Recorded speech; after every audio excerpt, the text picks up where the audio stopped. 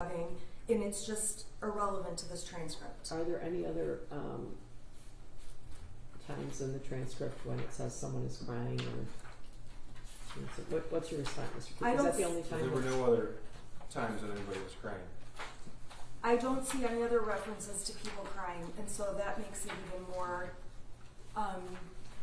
Does it say who's? It says JC sobbing, right? That could be either one. No. It says JRC, so it's clear that it's James. Can we strike JRC? Because you hear audio of sobbing, and they can determine who's sobbing. Right? With the transcript, Judge, if the parties agree, it's admitted. If they don't, then it's not admitted. The reason why I sought to admit is because when I played it yesterday over the court's monitors, it's not as clear as when you just. Yeah, the jury's going to see it on a laptop if they want to see it again. I get it. I get what you did, because some of it was inaudible, right? So I don't have any objection to the transcript, but this mention about sobbing, the transcript doesn't contain other italicized portions of sobbing or crying or somebody hiccuping or anything. So this one line, I'm asking to be objected to. I'm objecting to it. okay, it is a sound on the audio, right? You can hear. Yeah. But it's a sound on the audio, but the prosecution's big argument is that James is sobbing and that Jennifer is not crying when she may not be as audible, but that should be a decision left to this jury, not to the transcript. Okay, but I guess James is audibly crying though, right? I believe that you can hear Jennifer sniffling and crying also. She's just not a big crier like he is. Okay. All right, so what's your response? I do think it assists the jury, and if it's accurate, it can assist the jury, because it is hard to hear. I believe it's inaccurate, it's misleading to say that James is sobbing and not mention that what Jennifer's doing. Well, it's a transcript of what can be heard, right? I can hear Jennifer Crumbley sniffling and sobbing. I can hear it, not sobbing. I can hear her sniffling and I recognize it to be her. So I believe that the transcript should either reflect that or not reflect either parent. Mr. Keys, what's your response? Or the jury should decide what they hear and if they hear Mrs. Crumbley.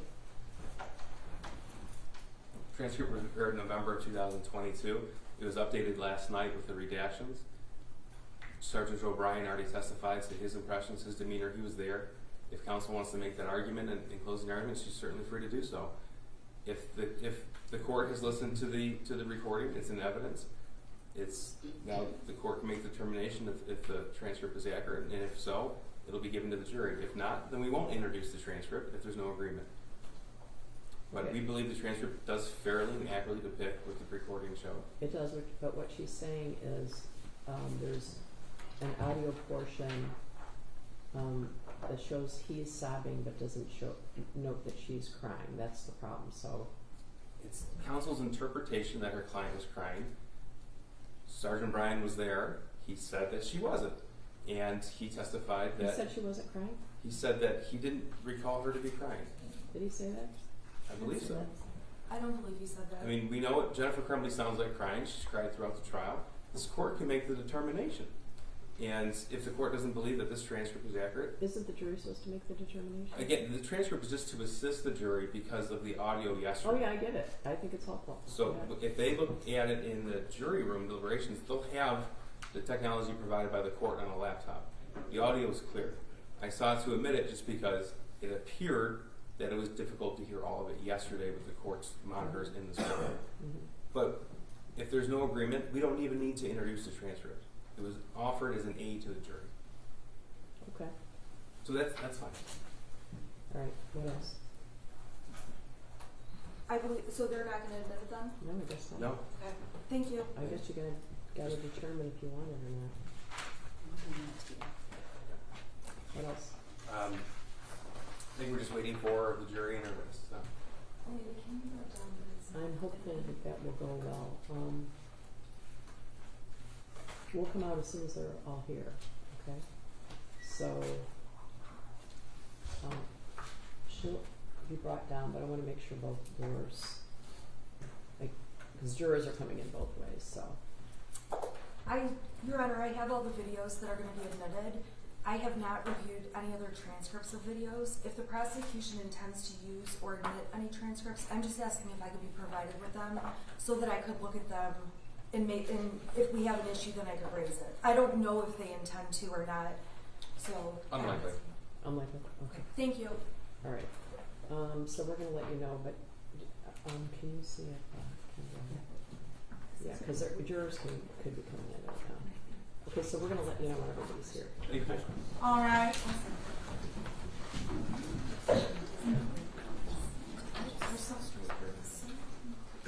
You may be seated. I'm gonna take this out. Yeah. Okay, take that down. I'll keep you updated. Sounds good. Yeah, okay. I just wanna make sure that there's not anyone else. Okay, I will. Thank Well, you. those are covered in the text. Okay. Okay, sorry, I'm just. Oh, you're fine. Oh, I'm right here. Oh, sorry. Thank you. Can you just mark that that was not a. Yeah, I marked it. You are awesome. Thank you. Nope, I don't. Thank you. Okay, that's amazing. And then I do have one more that I want to do like that. Do you mind helping me with that? Okay. No. Well, I don't know who's testifying, so I don't get to know. All right, I'll see you in a minute. You look very nice. That's from Halls. It's one of those ones I was telling you about. Okay. So this one I'm almost set with. Let me just finish going through. Oh, here, you know what I'm gonna do? I'm gonna highlight it and give it to you. I've gotten to 130 on this one.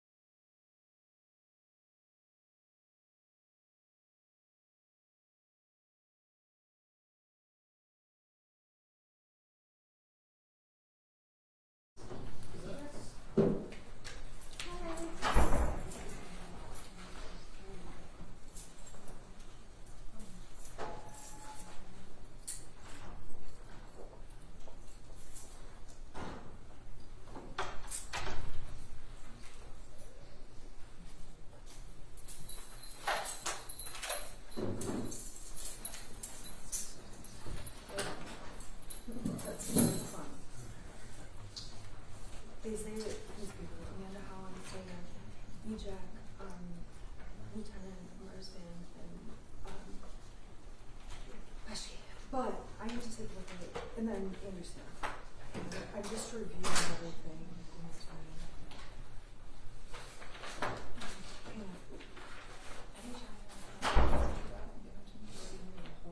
Okay, all right. I'm gonna tell Randy to do that. I don't think the ones. There are ones that are good, but like those are like the better ones. I get a lot of like awesome, like you know, I like to bring the ones with context. You know what I mean? Yeah. I don't like these. What's that? These are, I read all these. You were able to read them. Okay. Do you have any questions about those? No. Okay, good. Okay. You can see what it is though. I know. Because I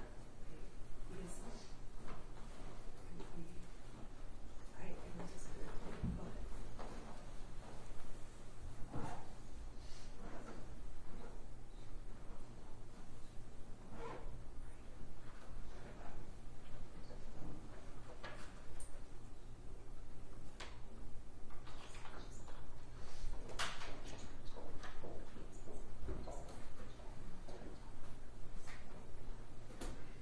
but so at the end of the day,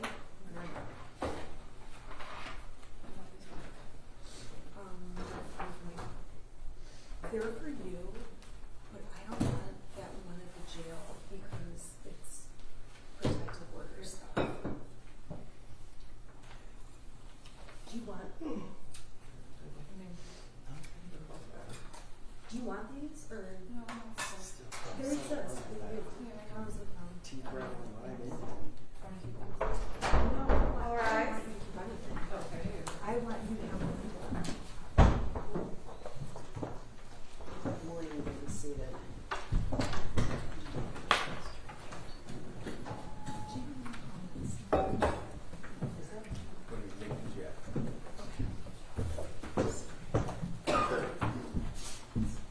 They're all here, so.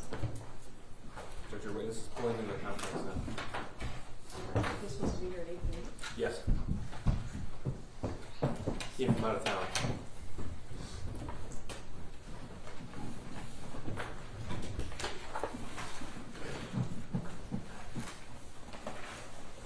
Okay, so you don't want them going to do it yet. No.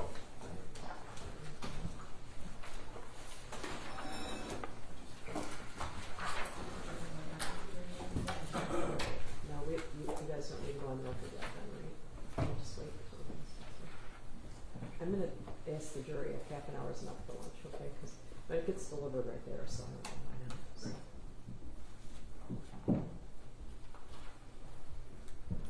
When that's gonna happen, can you give me a heads up? Because then I can have Elena go downstairs and grab me something. Because otherwise, I don't have enough time. Yesterday took 25 minutes for us to get through the line to get something. I need to eat Judge and meet her. I have some bagels that were just delivered to Judge Callahan. I have to have soup because nothing goes down my esophagus. Homemade soup that I made. I can have her run down if you just give me like a little heads up. Okay, usually the lunch is delivered around noon, so. You know what I like? Yeah, soup. I definitely like soup. I'll write it down for you. Okay. I just need stuff that won't go down right. Appreciate it. Remember the check. All right. I'll tell you, but because she's just going to half an hour, and then I'll turn down. I'll eat and then I'll run back up. Sounds good? Oh, here. And you get whatever you want. Of course.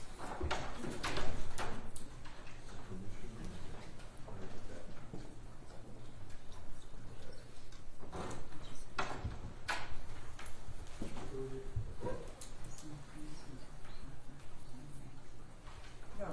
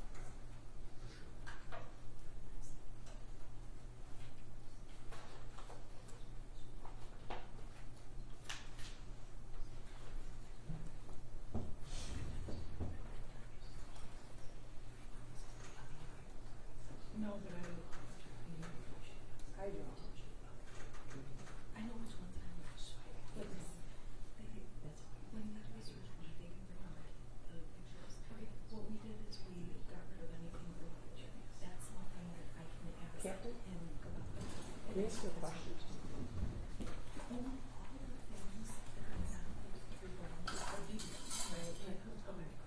So you're not, I mean, in terms of, I do know that. I used to, to be honest with you, when I saw those guns coming out of us, I didn't know those were BB guns. I was like, oh my god, these people have a lot of guns. I'm just saying that, like, that's why it looks so bad in the books.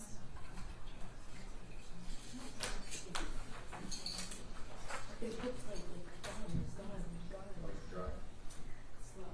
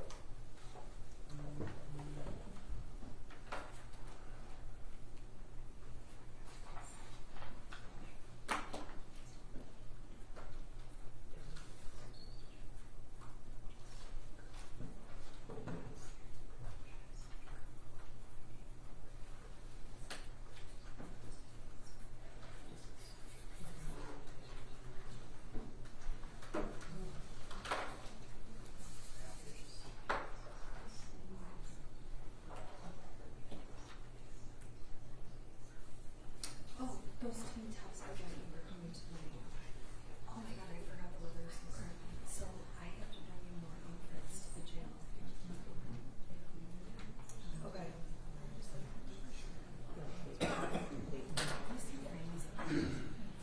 I'm sorry, I only brought you out through today. I didn't really say this because it's a snowstorm. Hey Dash, are you at home or are you at the question mark? All right, good, thank you. I need to bring another outfit to the jail in order No, I understand. but I can have her parents take it because they're in town. If I can get both of them, Dash. Actually, I don't even know if they're in town. Dash, I'm gonna delete that. I don't know. Do you know if your parents are in town? Okay, I don't either. So. Well, I don't really talk to them. I just sometimes get maybe text from my dad. Does that surprise you? I'm trying to coordinate because we have to bring Jennifer clothes for the rest of the week, Dash. I ordered some tank tops on Amazon that are coming that are longer to go under what she's wearing. Miss Smith, Dash, those. I'm not positive they're not keeping the same. The audio was not on, right? The audio, I turned it off. Sorry. Oh, well, I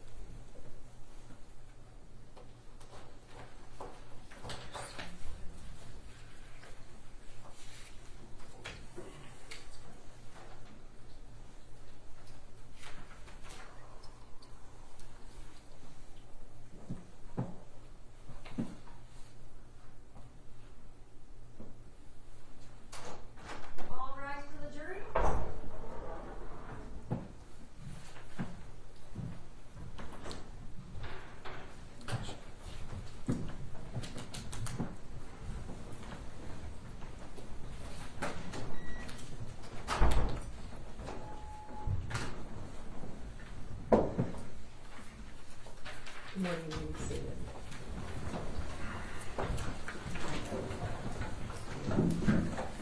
Are you guys okay with half hour lunch? Okay. Yes. Yeah, okay. Alright. Prosecutor, who's next with this? Mr. Nicky Jack. I'm sorry, can you say it again? Nick Ejak. Nick Ejak.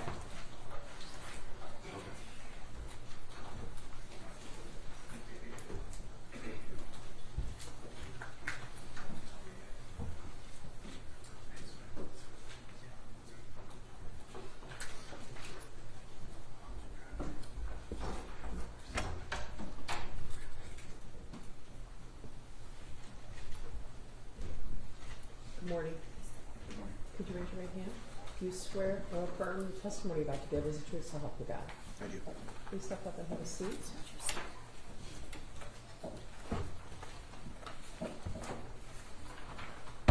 And then can you state your name for the record and spell your first and last name? Sure. Nicholas Ejak, first name Nicholaas, last name Ejak, E-J-A-K. Go ahead, prosecutor. Thank you. Sir, I want to direct your attention to the fall of 2021. Where were you working at that time? Oxford High School. Okay, what were you doing there? I was the dean of students. How long had you been employed at that time with the Oxford School District? That was my first year. I'm sorry? That was my first year. Okay. And you're with a different school district now? Correct. Okay. Tell the jury, please, what exactly the Dean of Students at Oxford High School did. So the dean of students is responsible for all of the student body, behavior discipline, attendance, academic intervention, behavior intervention. Okay. So walk us through a typical day as the Dean of Students at Oxford High School, at least in the fall of 2021. Sure. So in the fall, also we were, in 2021, we were dealing through the COVID-19 pandemic. So in addition to those responsibilities, due to the health order, part of my responsibility was ensuring that everybody was masked up. So that was part of the job throughout the day too, was to ensure students had access to masks, but they were also wearing them. Students being referred throughout the day from teachers based on behavior they're seeing in class, students coming down to report stuff going on in the building, conflicts they're having, conflicts they're hearing about, attendance issues where kids aren't coming to school or they're showing up late frequently to class. At the time we didn't have an attendance policy coming out of COVID, so it's also part of my responsibility was to put together a policy that would work for the school. Okay. So yesterday we heard from Sean Hopkins, who was a school counselor, and he said that there were 4 counselors. How many Dean of Students were there? 1. Okay. So will the responsibilities of a school counselor differ from the responsibilities of the Dean of Students? Yes, that's correct. How so? So counseling, they oversee, to my understanding, they oversee college and career planning, class scheduling, mental health of the student body, planning events in relation to like extracurricular activities, the Oakland Schools Technical Campus. There's a lot of responsibilities that has no relation to the Dean of Students role. Okay. So if I'm understanding you correctly, you would be called in when there was a discipline problem in class. Correct. That was the main function of my responsibility. Okay. And as you said at that point, the county health department mandated masks, or is that the state order? I believe that was Oakland County. Okay. And so it was your responsibility to also mandate compliance with that? Correct. Okay. So November of 2021, all students and staff were wearing a face mask? Correct, with the exception of anyone that had a medical exemption. Okay, thank you. Now, how long have you been in that role as of November of 2021?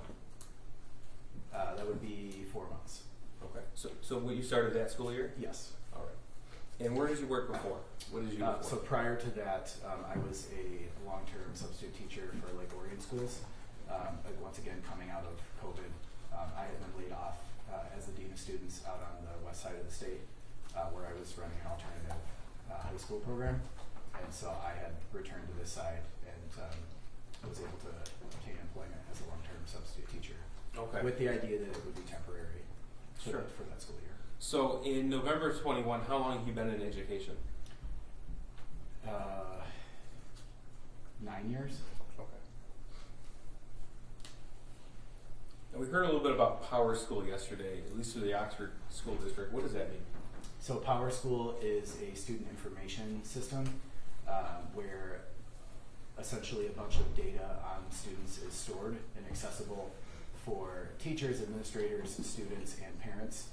Everybody has a different view of that, but it's the same system. So if you're a parent, there's a parent view where you're able to see specific things to your child as a parent. For students, it's the same thing. You can see stuff for your students, which includes your grades, missing assignments, and then like my view as a part of the school staff administration would be to be able to see all of it. Okay. And input information to that as well. And as an administrator, you're able to input, is that what you said? Correct. Okay. And that came with every student in the district, would that be right? Correct. That was Jennifer Crumbley's son, a student at Oxford High School in the fall of 2021? Yes. Okay. Prior to November of 2021, did you have any interaction with him? I did not know. I want to direct your attention to November the 29th, 2021. That's the day, that's a Monday, the day before the shooting. Did you receive an email regarding Jennifer Crumbley's son? I did, yes. Okay, I'm going to direct you to the screen that's in front of you. This was admitted yesterday as People's Exhibit 158. This is an email to you and Ms. Pam Fine. Correct, yes. Okay. It was sent from whom? From Jacqueline Davina. And is she a staff member at Oxford High School? Yes. Okay. In what capacity does she work? She is an English teacher. Okay. And go ahead and this was already admitted. Go ahead and read us the email that you received. Good morning. I had a student during first hour today, Ethan Crumbley, who was on his phone looking at different bullets at the end of first hour today as I was walking around the room passing out their essays. I didn't get a chance to investigate it a bit further since it was the end of the hour. Now that he's on my radar, I'm also noticing that some of his previous work that he's completed from earlier in the year leans a bit toward the violent side. I can bring down these things later today during my 5th hour prep if you would like them. Okay. And this email was sent at 9:32 a.m. to both you and Ms. Fine. Please give the jury an idea of who Ms. Fine is and what her responsibilities were at that time. Sure. So Ms. Fine is the restorative practices coordinator and the anti-bullying coordinator for the district. However, her position is housed at Oxford High School, but she does work in all the other buildings throughout the district. And she had previously been, before my employment, the dean of students there. And so due to her role with anti-bullying and restorative practices, her and I would often team up together to handle the behavior and discipline throughout the school. Okay. So that's why both of us were sent this email. So when you received this email, what did you do? So by the time I had actually... Well, let me ask you this question. Sure. If you recall, when did you actually receive the email? When did you actually read it? When I received the email, it was probably around 11 a.m. Okay. I was aware that there was an email. And tell us what happened with this situation. So when I was made aware of the email, it was coming from Ms. Fine, who had overheard me returning to my office from a meeting that I was in when this email was initially sent. Your office was in the administrative section of the Oxford High School? Yes. Okay. My office was right next to hers. Next to Ms. Fine's? Correct. Okay. And so we often would just like kind of yell out if we needed to talk to one another, and then one of us would walk over to the other's office. Okay. And so she had heard me returning to my office, and I remember her saying, "Hey, do you remember that email we got today?" And I said, "What email?" And that's when I had walked over to her office and pulled it up on my phone, and she began to explain to me that she had read the email and knew that I was in the meeting, and I believe she in responding got it to the teacher. Okay. And walked me through the steps she took, which was calling the student down. And Mr. Hopkins was with Ms. Fine in the meeting, correct? Correct. Okay. Yes. The meeting had since ended, and so like she was just walking me through what they did. Okay. So she updated you on what happened in the meeting? I'm sorry, what? She gave you an update on what happened in the meeting Yes, with correct. Jennifer Crumbley's son? Okay. After you received that information, did you determine if you had to take any steps regarding discipline? It wasn't necessary that I did anything further. She Okay. did everything that I would have done. All right. Did you have any additional interaction with that student at all on Monday the 29th? No. Okay. Now, moving towards, did you receive any emails later on in the evening, Monday the 29th, regarding the student? anything at all with him? I don't remember if I did or not. Okay. November the 30th, Tuesday. This has already been admitted on your screen here as People's 160. This is an email from Miss Morgan. And who is she and what does she do? Miss Morgan is a math teacher at Oxford High School. Okay. So she sent this email to you as well as Mr. Hopkins Tuesday, November 30th at 9:32 a.m. Correct. Yes. Okay. Up until this point in time, did you have any conversations regarding Jennifer Crumbley's son? Prior to this email? Yes. Yes. Okay, tell us about that, please. So I was in my office Tuesday morning when Miss Morgan had walked down to the front office just looking to share some information about a student that had drawn inappropriate things on a piece of paper, and I was the only person available to respond to that or to hear her out. So let me ask you this. This is People 74. It's already been admitted. You said a piece of paper. Is this what you're referring to? That is correct. Okay. So prior to the email at 9:32 a.m., Miss Morgan showed you this, which has been admitted as People 74? She showed me an image of that on her cell phone. Yes. On her cell phone. Okay. Yes. Do you recall about what time that happened? I don't know. Okay. I just know that it was during our second period of the day. However, I don't remember what time. Okay, that's fair. It was. Tell us about that conversation when she came and showed you this picture. She had said she just needed to share that a student had written some inappropriate things on an assignment, and so I told her, I kind of waved her into my office since everybody else was occupied, and she had turned her phone around and showed it to me, and I had noticed the name on the top that I recognized from the day before when Ms. Fine had shared that information with me, and my response to that was, I need to go get his counselor, and her response was, I need to get back to class. Okay. So that was in the second hour, you think? Correct. Okay, so obviously it was before the email sent at 9:30? Yes. All right. Now, what was your initial response in seeing this, Exhibit 74?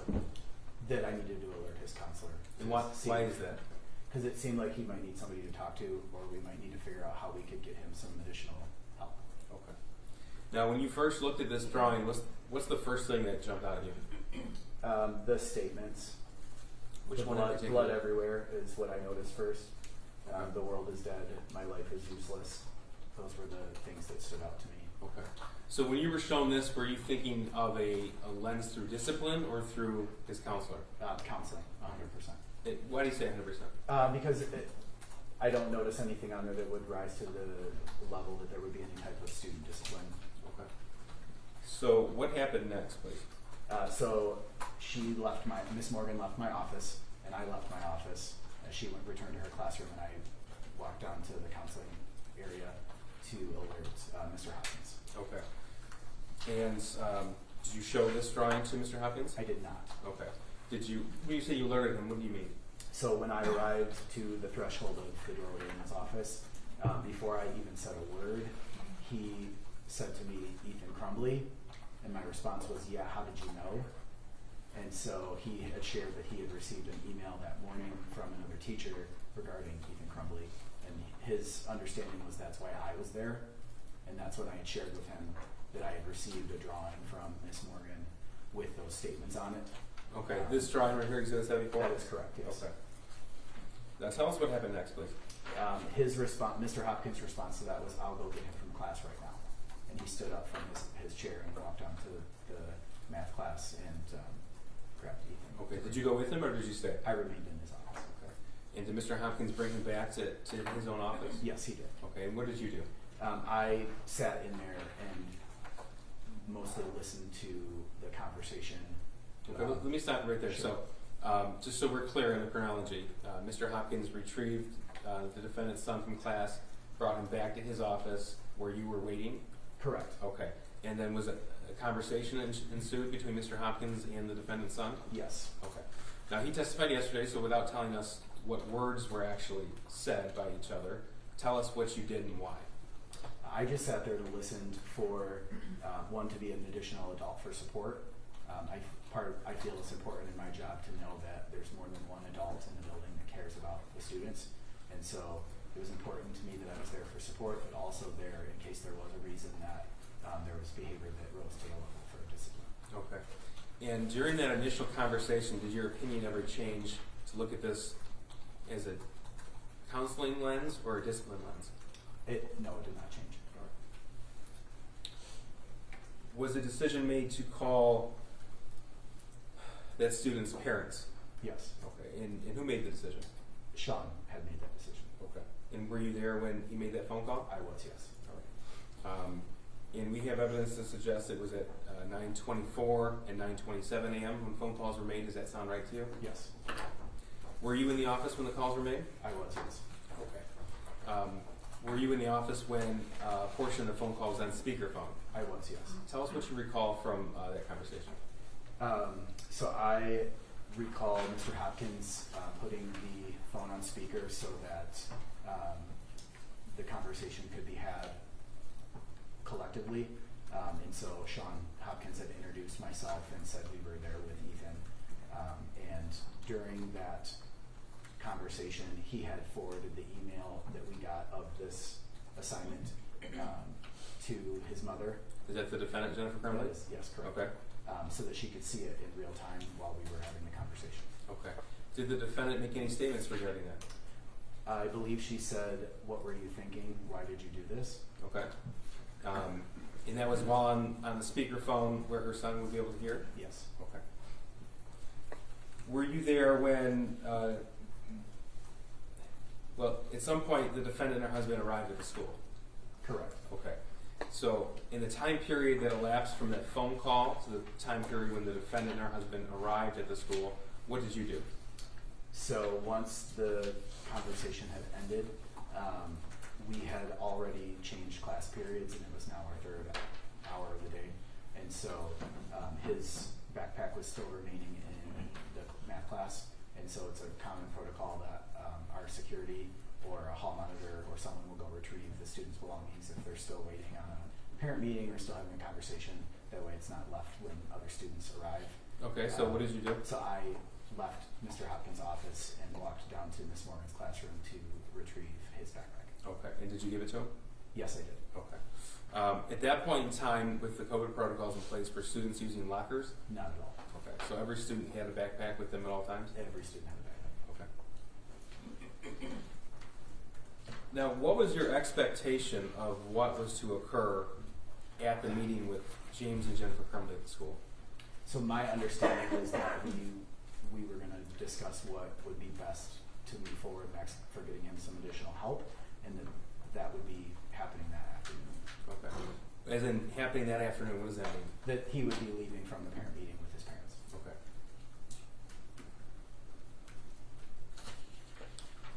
Were you in the counseling office during the meeting with James and Jennifer Crumbley? For most of it, yes. Okay. And who led the meeting primarily? Mr. Hopkins did. Okay. Tell us a little bit about how that meeting progressed. So when I arrived, Mr. and Mrs. Crumbley were already in his office, and they had already began talking about the events that led to the parent meeting, and the edited drawing. Yeah, you said edited. So this there's is an Exhibit edited version. 123. So is this what you're referring to as the edited drawing? That is correct, yes. Okay. That was on the table because Mr. Hopkins had retrieved that from the teacher when he went to get Ethan from class. Okay. So that was on the table, and for them to view, although, like I mentioned before, Sean had emailed a copy of the original document to Mrs. Crumbley. And so they were kind of discussing what was next, and she had a pamphlet or a packet of resources that the district provides. So who gave her that? Sean, Mr. Hopkins would. Okay. And when we say resources, what do you mean by that? Different counseling resources available in the area, and it's like a standard packet that the school district would have on hand to provide to anybody that needed it. Okay. Have you been involved in meetings where that sort of information has been provided to parents in the past? Yes. And you said it's a standard list of information or It's resources? just a general list, yeah, Okay. of stuff in the surrounding local area. Does that include facilities or organizations that allow same-day counseling appointments? That I'm not sure of. Okay. Are you familiar with Common Ground? I am familiar with Common And what is that organization? So that is, they offer a couple different things. So they offer mental health resources. You can call hotline to speak to somebody. You can even go there for like day of intake screening assessments. And that is the organization that in previous districts I worked in, that a lot of students that have been seen for mental health had went to Okay. day of. And they're here in Oakland County. Correct, yes. All right. All right. Now, clearly your expectation of what was to happen at the meeting was not met. Tell us about that, please. So, throughout the conversation, I had overheard his parents confirm the things that Ethan was sharing with us in his office that were kind of explaining the drawings and the words that he had written that supported him feeling sad.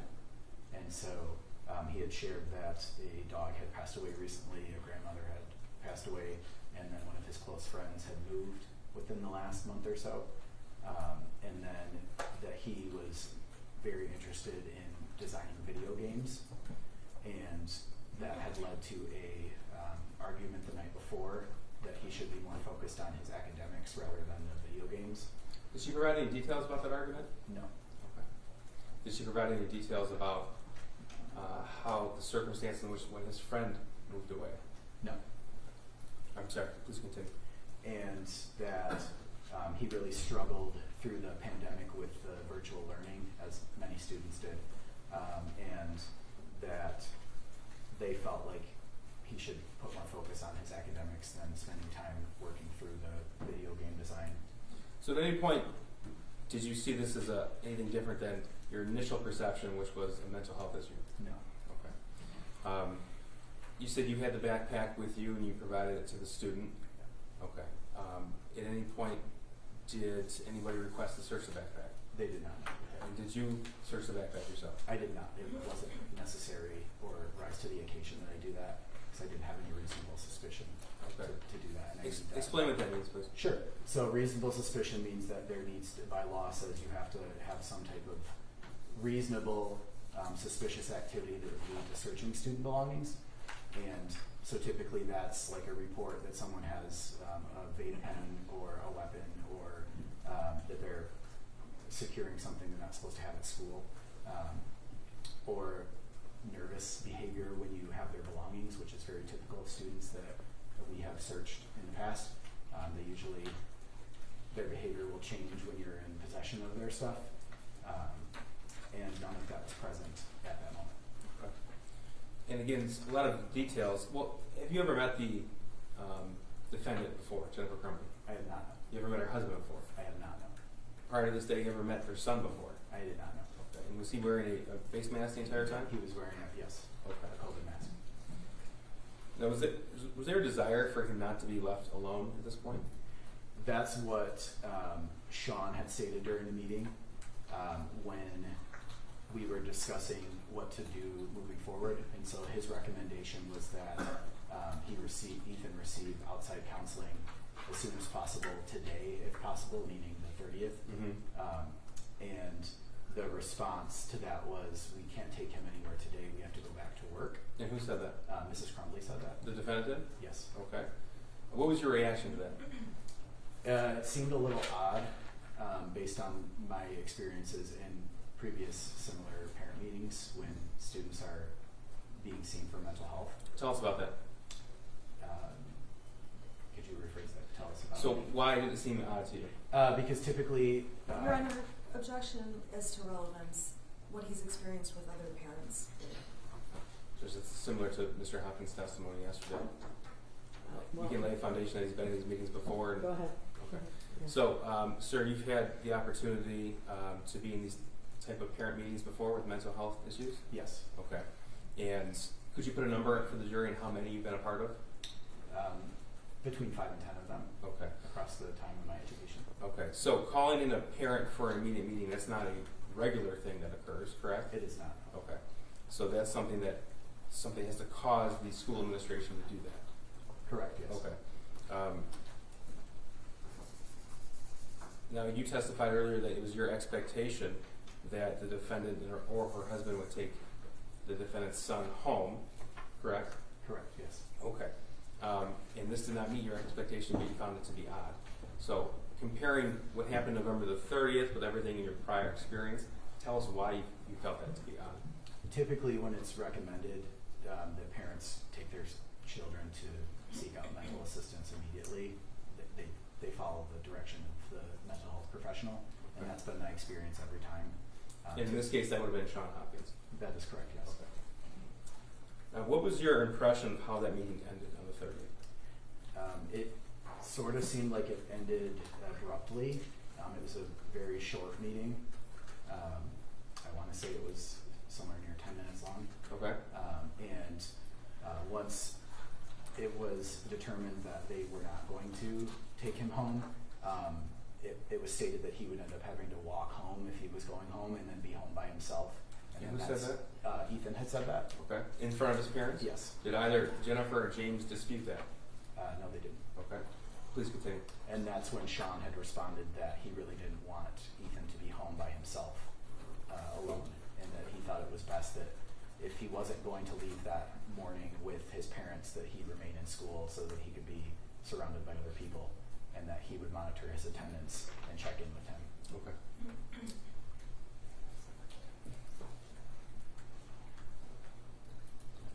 Nothing further. Cross? Thank you, Your Honor. Good afternoon. In terms of your experience, I understand prior to becoming the assistant dean, you were a long-term substitute over in Lake Orion. That is correct, yes. And you have a degree in what? I have a master's degree in education and human development, and a bachelor's degree in sociology.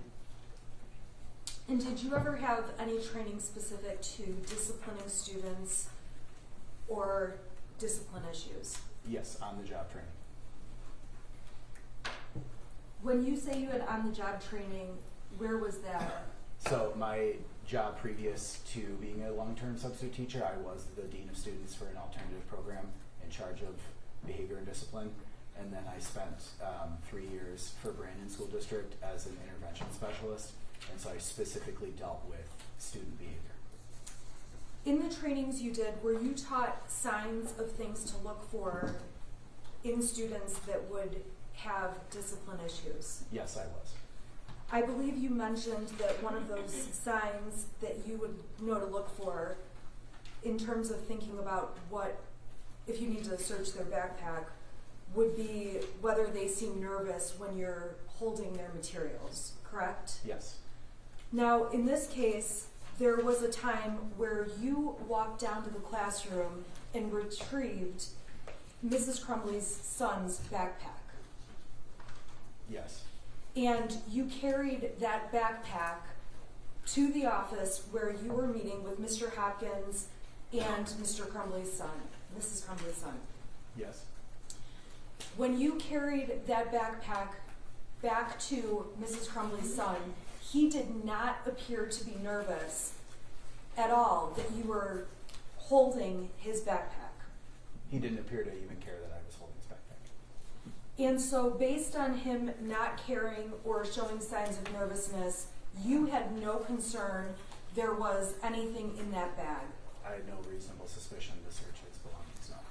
You did make the observation that that bag felt unusually heavy. That is not correct. Did you ever make the observation about how heavy the bag seemed? I made a joke to Miss Morgan at how easily she picked it up and then handed it to me and my arm dropped. And so it was more of a joke of how strong she was compared to handing it off to me. I see. So you had training through your employment with the Brandon School District. Is that Correct, yes. You had training when you were working on your undergraduate degree. Correct, yes. You obviously have your advanced master's degree. That is correct. You have the experience from working in the school across state. That is correct. And you probably have attended other seminars and things to keep up to date on any recent developments in this area. Yes. How many additional hours would you say you've spent in those additional trainings? I'm not sure. Are you required to do a certain number per year? No, I'm not. But you do those trainings? Yes. Have you done more than one training? Yes. More than 5? No. So your main job or responsibility at Oxford High School was to be in charge of discipline issues with the students. That was one of them, yes. And when you were looking at any situation involving Mrs. Crumbley's son, there was nothing that you determined required a disciplinary action. There was nothing that had required discipline in that situation, no. So we talked yesterday about how Mrs. Crumbley's son was caught looking up bullets during class time. Yes. There was no discipline needed after he's looking up bullets in a classroom? That doesn't reach to the level where there would be a consequence. And with respect to that issue, there was a phone call and a voicemail left for Mrs. Crumbley. That is correct. You were present when Ms. Fine left the message? I was not present when she left the message. Mr. Hopkins was present when the message was left. I can't speak to that. Thank you. As far as you knew, Mrs. Crumbley was not asked to come to the school regarding the bullets, As far as I know, she wasn't, no. and Mrs. Crumbley was not asked to call back to the school, as far as you know, She was asked to return the phone call if she had any questions about what had occurred. but not asked to return the phone call no matter what. No, we often just give parents phone calls when we meet with students regardless of the issue, just to keep them informed on what we talked about, without a request to return phone call.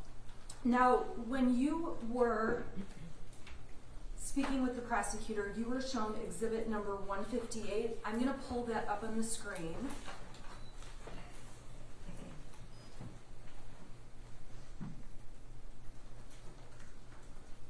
Okay, so I've got 158 up there.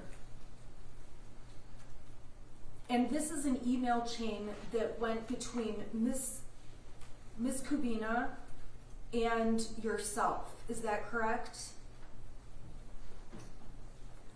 I'm sorry, I'll back up.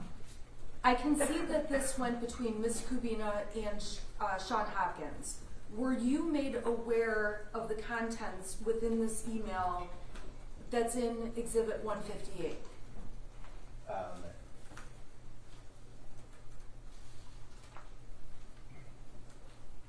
Yes.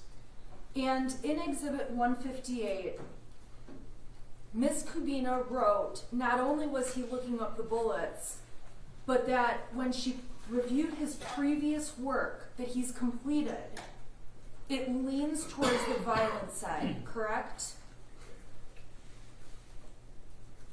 That's what it says, correct.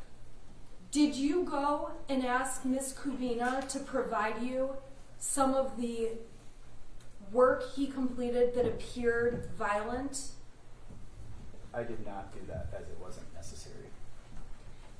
So it was not necessary for you to specifically speak with Ms. Crumbley in any way about the bullets, drawing, or research, It was not necessary.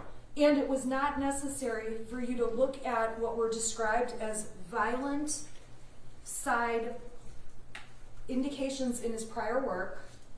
It was not necessary because another staff member had already taken care of this issue, so I didn't need to get involved any further. And you did not mention to Mrs. Crumbley at any point in time that a teacher had described prior work of her son to be on the violent side. Can you rephrase the question? Sure. Did you ever talk to Mrs. Crumbley that there was an indication from a teacher that her son had prior work that leaned on the violent side? During the meeting that we had on the 30th. You're saying you discussed, We discussed that during the meeting we had on the 30th. but at that time you didn't even have the violent leaning materials, correct? That is correct, yeah. And you didn't show her any of the examples that you would say would be violent leaning materials. I didn't have those to show her, no. And as far as you were aware, well, I'll ask if you were you aware if anyone ever discussed violent leaning drawings or violent leaning work in the past with Mrs. Crumbley? Are you aware? I'm not aware of that, and nor there was any documentation prior to this that would describe that.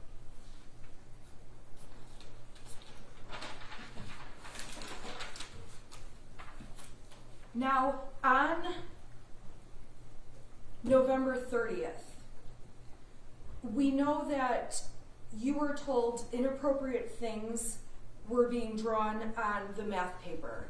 Or you testified that inappropriate things were drawn on the math paper, correct? That is correct. And when you're talking about the math paper, you're speaking about what we see in Exhibit 74 that has drawings and writings by Mrs. Crumbley's son on the paper. That is correct. You're aware that Mrs. Crumbley's son was drawing these things and writing these words during class time when he was supposed to be working on this review, correct? Yep.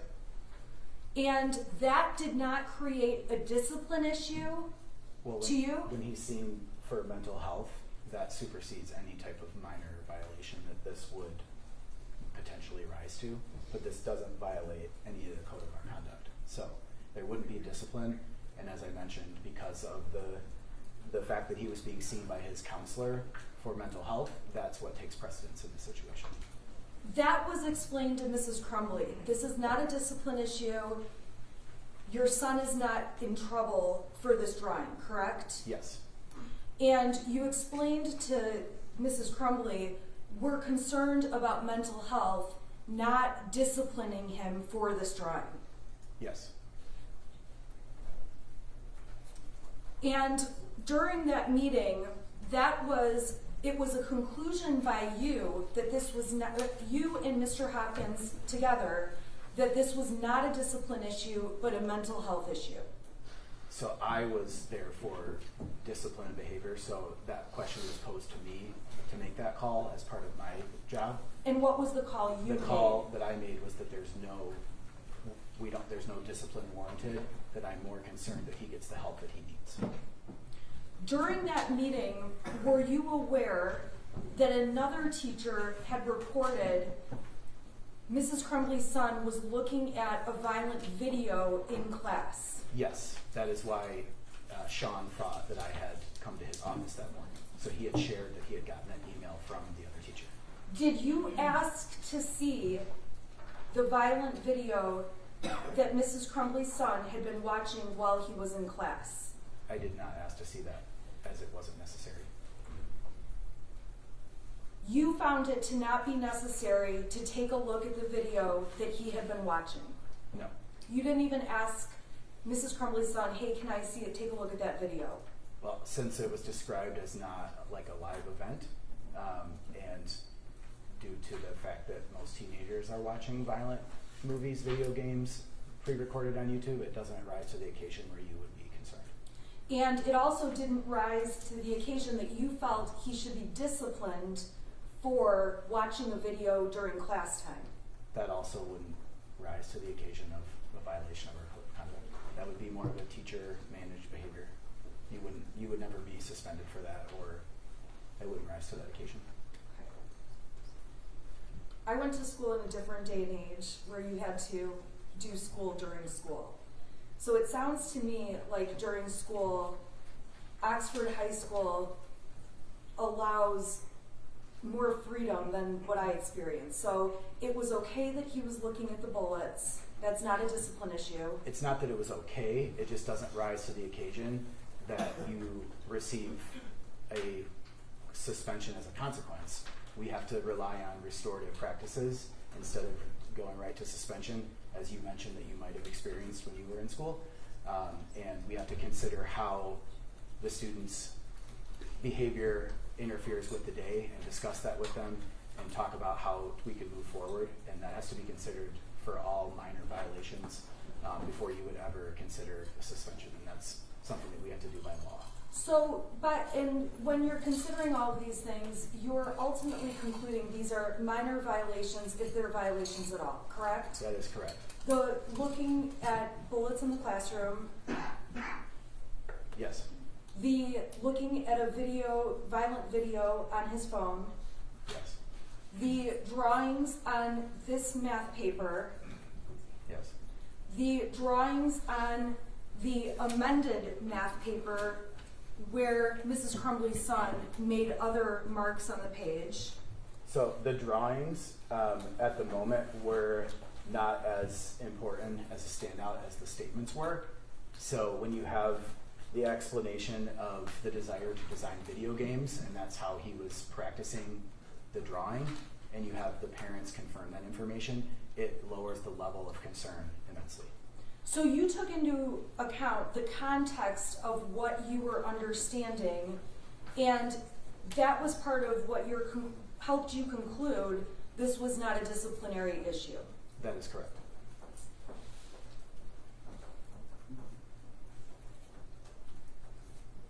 Now, in terms of any disciplinary issues with Mrs. Crumbley's son prior, would those show up on Power Schools? They would, yes. It's fair to say that when you look at Power Schools, you don't see any history of disciplinary action against Mrs. Crumbley's son.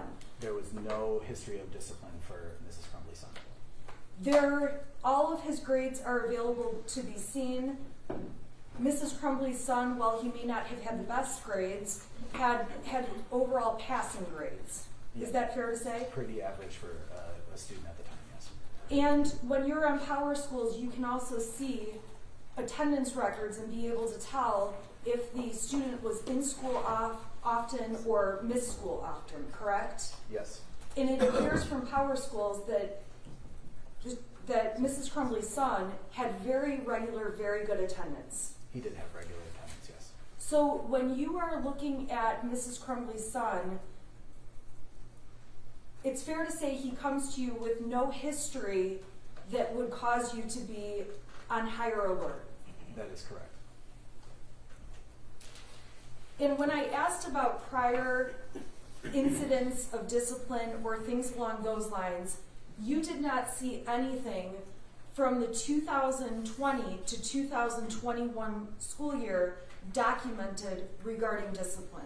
No, we would be able to see anything that would be in the history of attending Oxford schools, and there wasn't anything.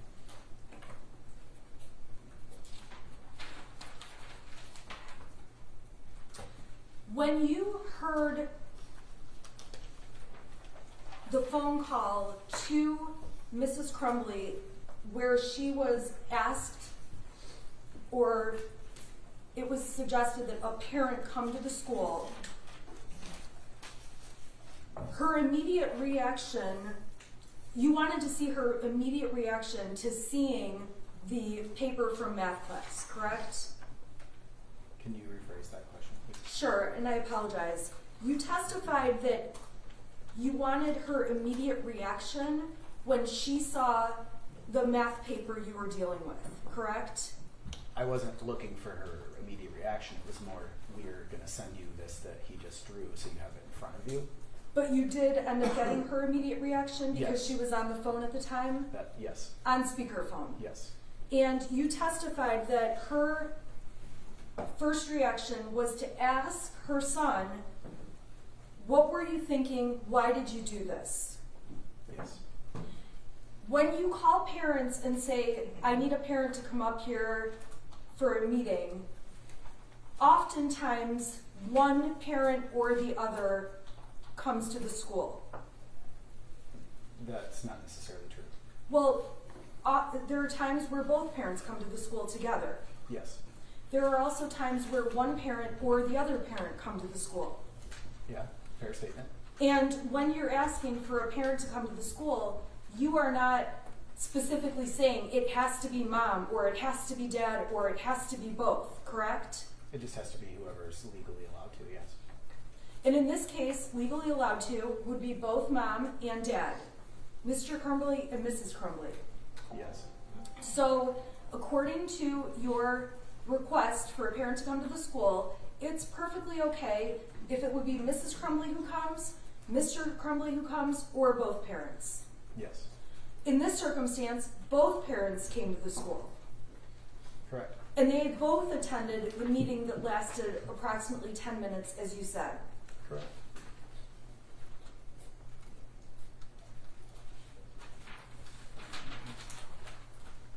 Now, this was the first time that you ever had the Crumbley parents come to the school regarding their son, correct?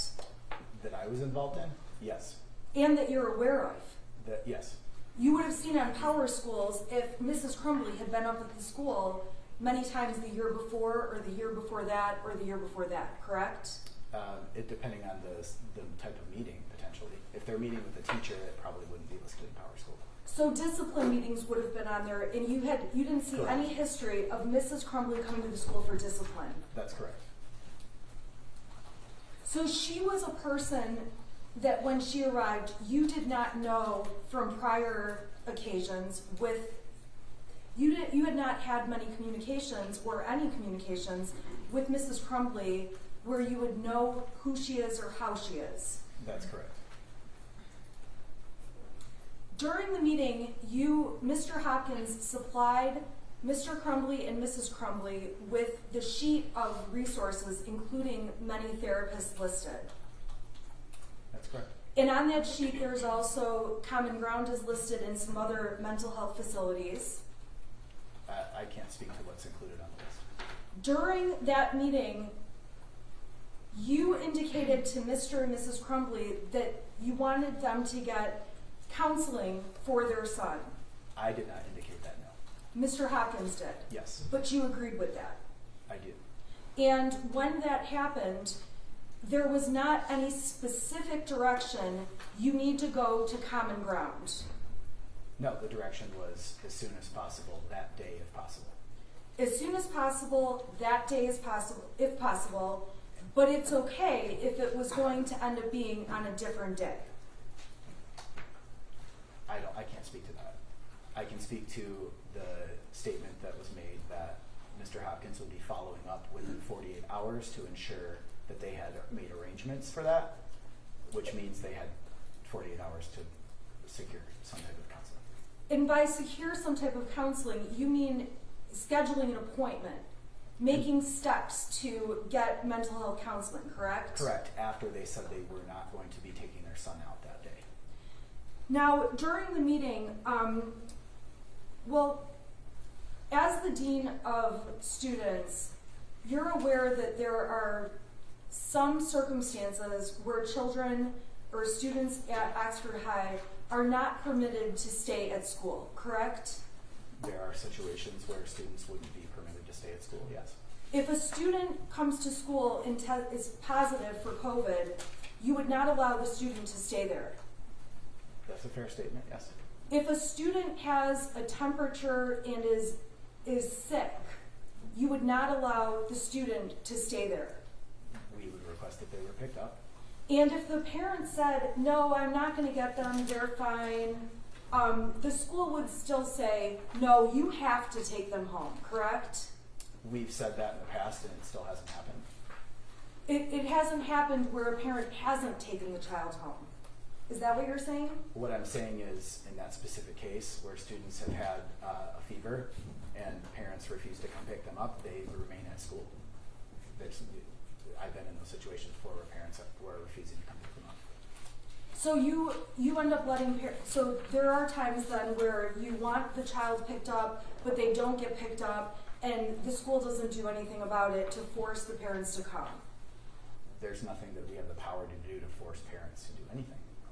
If you said, if there was a discipline issue, if you had looked at this as a discipline issue and told a parent, your child cannot stay here because of this discipline issue, you do have the authority to say, you must take your child home, correct?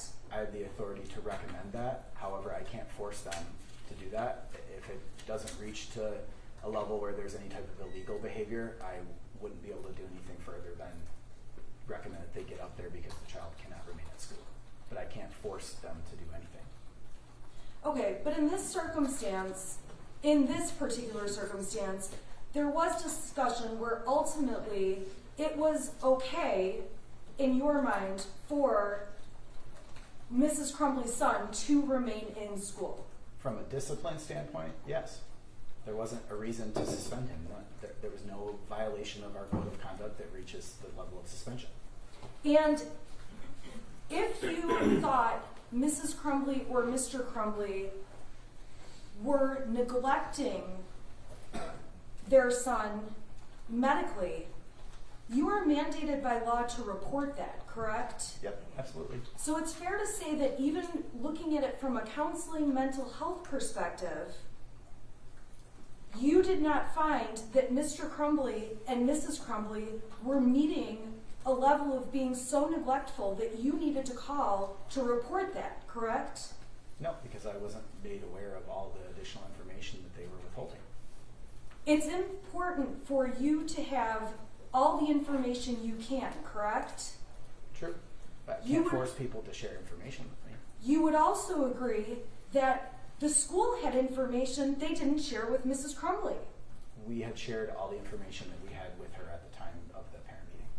You would agree with me that there has been claims of prior disciplinary issues that from your documentation in Power Schools is not even included, correct? I wouldn't agree with that, no. I'm sorry, did I misunderstand? Is those prior discipline issues are on there? There weren't any prior discipline issues. Right, so there's no prior discipline issues listed on there. You testified you never spoke with Mrs. Crumbley about discipline issues. Yeah, that's correct. So you don't have any evidence that Mrs. Crumbley received all the information that the school would have or could have known. Can you rephrase that question? You don't know that Mrs. Crumbley had received information about every specific situation with her son, correct? The specific information discussed in the emails that was shared with Mrs. Crumbley. Right. So on that day, you're discussing with her limited information compared to the whole picture.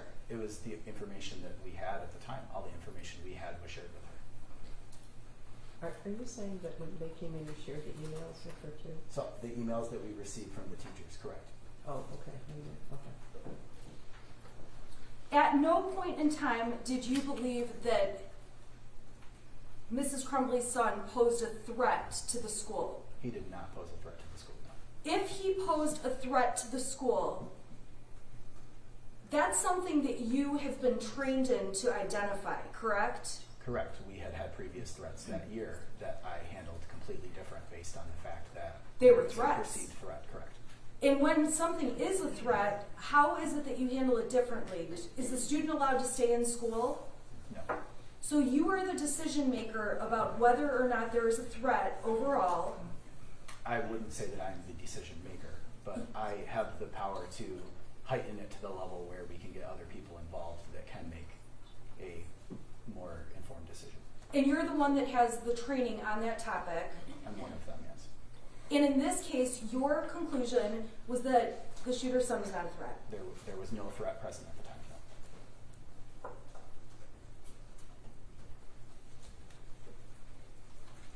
You also took into account that what Mrs. Crumbley's son said made it sound like there were issues of sadness versus anything threatening, correct? Correct, which is very typical of most teenagers. Very typical. Very typical of most teenagers, especially at that time with COVID, to feel sad. It was not unusual to hear that throughout the day.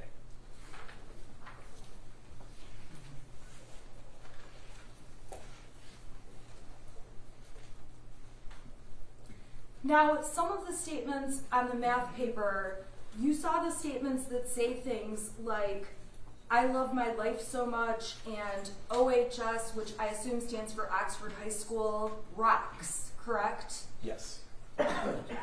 Those kind of statements also Would you agree those are mixed signal kind of statements? No, I would say it looks like you have a teenager who is trying to not get in trouble, knowing that the Dean of Students is involved most of the time. When I'm involved in student meetings, the kids always think they're in trouble, which is not necessarily always the case. So I looked at that as he was trying to get himself out of being in trouble. Thinking he was going to be in trouble from this meeting we were holding. And that was something that's not unusual for you to see? That's not unusual, no. That doesn't mean there's a threat to you? That doesn't mean there's a threat, no. In terms of Oxford and the area community, you're familiar with the fact that students at the school, there are many who are interested in hunting, guns, target practice, that kind of thing, correct? Yes, during hunting season, it's kind of like a reminder that sort of gets put out for students that go hunting in the mornings before the late start Wednesdays to remember to not come to school in their gear and or have weapons in their vehicles from that morning. And like we've also had students that pose with guns for their homecoming pictures as well. So it's very common in the Oxford community. Okay, so it's so common that there are students, they pose for homecoming There have pictures? been students that will pose with guns in their homecoming photos. When you're talking about homecoming photos, you're talking about like the dance. They're dressed up at home and taking photos, correct? So they're dressed up in their, little party dresses, and they're holding guns in the photographs before they go to the dance? Yes. And you're saying that there are students who go hunting in the mornings before even coming to school? Yes. So at the time, we had late start Wednesdays, so school didn't start till 10:20ish. So when hunting season would start, they potentially could be out hunting with their parents in the morning. So in addition to what you did know in this case, seeing a gun or talks of a gun, that was not something that caused alarm to make you think there was some kind of threat. No, nor Guns- was I aware that he even had a gun. Guns at that school are very common then. It sounds like it's a common topic if they're in pictures of homecoming dresses and things like that. I would say across many schools, it wouldn't be uncommon to see guns drawn on assignments or papers. Oftentimes, there are certain books or part of the curriculum, and students end up drawing guns to represent stuff in the stories. Now, my understanding is that you guys recommended immediate care. I'm sorry, I'm going to strike that. I was going into a question I've already asked you.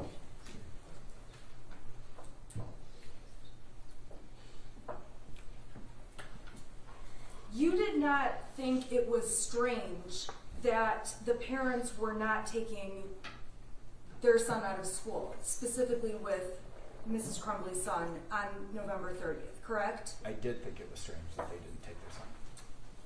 You've testified before in civil cases regarding what happened at Oxford High School, correct? I have, yes. And specifically on September 14th of 2022, you testified in a deposition, correct? That sounds about right, yes. And when you testify in a deposition, it's not like a courtroom like this, right? No, it's not. But you still have to swear to tell the truth and take an oath before you testify. Correct. On that day, you were specifically asked, so them not taking Ethan home that day, you did not find that to be strange and out of the ordinary. Your answer was no. There would have been no reason for him to go home. That was in regards to student discipline. So the context, I believe, is important there. That's in regard to student discipline. Correct. But that was the question you were asked that day and the answer you gave. In regards to being disciplined or suspended, correct.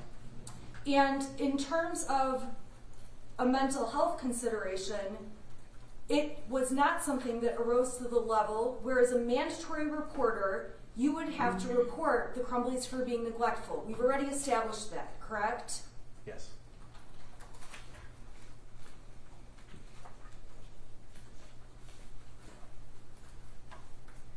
in the meeting you had, there was no indication, and there is nothing in Mrs. Crumbley's son's record to show there had ever been a previous concern about the need for mental health to Mr. Crumbley. Judge, I think we've already asked and answered this question. Yeah, didn't you ask this already? No, I asked about prior discipline, but I didn't ask about prior notations mental health was necessary. Okay, I'll allow it. Go ahead.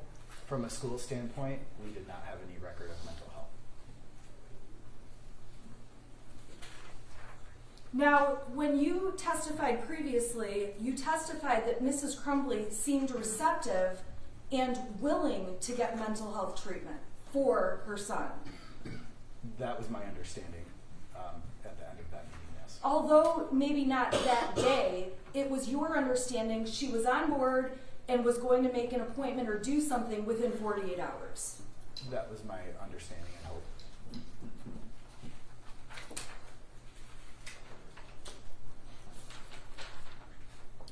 When you were in the meeting and the struggle was discussed, ongoing struggle between the Crumbleys and their son, would you agree with me that the parents were making statements about they were concerned with their son's schoolwork and grades?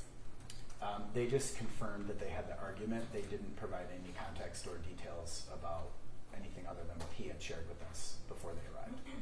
Were you aware there was a specific concern related to Mrs. Crumbley's son having missing assignments specifically? The only information that she provided was that he struggled with virtual learning, which was confirming what he had also shared with us. But there was nothing specific that I remember her sharing. And you would agree with me that when you meet with parents, parents all react differently to their child being brought down to the office. That depends on the situation. So depending on the situation, parents may have a variety of reactions. It depends on it depends on what the meeting is, yeah. What the meeting is about, why we're meeting with the parents and the child. Obviously, when parents come to the school, they're showing you a level of concern to make sure to handle whatever it is going on, correct?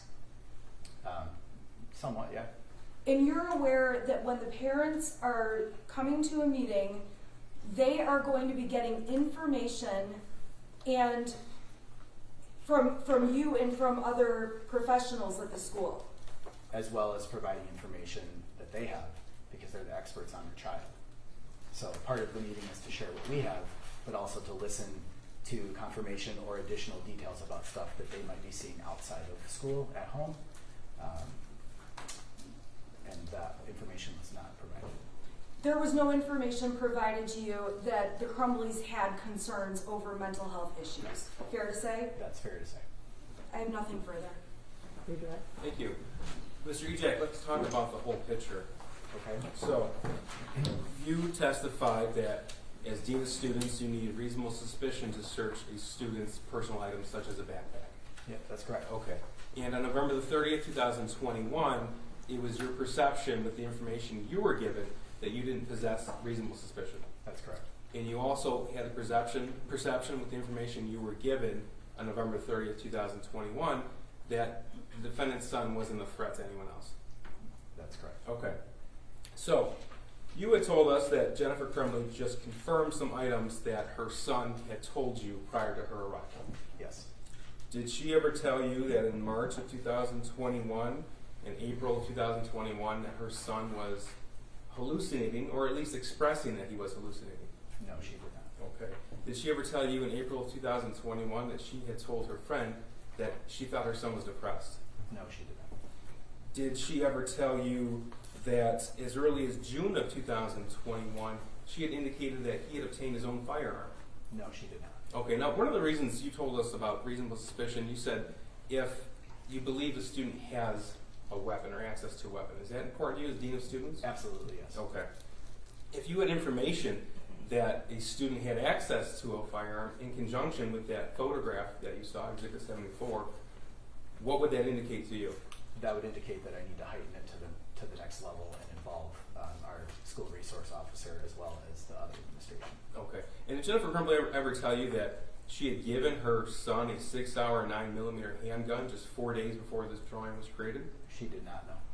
Would that have been important to you? Absolutely, yes. Would that have helped complete the full picture?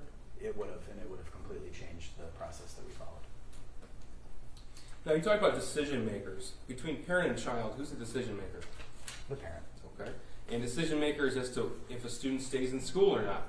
Who's a decision maker? Parent or administrator? I would object because in this case there has been discussion and testimony that the student was a part of the decision and so were the parents. And so I would say that the opinion on this question is irrelevant. Part of the decision? I take it the objection is on MRE 401 relevance. In response, counsel on her cross-examination specifically asked him about the decision maker, he being the decision maker, and I believe this Yeah, I'm was- going to allow it. Thank you. Okay, so between you, Mr. Hopkins, Jennifer, and James Crumbley, who were the decision makers? So I would say the main decision maker would have been the parents. The parent. And you've never seen the defendant's son. Your Honor, I would ask that the prosecution stop asking leading questions. Sustained. That's fine. Okay.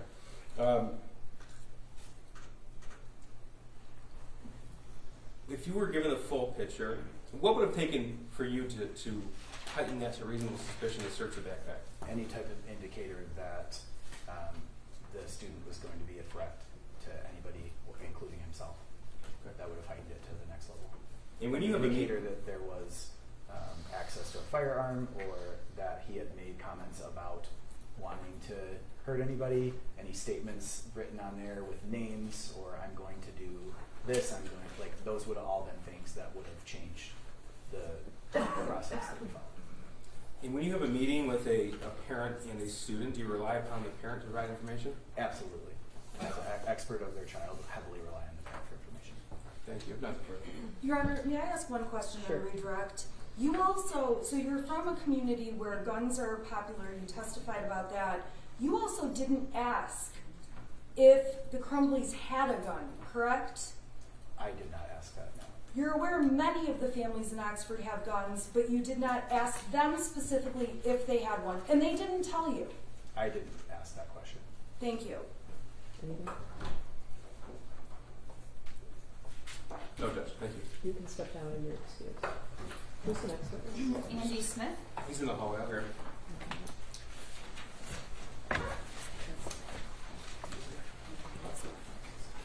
Wait, sir.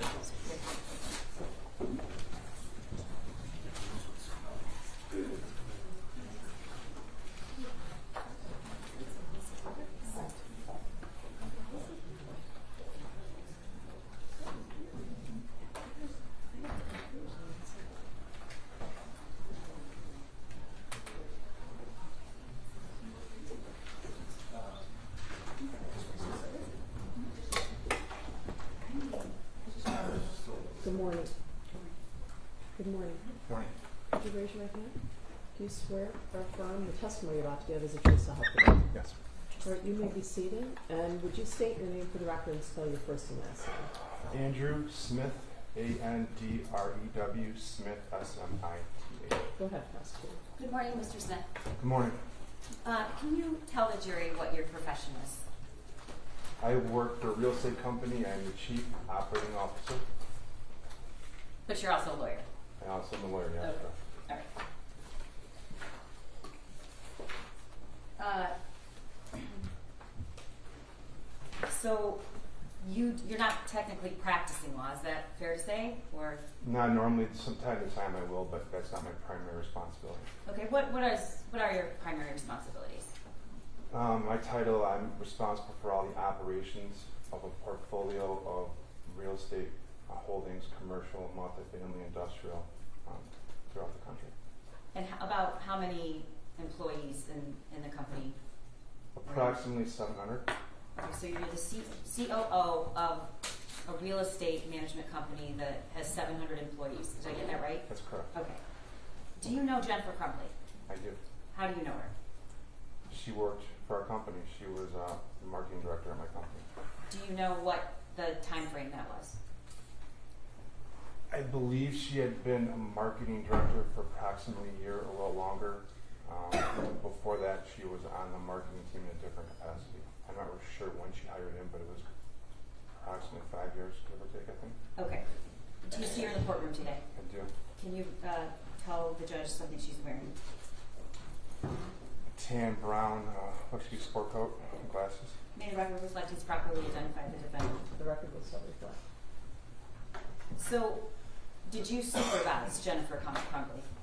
I was her direct supervisor when she was the marketing director, yes. So how long was that? I believe that was a year to a year and a half. Okay. What were her responsibilities as the marketing director? She was responsible for handling the marketing of our portfolio properties, dealing with outside vendors, social media, dealing with reviews, online reviews, helping with leasing training, all that goes into marketing and asset. Okay, and so does your company have social media accounts? Yes. What accounts do they have? In general, you don't have to In say general, that. I know they have Facebook accounts for properties, and they have, I believe, Instagram as well. Okay. Can you tell the jury what Jennifer's work week is? How many hours was she required to work, and what were the times that her beginning and end time? I can approximate. She was a director, so I know she was responsible to work a 40-hour work week. The start and finish time fluctuated depending on schedules, whether it was 8 to 4, 9 to 5 type scenario. Did she have a set schedule, or did it change day to day? It was somewhat set with some flexibility depending on what was needed. I believe she came in a little bit early, left a little bit early, if I recall correctly. Okay. Was she ever allowed to work from home? Yes, there was occasions where she would work remote. And so you're saying she had done that before? Yes. Okay. Talk to me about the company's culture in terms of families. I think we're very family friendly, family first type atmosphere. So do you have employees that have issues with kids or family or personal things? Me included, sure, yes. Okay. And what is the company policy on that? I think we're very big on family first culture. If you need time away we have a PTO policy, a paid time off policy to cover handling of your needs, but we also are very friendly when it comes to needing time for addressing what may be a child issue or child care, whatever it may be. Routinely, people will bring kids into work because of post-COVID needs for daycare and school closings and snow days, things like that. What happened when the pandemic was in full force? Were employees still coming in every day, or were they working remotely, or both? There was a little bit of both, Okay. depending on the job and the ability to do so. Okay. Does the company provide health insurance? We offer health insurance, yes. And do you know if Jennifer had health insurance? I do not know. Okay. Do you know whether or not anyone else in her family was insured? I have no idea. On our company policy, Yes. I'd have to look at those records. I don't know. Okay, so if I handed you the records, would that refresh your recollection? I'm not in charge of HR, but it would at least, I would assume, indicate whether or not she was on our policy. Okay, thank you. You're the COO, correct? Correct. Who does the human resources person report to? A few people, but me included. Okay. And does the company regularly keep benefits documents in the normal course of business for each employee? Absolutely, yes. Okay. May I approach your Honor? Sure.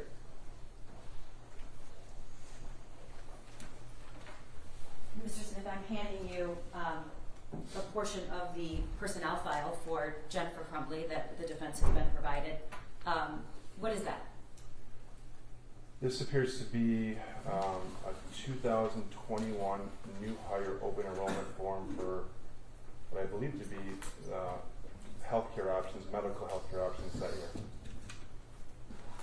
Okay, and I'm sorry, may I approach? Is this what you're looking at? This is contained in there. I just want to make Yeah, this has got this is a different document, but it's similar. Okay. All right, and what is that document? That is also part of her personnel file, but what is that? Okay, this document you handed me appears to be a Guardian life insurance open enrollment form for 2021 for Jennifer Crumbley. Okay, and the previous document you just had, what does that indicate? Who was enrolled in the health benefits? It appears to be for Jennifer Crumbley, and there were multiple options. It appears she checked, or someone checked the box. She did, I believe, for single medical low plan. And how much was that per month, if you know? Well, it listed as $102.55 bi-weekly, so I guess it'd be $204 or $5 approximately a month. And do you know approximately what the cost would have been to add somebody in her family? So if on this plan, if I follow it from single to employee plus one, it would have been $404. Family, $533.81. Is that once a month or bi-weekly? These are all bi-weekly. Okay. All right. May I approach up to you? You're not marking that. No.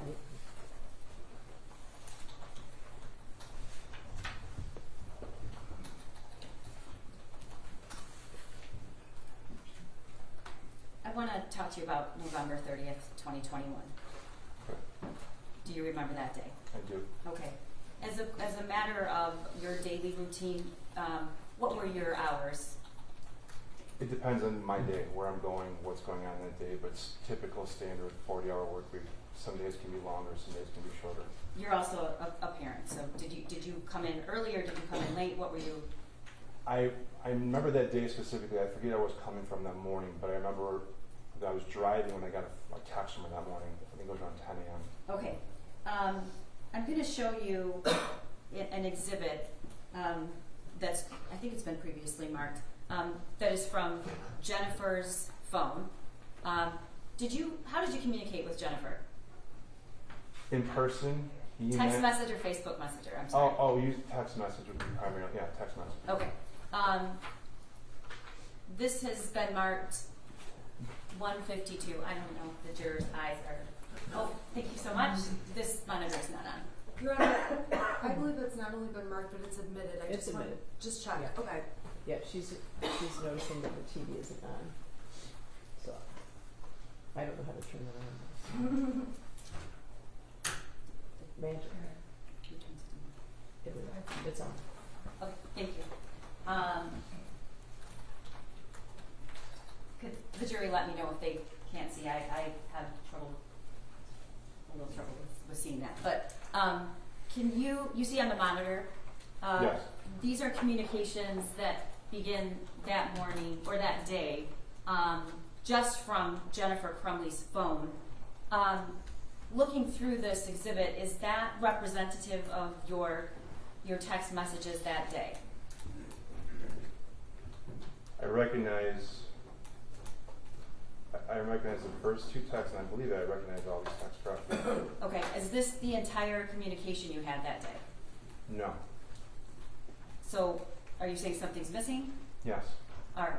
I'm going to now show you screenshots that we received from your phone and your text messages between Jennifer Crumbley that same day. Use the ones I gave you, yes. Okay.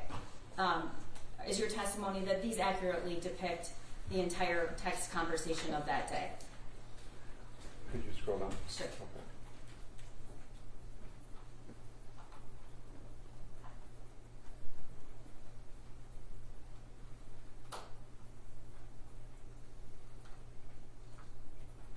This looks accurate, yes. Okay. So the message, the exhibit I just showed you had 4 messages, around 4 or 5. This is actually several messages. Is this your full conversation? This would be the full conversation, yes, I text that day. Okay. And when did you never deleted any text messages that, okay. So this is exactly what it was that you turned over to law enforcement? Yes. All right, thank you. The first text, if you can see this exhibit, if you go to the top, Mr. Smith, what's the time on the first text you received from Jennifer Crumbley? This is Tuesday, 10:05 a.m. And you said earlier, did you say you were driving to work or you were at work? I forget, I was driving. Where I was going, I don't recall. Probably to work or coming from property, but I was driving, yes. Assuming you weren't reading your text messages while driving, this is when you received the text. Can you read her text to you? I have to go to my kid's school, counselor just called and this is what I'm dealing with. I'll be back by 11:30, 12 at the latest. Okay, so that text came in at 10:05, and she is telling you exactly when she'll be back. That's what it says, yeah. Okay, so did you, then she attaches this, a picture. Do you know what that is? I know now what it is. Did you look at it at the time you received it? No, I did look at it. It was later that day I looked at it, but not at the time. I was driving at the time. I just saw the text on my phone pop up, and I Okay. just saw him. Was it required that Jennifer let you know if she was leaving and where she was going, or was this unusual? No, I mean, we want people to let us know if they're leaving, coming, going. She was good about that. She let me know if she was coming and going. Sorry, is there something going on? No, What do you mean? it's just, okay, thank you. Can you, the next, I believe there's some issue with a camera in the back, but I don't know. Can I proceed, Your Honor? Your Honor, I'm sorry, it's very distracting, so I'm just asking if Wait, what do there's you mean? something happening. Yeah, it's Can hard to you- hear the witness. Yeah. I'm sorry, what did you say? It's hard to hear the witness of the conversation. Oh, it's hard to hear the witness, yeah. Everybody has to be quiet, okay? Yeah. Yes, thank you. May I proceed? Yes. The next message, well, before we get to the next message, tell me when was the first time you actually saw Jennifer Crumbley that day? I recall, I don't remember the exact timeline. It's been 2 years, but I recall seeing her at the office around noon that day. And where did you see her? It was in the copy room, which is like an open copy room, storage type stationary area. And did she say anything to you? I recall walking up to her asking how was she doing, is she doing okay? And I recalled her mentioning that she had to get her child counseling. She seemed down. I think she had mentioned a few things. I recall her mentioning that his dog had passed away and a grandparent or grandparents had passed away. She may have said more. I remember she seemed down. I think she said she felt like she was a failure or failing him, and she had to get him counseling. When she said, I feel like I'm failing him, who was she talking about? I believe her son. Okay. And what was your response? I remember saying, if he needs counseling, I'm glad you're getting him counseling. Get him the help he needs. We're glad to hear you're getting him that help. Okay. Did you and Jennifer have a friendship outside of work? No. Did you ever socialize together outside of any work centered event? No. Did you said you didn't Facebook message her, your conversations were just text or calling or email? There may have been a Facebook message where she would send me photos from a property because of the size or scope I remember, but that'd be about it. But our communication will be in person, email, phone, or text. And before this occurred, what, if anything, did you know about her son? I knew she had a son in school. She mentioned small talk. I knew he was in school. I recall something about him being in a bowling, an avid bowler, I recall correctly. And I remember that she mentioned some vacations they went on, some camping, some family trips. I recalled her discussing, he had a part-time job, I remember mentioning it sometime in the past. No, small stuff like that, nothing much more. Okay. Did she ever talk to you about taking him skiing? I know she was big into skiing. I don't recall her mentioning her son skiing, I don't know. How do you know she was big into skiing? She talked about it quite a bit. I think if I recall, I think she like volunteered, or she was like a volunteer ski instructor or ski school type thing. I don't remember Or exactly. ski patrol? Ski patrol sounds more like that. Do you know where that was? Local, one of the local mountains, local hills. Okay. Was her son with her that day? At the office on the 30th? Yes. No. Would that have been allowed? Sure. What was her schedule that day in terms of what she was required to be doing? I don't know what her schedule was that day. She's the director. I'd give her some flexibility. I do know that we had a property visit scheduled that afternoon that she was invited to. Was that a required meeting? No, not at all. Did you know at that time the school asked Mrs. Crumbley to get him counseling that day? Did she ever tell you that? No, she just told me she had to get him counseling, was going to get him counseling.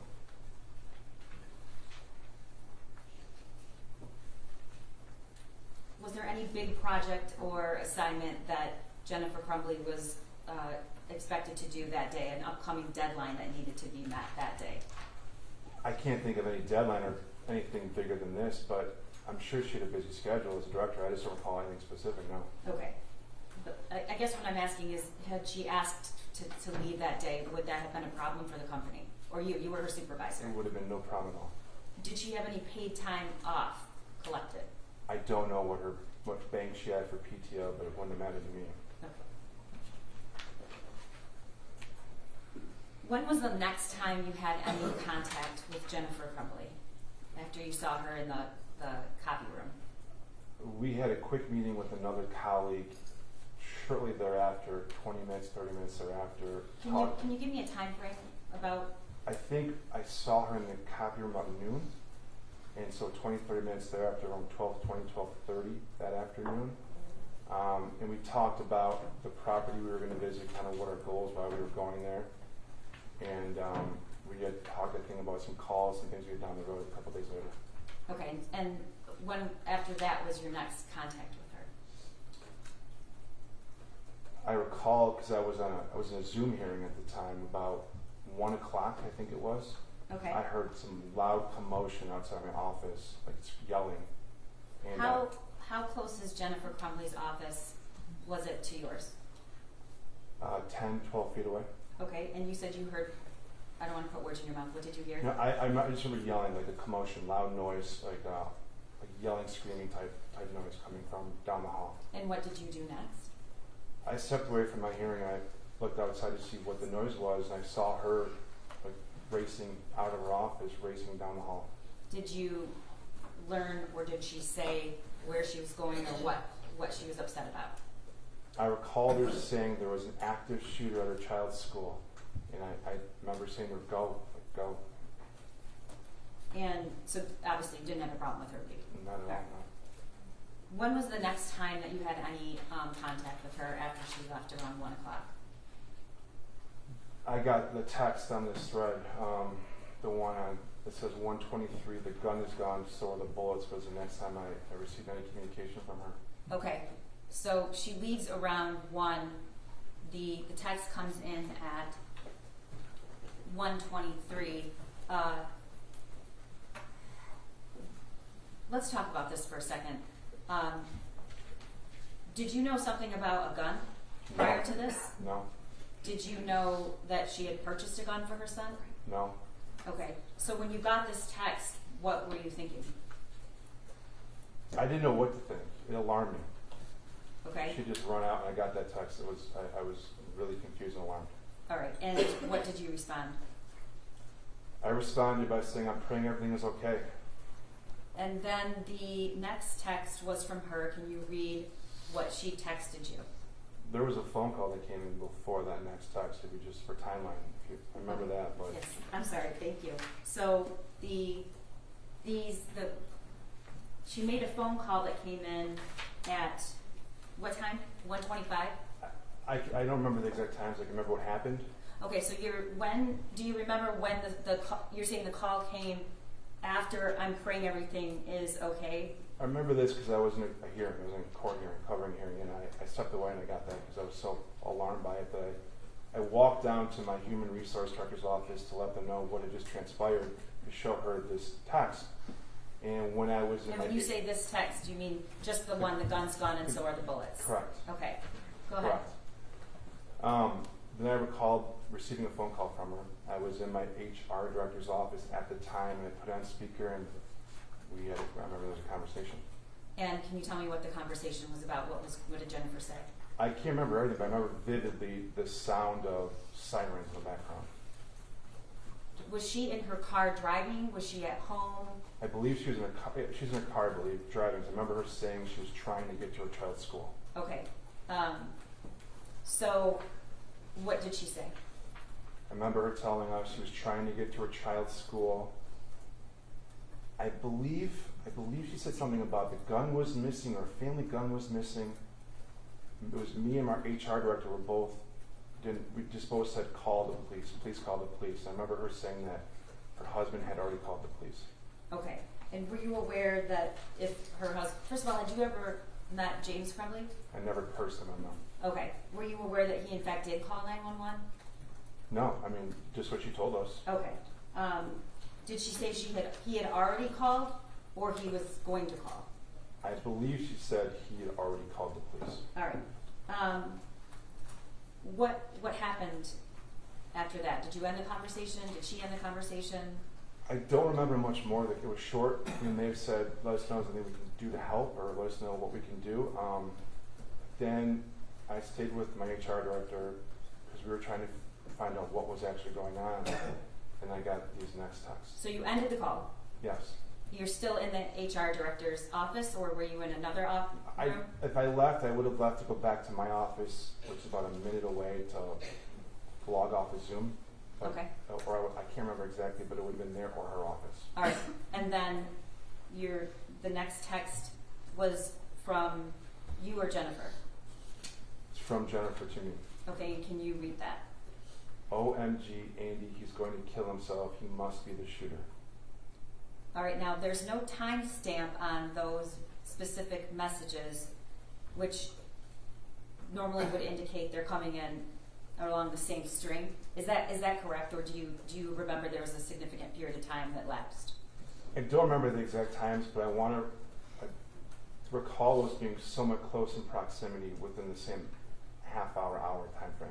Okay, and then the next text. I need a lawyer at substation with police. And then the next text. Ethan did it. Okay. What's going through your mind at this point? Shock, fear, sadness, a lot of emotions. We didn't really know what to think. Okay. And you testified earlier, after I asked a few questions, that you're actually a lawyer. Yes. Okay. Do you practice any kind of criminal law? Never, no. Okay. Had she ever asked you for a lawyer before? I get asked that question a lot by people. She may have. I don't recall. Okay. So it appears from this text string that you didn't respond via text right away. No, I recall there was another phone call. Okay. Sometime shortly after that last text, Ethan did it. There was another phone call she made to me, because I remember I was still in my HR director's office at the time, and we were together. Maybe another colleague was there. Was it on speaker or? Yes, I put on speaker. Okay. And what did she say?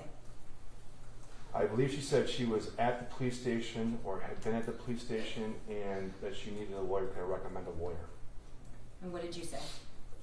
I couldn't think of one at the time. It's not my area, and I just couldn't think of one. And I think I told her I'd ask our corporate counsel if she could think of someone to recommend. Okay. What was going on at the office at this point? Were there people around? Did the people in the office, did anyone have any outside knowledge of the shooting? I don't know. Okay. I was working with human resource at the time, and we were trying to figure out what was going on. Okay. What eventually did you decide? Did you guys go back to work? Did you just wait for another communication? Did you start looking for a lawyer? I did not look for a lawyer. I mentioned as I told her, I mentioned to corporate counsel that this is what we just learned, and she's reaching out. If you could reach out back to her, let her know. I know we were closely watching the news, trying to figure out what was happening, what had happened. And I remember I left a little bit early that day to get home to my family. Why'd you do that? There were a lot of emotions going on. I just wanted to get home and see my family. Okay. At some point, did you receive another text from Jennifer Crumbley? Yes, at 3:39 on this thread it says I got a text that. So that's about 2.5 hours after she left the office when the shooting occurred? Approximately, yes. All right, and what does the text say? I need my job. Please don't judge me for what my son did. What did you think when you received that text? I was a little taken back. I was surprised that she was worried about work right then. Did you respond? I did. At 5:47 p.m. Let me read the text. So at this point, were you at work or were you home with your family? I think I was home at that point. Okay, and your response was what? I can't even begin to understand what you're going through. I'm praying for you. I asked Carolyn to text you some attorney recommendations, and Carolyn's our corporate counsel. All right, and did she respond? She did. I don't know what time, but it was later after that text. They were taking my cell phone. Was that the last communication you had with Jennifer Crumbley? That's the last time I can recall communicating with her, yes. Okay, at some point did the company terminate her employment? Yes, she was terminated. Okay, do you remember about when that was? I want to say it was a couple of days. I don't remember the exact date. It was some days after this incident, November 30th. Whether it was 2 or 3 days, I don't remember exactly. Okay. At the beginning of this, I showed you the text string from Jennifer's phone versus your phone. Was there any ever discussion or comments from Jennifer about why she's deleting text messages to you? Did she ever talk to me about it? No, I never had that conversation with her. Do you know why? I don't guess, no idea. All right, nothing further. Ross? Your Honor, I have quite a bit of cross because there's previous testimony. Is it a good time to break? No. Okay. I don't know. If you All guys right, think- if we could just finish with the cross and we can excuse this witness. Yeah, we we're 2 hours Okay. late today. I have would like no- to know. You guys aren't starving to death over there, are you? I have no problem. Okay. Okay. All right. Mr. Smith, I just want to go back to a couple of things you said. You and Jennifer, you would not say you guys were friends outside of work, correct? We were coworkers and friendly at work. Okay, friendly at work, you guys would make small talk. Sure, yes. And you, when you heard that something was going on at the high school, you would agree with me that Mrs. Crumbley sounded very frantic. When she called us the first time I heard the sirens, she definitely sounded panicked, frantic, yes. You would agree she sounded shocked and concerned? Yes. And you testified that when you saw her at the office earlier, coming back from the school, she had appeared sad. Yes. It was during that time when Mrs. Crumbley was at your office that you guys discussed the meeting she had had at the school earlier that day. Yes. And during that meeting, she told you that the school wanted her to get her son in some counseling, correct? I don't know if she said this. I think so. I know she said she had to get her son counseling. She was planning to get her son Yes, counseling. yes. And it's appeared you were aware she was worried about her son at that time. Yes.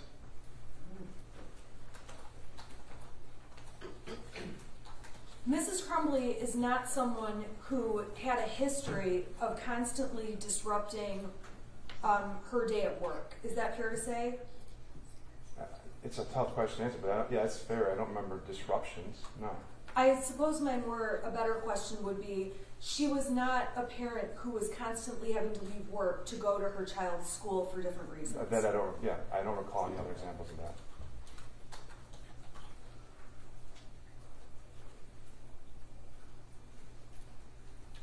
You never had any concerns personally about how Mrs. Crumbley parented her son.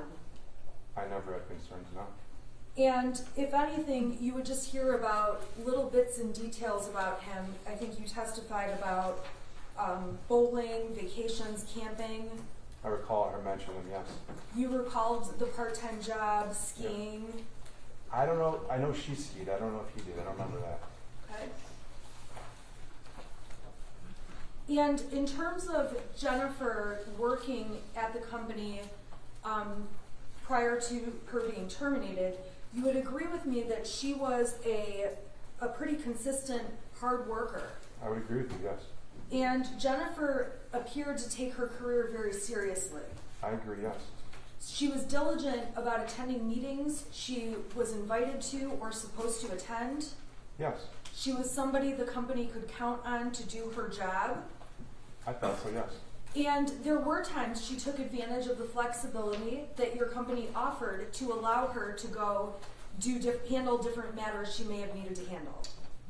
I know she would have taken advantage of the flexibility to do what I don't know, but sure. Okay. And I'm correct when I say that Kathy Palaquin, she's the manager of HR, correct? She's, was what at the time was the Director of Human Resources. I'm sorry, Director of Human Resources? Correct. Okay. I have her listed as a witness, but I may, based on the prosecution's questions, I may be able to just ask you. But if you're not the right person, can you just let me know? Yes. Okay, so you testified that to have a single person on the company's insurance was approximately $200 per month. That's what I read, yes. Yes. And you would agree, well, and I'm sorry, when you say $200, It was bi-weekly, sorry. I don't know if you. okay, that's what I was just going to ask. So is $200 twice a month? My understanding is yes. And if she had had another person added to the insurance, it would have been approximately $500 twice a month. I don't have the document in front of me, but I know it went up from +1 and then went up again for family. Okay, and when it goes up for family, are you aware of what it would have been for there to be 3 people on the insurance? I'd be guessing. My understanding is family covers as many families you may have, immediate family. I don't know if it's 3 to 10. It covers your entire family. My understanding. It's fair to say that in the past you have complained that the health care cost taken from your paychecks is significant. Have I complained? No, because I'm not on the health plan. So you're not on the health plan at Princeton, correct? I'm not on my company's plan, correct? But I assume you have health care through somewhere else. Correct. And in this case with the Crumbleys, you're not aware if they had health care through another source, correct? Correct. And as far as you know, Mr. Crumbley had a job, a professional job in the past. Are you aware of that? Yeah, I remember he had a job, a career, and I think he was laid off or in between jobs at the time. And you're not aware if Mrs. Crumbley, Mr. Crumbley, or their son was covered on Mr. Crumbley's insurance? I'm not aware. In addition to the insurance offered at Princeton, there's also a plan through Allied that you guys can take advantage of where you get virtual doctor visits. Are you aware of that? I'm aware of that, yes. And those virtual doctor visits are free as part of the Allied benefit. I believe so, yes. And you can also get Aflac supplemental insurance for yourself and your family members. And you're getting in the HR world, but my understanding is yes, you can elect those benefits. Now, the open enrollment period is right in approximately November every year. Is that right? I honestly don't recall when, but I know it's every year at the same time, and it's open for approximately 30 days, I believe. And you may not be the right witness, and if you're not, just let me know. Okay. Are you aware that in November of 2021, Mrs. Crumbley was doing anything with her insurance? I'm not aware, no.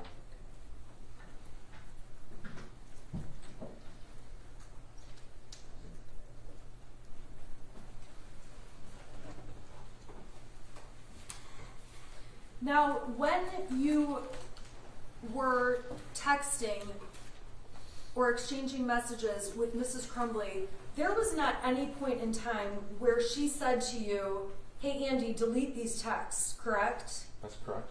So she texted you over a photograph of that math paper. She sent that to me, yes. Obviously, when you look at that math paper, especially knowing what we know today, it's very alarming. Yes. And she texted you openly that the gun was gone and so are the bullets. That's what she texted me, yes. And when you were texting with her,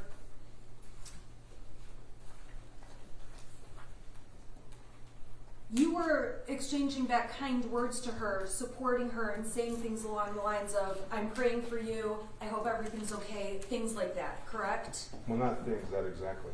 That exactly. And you knew at the time that you were communicating those things to Mrs. Crumbley, she was in a high state of stress. I saw her run out of the office in panic. Not only did you see her run out of the office in panic, you heard her screaming when she heard about the open shooter. I heard her like yelling, screaming that she had to leave. There was an open, I forget exactly, but there was a shooting event going on at a child's school. Definitely a strong reaction from Mrs. Crumbley about what was happening. Yes. Now, after Mrs. Crumbley found out more information, we saw the text where Mrs. Crumbley is saying, I need my job. Please don't judge me for what my son did, correct? That's a text, correct?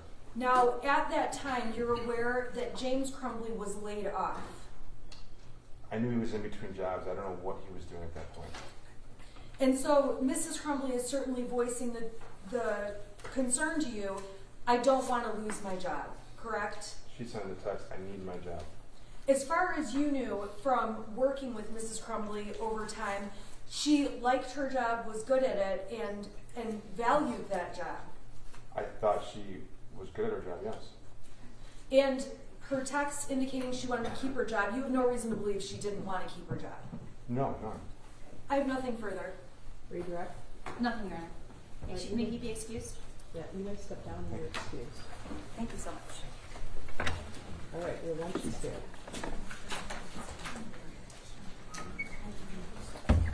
How about 4:31? We lost some time today. I think one of the jurors was making a snowman, another one was. All right, good. We'll see you then, okay? All right, jury.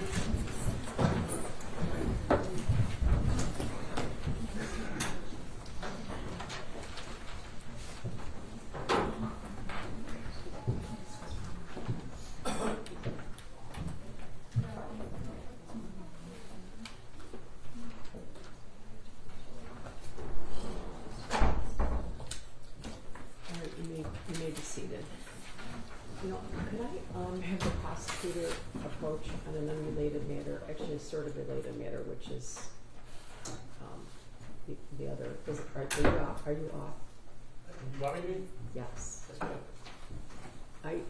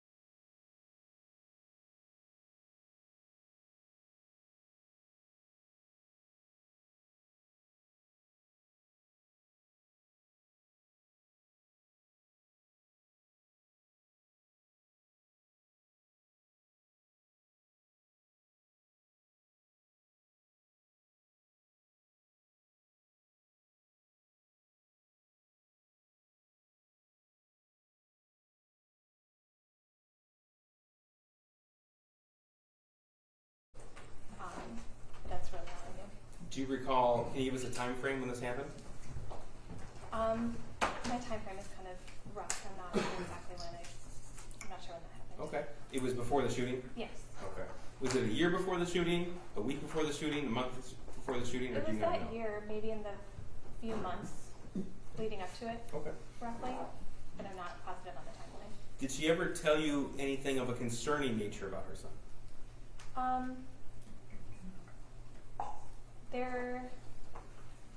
Just that he was lonely with his friend gone. So that's, always with teens, you always worry that they're going to be sad or lonely with that. They had a couple fights, but other than that, nothing crazy. There was one time where he had fainted at work. She mentioned that before too. But nothing that really stood out to me before the event. Now,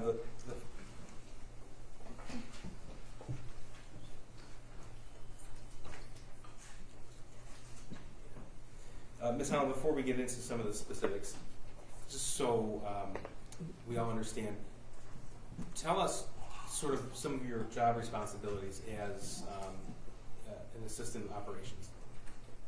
I helped with a lot of claims. Andy was a lawyer, so he did a lot of the subrogation claims that came in through the apartments, so I worked on a lot of the claims.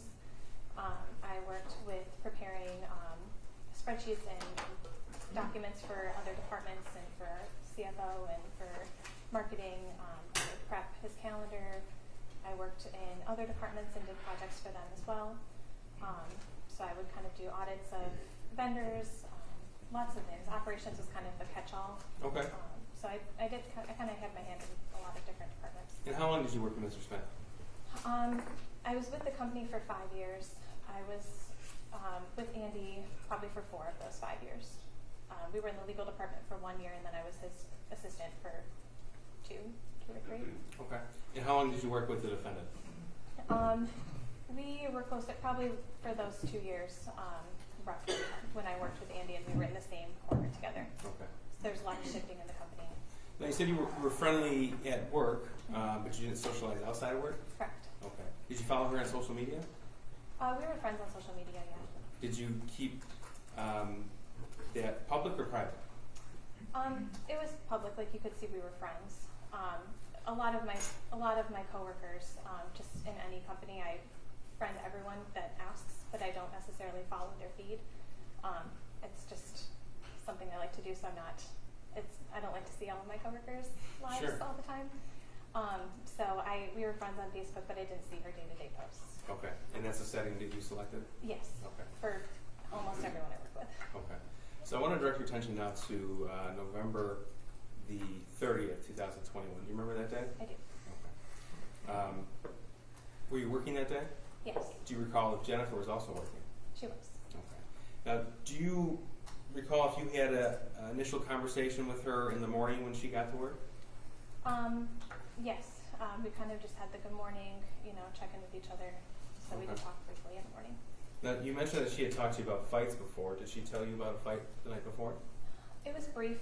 She just mentioned that they had a fight. I'm not sure who initiated it. I didn't ask questions. It was kind of just, I asked her how her night was, how is she? Mm-hmm. She said she had a rough night, that they had a fight. Did she say who's they? No, it sounded like it was all of them, but she said that Ethan was out of the house and she locked him. She locked him out of the house? Yes. Did you have a response to that? No, I didn't really ask questions. I didn't push it or anything. I just kind of let it go. Okay. It was the morning. Did you give her any indication? Well, let me ask you this. What did you think about that? I kind of just gave a look and, What do you mean gave it a look? kind of just like surprised, Okay. but I didn't really go into detail about Did it. she react to your surprised look? I don't really remember. Okay. Did she say anything else about it?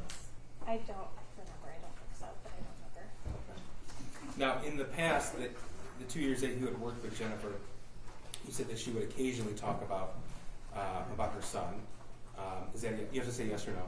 Oh, sorry, I was just listening. That's all right. No, that's fine. Yes. And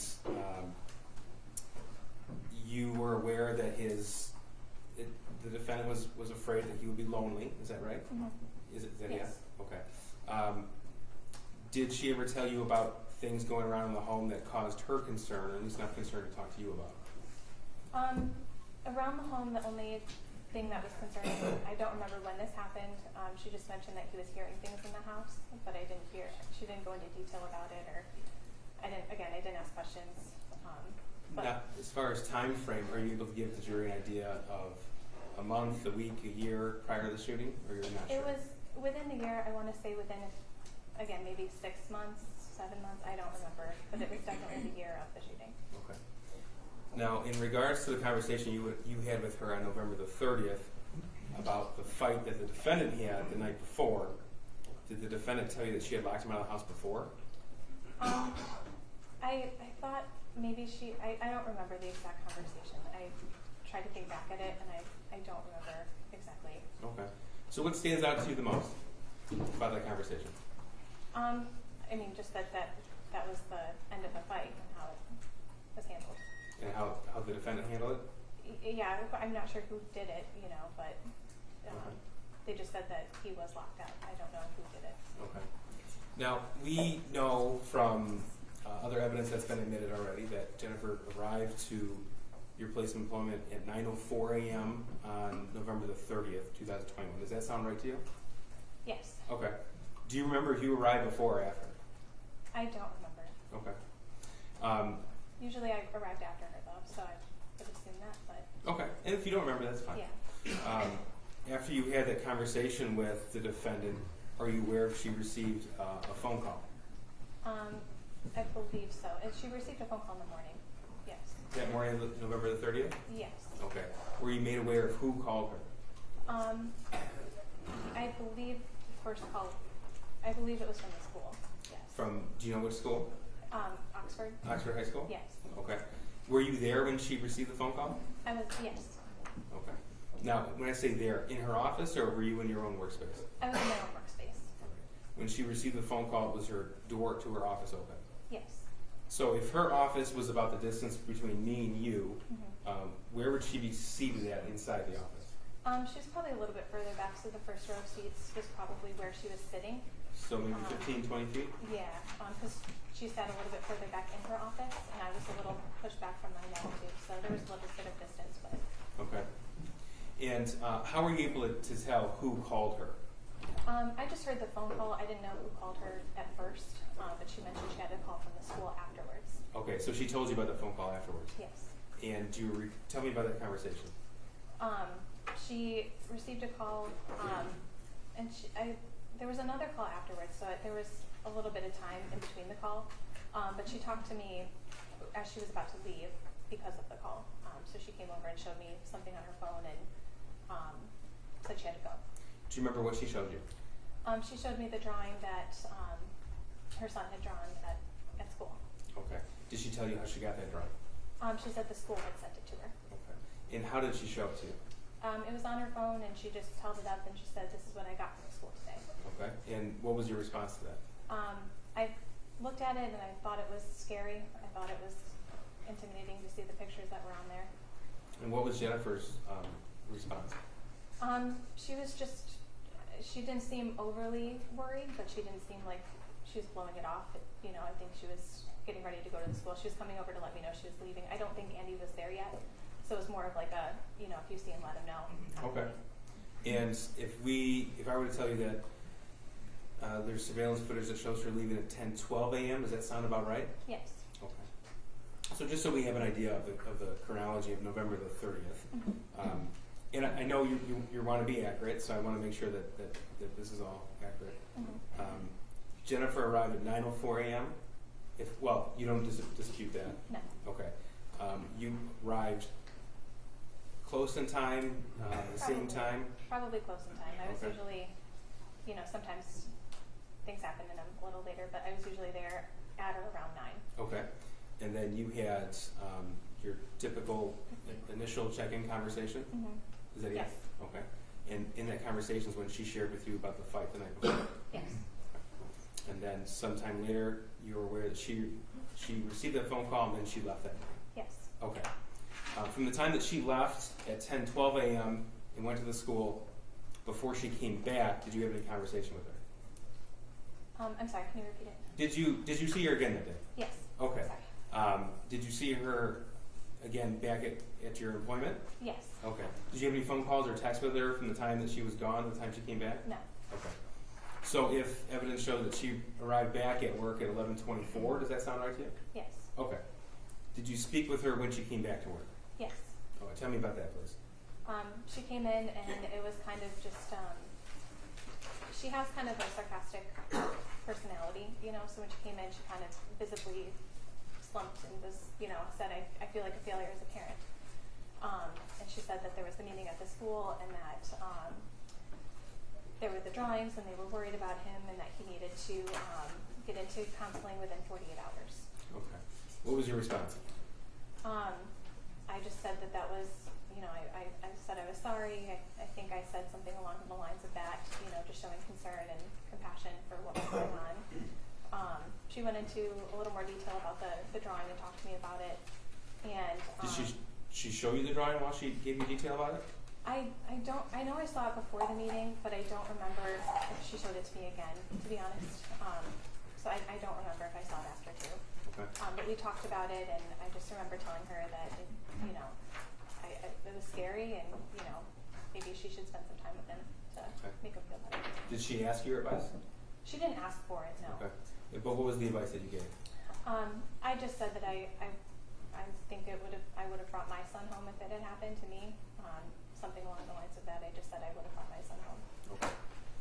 So if she arrived back at 11:24 a.m. and we know that she left at 1:18 p.m., do you recall about what time you had that conversation with her? No, it was right after she got back. I think when she was coming in, she stopped at my desk, and Oh, before she even went to her office. I think so. Okay. I don't remember though, but it was very quick when she did. Okay. After you had the conversation with her about the drawing and you gave your advice on it, did you speak with her again? Not until she left for the day. Okay, and tell me about that, please. That was when she got the call. I'm not sure who called her, but somehow she got the notification that there was the shooting at the school, and she very abruptly, very, you know, like anyone, jumped up and was nervous, scared, you know, ran out the door. Did you understand what was happening?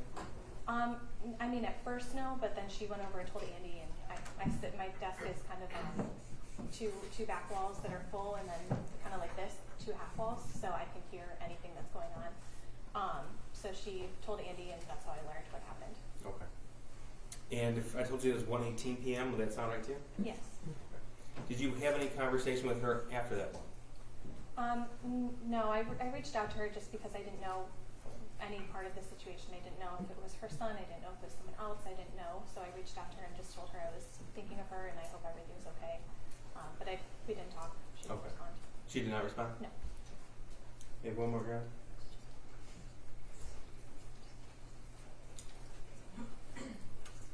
Thank you.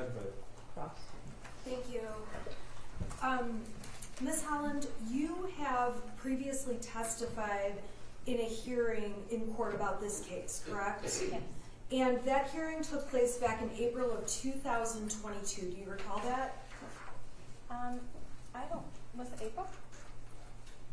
Would it be spring? Yeah, I thought it was maybe February. Oh, it might have been. I don't believe it was April though.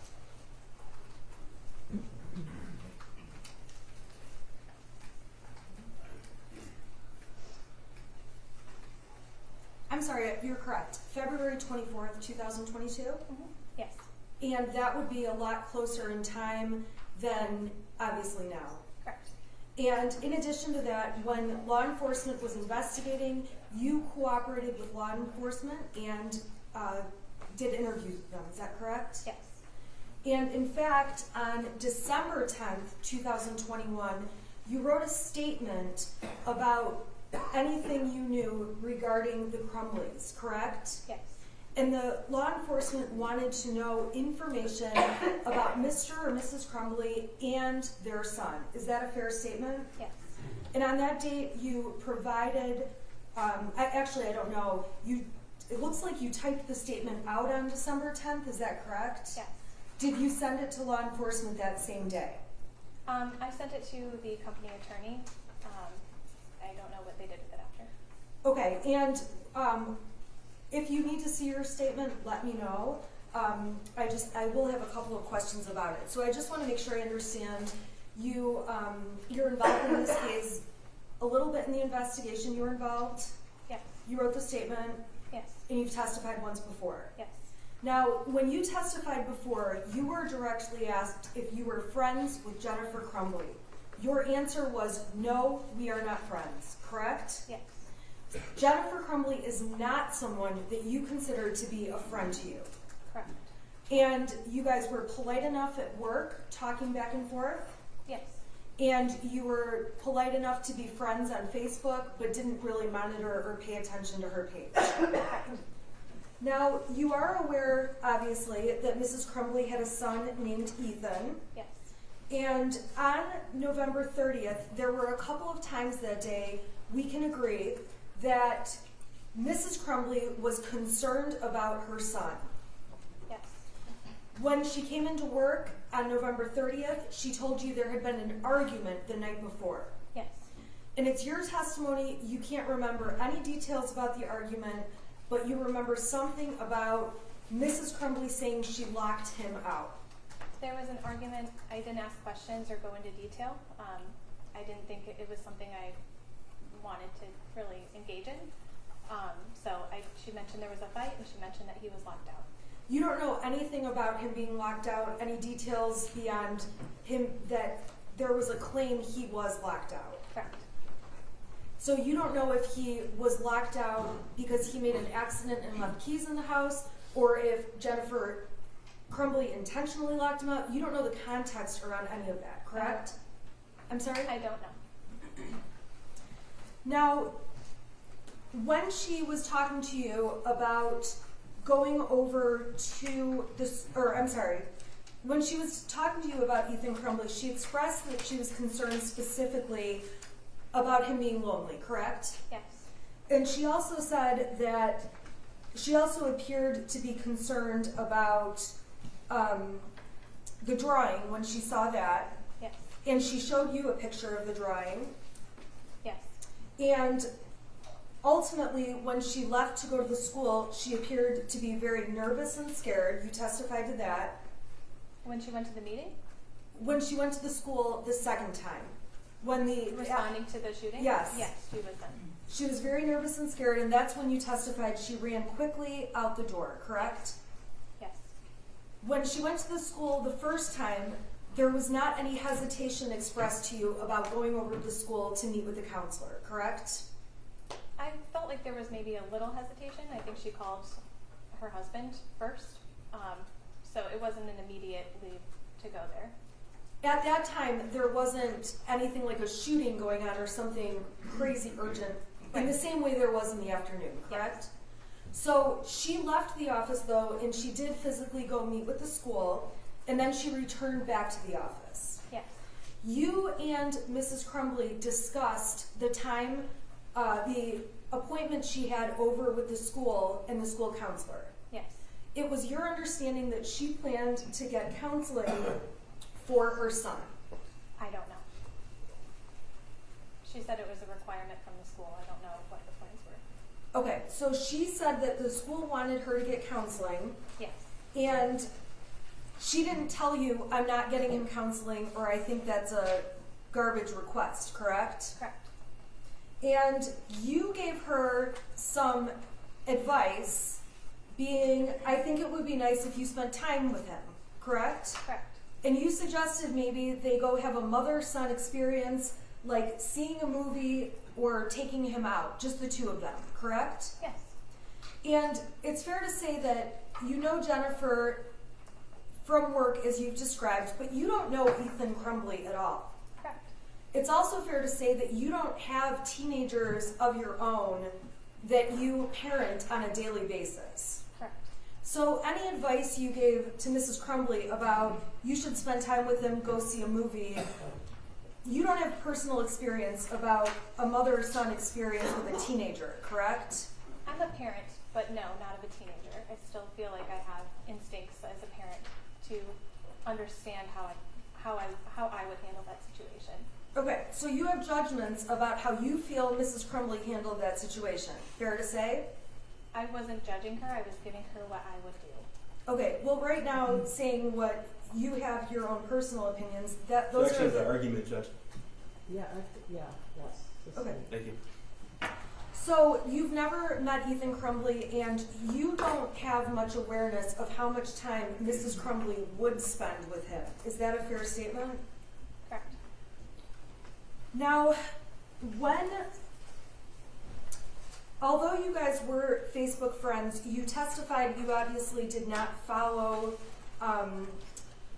her on Facebook and see every single post, correct? Correct.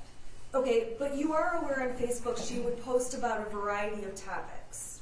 Yeah, I saw a few things, yes. So some of the things you saw were about her horses. Yes. There's definitely pictures she posted, including her son. I don't think I saw her son. Pictures of holidays. I don't think I saw holidays.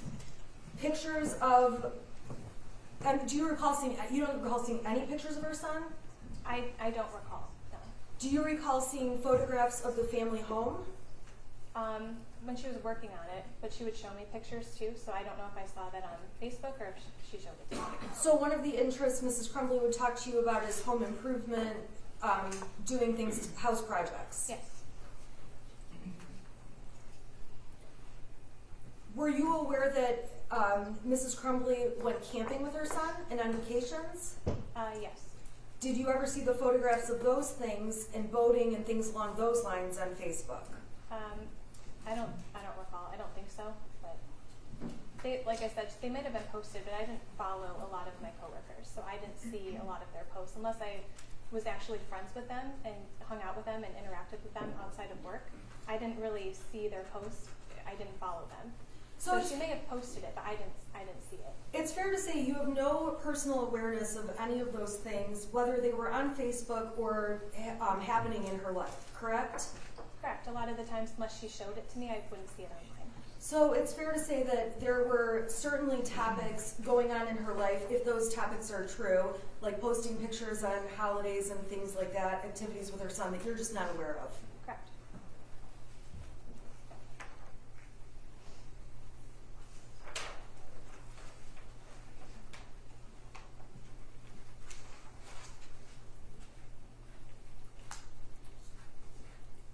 Now, you testified that you were alarmed by seeing the math paperwork when you first saw the worksheet, correct? Yes. The drawings on the page did not concern you so much that you expected there would be a school shooting later that day, correct? Without context, yes, correct. You didn't expect that some major tragedy would unfold based on what you saw in that photograph. Correct. And you were aware that Mrs. Crumbley had returned to work and her son had stayed in school. Correct.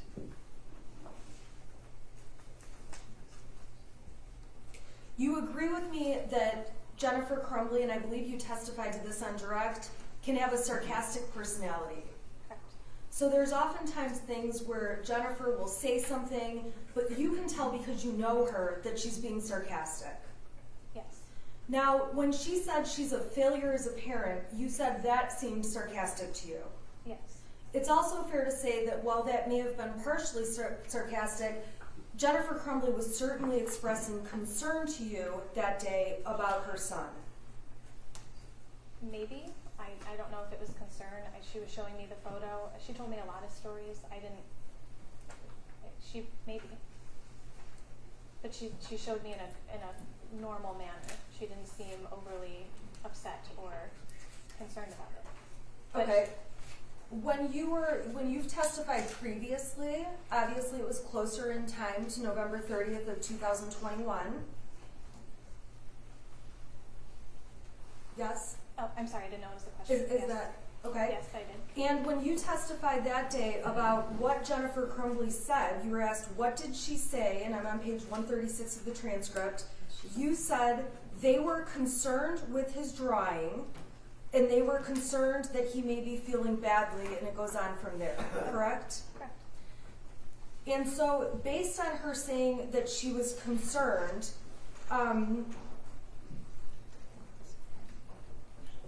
you're saying now that you don't know if she truly was concerned? Is that your point? I think at the time I was assuming she was concerned, but like I was trying to portray now, I don't know how she felt. I didn't ask her how she felt. She didn't tell me how she felt. She came over and showed it to me and we talked about it, but she didn't say anything specific. Do you recall being asked by Miss McDonald, I'm on page 137 of the transcript, what was her, meaning Jennifer Crumbley's, demeanor when she was talking to you about this? And you testified, my initial thought was it was a little sarcastic, the way she said she felt like a failure. As she was talking, it was a little concerned. Okay. Meaning Mrs. Crumbley was a little concerned. Okay. Yes. It's fair to say over time, you're looking back at what happened on November 30th with more information than you had as that day unfolded, correct? Correct. What happened on November 30th when kids were killed, people were injured, that was something you never expected in your own head, correct? Correct. When there was news that there was an open shooter at the school, it's fair to say that Jennifer Crumbley appeared to be very surprised and shocked that that was unfolding. Yes. And we can agree that looking back at the events of November 30th, you have different information today than you had now, correct? Correct. And over these 2 years that have elapsed, you have had zero contact with Mrs. Crumbley. Correct. And you have had contact, however, with the prosecutor's office. Correct. You had contact with the prosecutor's office about your testimony today Correct. and about your testimony back at the preliminary exam, some of the testimony I referred to. Correct. Your Honor, may I please have one moment? Sure. I have nothing further. Redirect. Yes, thank you. Hi, Ms. Allen. When we met with you, what did we tell you to do? To tell the truth. Is that what you're doing today? Yes. Okay. Now, I want to refer you back to the same page that counsel just asked you about. That's page 136, specifically line 19 of the preliminary examination. You were asked, okay, this is starting at line 9, how would you describe the writings on the worksheet? Your answer was disturbing. Do you remember that? Yes. Okay. And the question, okay, what was your response? Answer, I told her I thought it was scary. Question, I'm sorry, you said what? Your answer, I told her I thought it was scary. Question, okay. Answer, that he would draw that. Question, line 18. And what was her response? Line 19, she agreed. So that's, you recall that conversation with Jennifer Crumbley? I do, yes. Okay. Now, going back to the comment that Jennifer Crumbley made to you on the morning of November the 30th, 2021, did she tell you that her son locked himself out or she locked him out? Your Honor, I would object because I believe the witness has said she doesn't know. Or she answered me that she didn't know. Well, do you know do you know? I don't know. I know that there was a comment made that he was locked out. I don't know how that happened. Okay, let me ask you, She the didn't comment say was anything. he was locked out. Yes. Okay, but she didn't go into any specifics. Your Honor, I would object to further questions on this, that the witness has already answered the question. Well, I guess I would have to say that once he asked the question, you asked the question, I was confused. I just want to clarify. Yeah, but you don't know. I know that there was the comment that he was locked out, but I don't know how that happened. Okay. Her exact words, the best you can recall. To the best that I can recall was that he was locked out. Okay, those are the words from Jennifer Crumbley. Yes. Thank you. Nothing further. Right, you can step down. Who's the next witness? We have Detective Storia. You should be here in the hall, Judge. I'll just need a few minutes to set this up.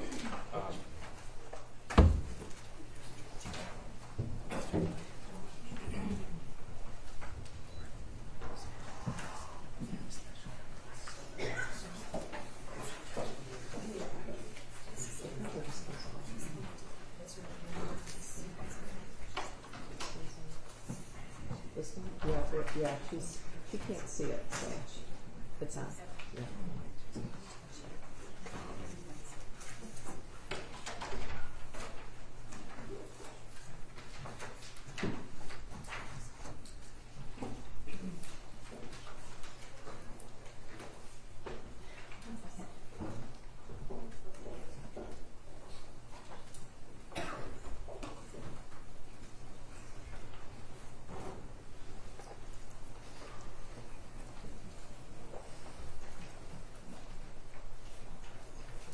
Good afternoon. Afternoon. Could you raise your right hand? Do you swear or affirm the testimony you're about to give is the true self you got? I do.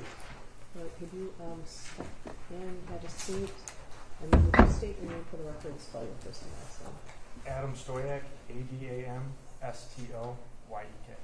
Go ahead. Thank you. Sir, how are you employed? I'm a detective with the Oakland County Sheriff's Office. And how long have you been with the Sheriff's Office?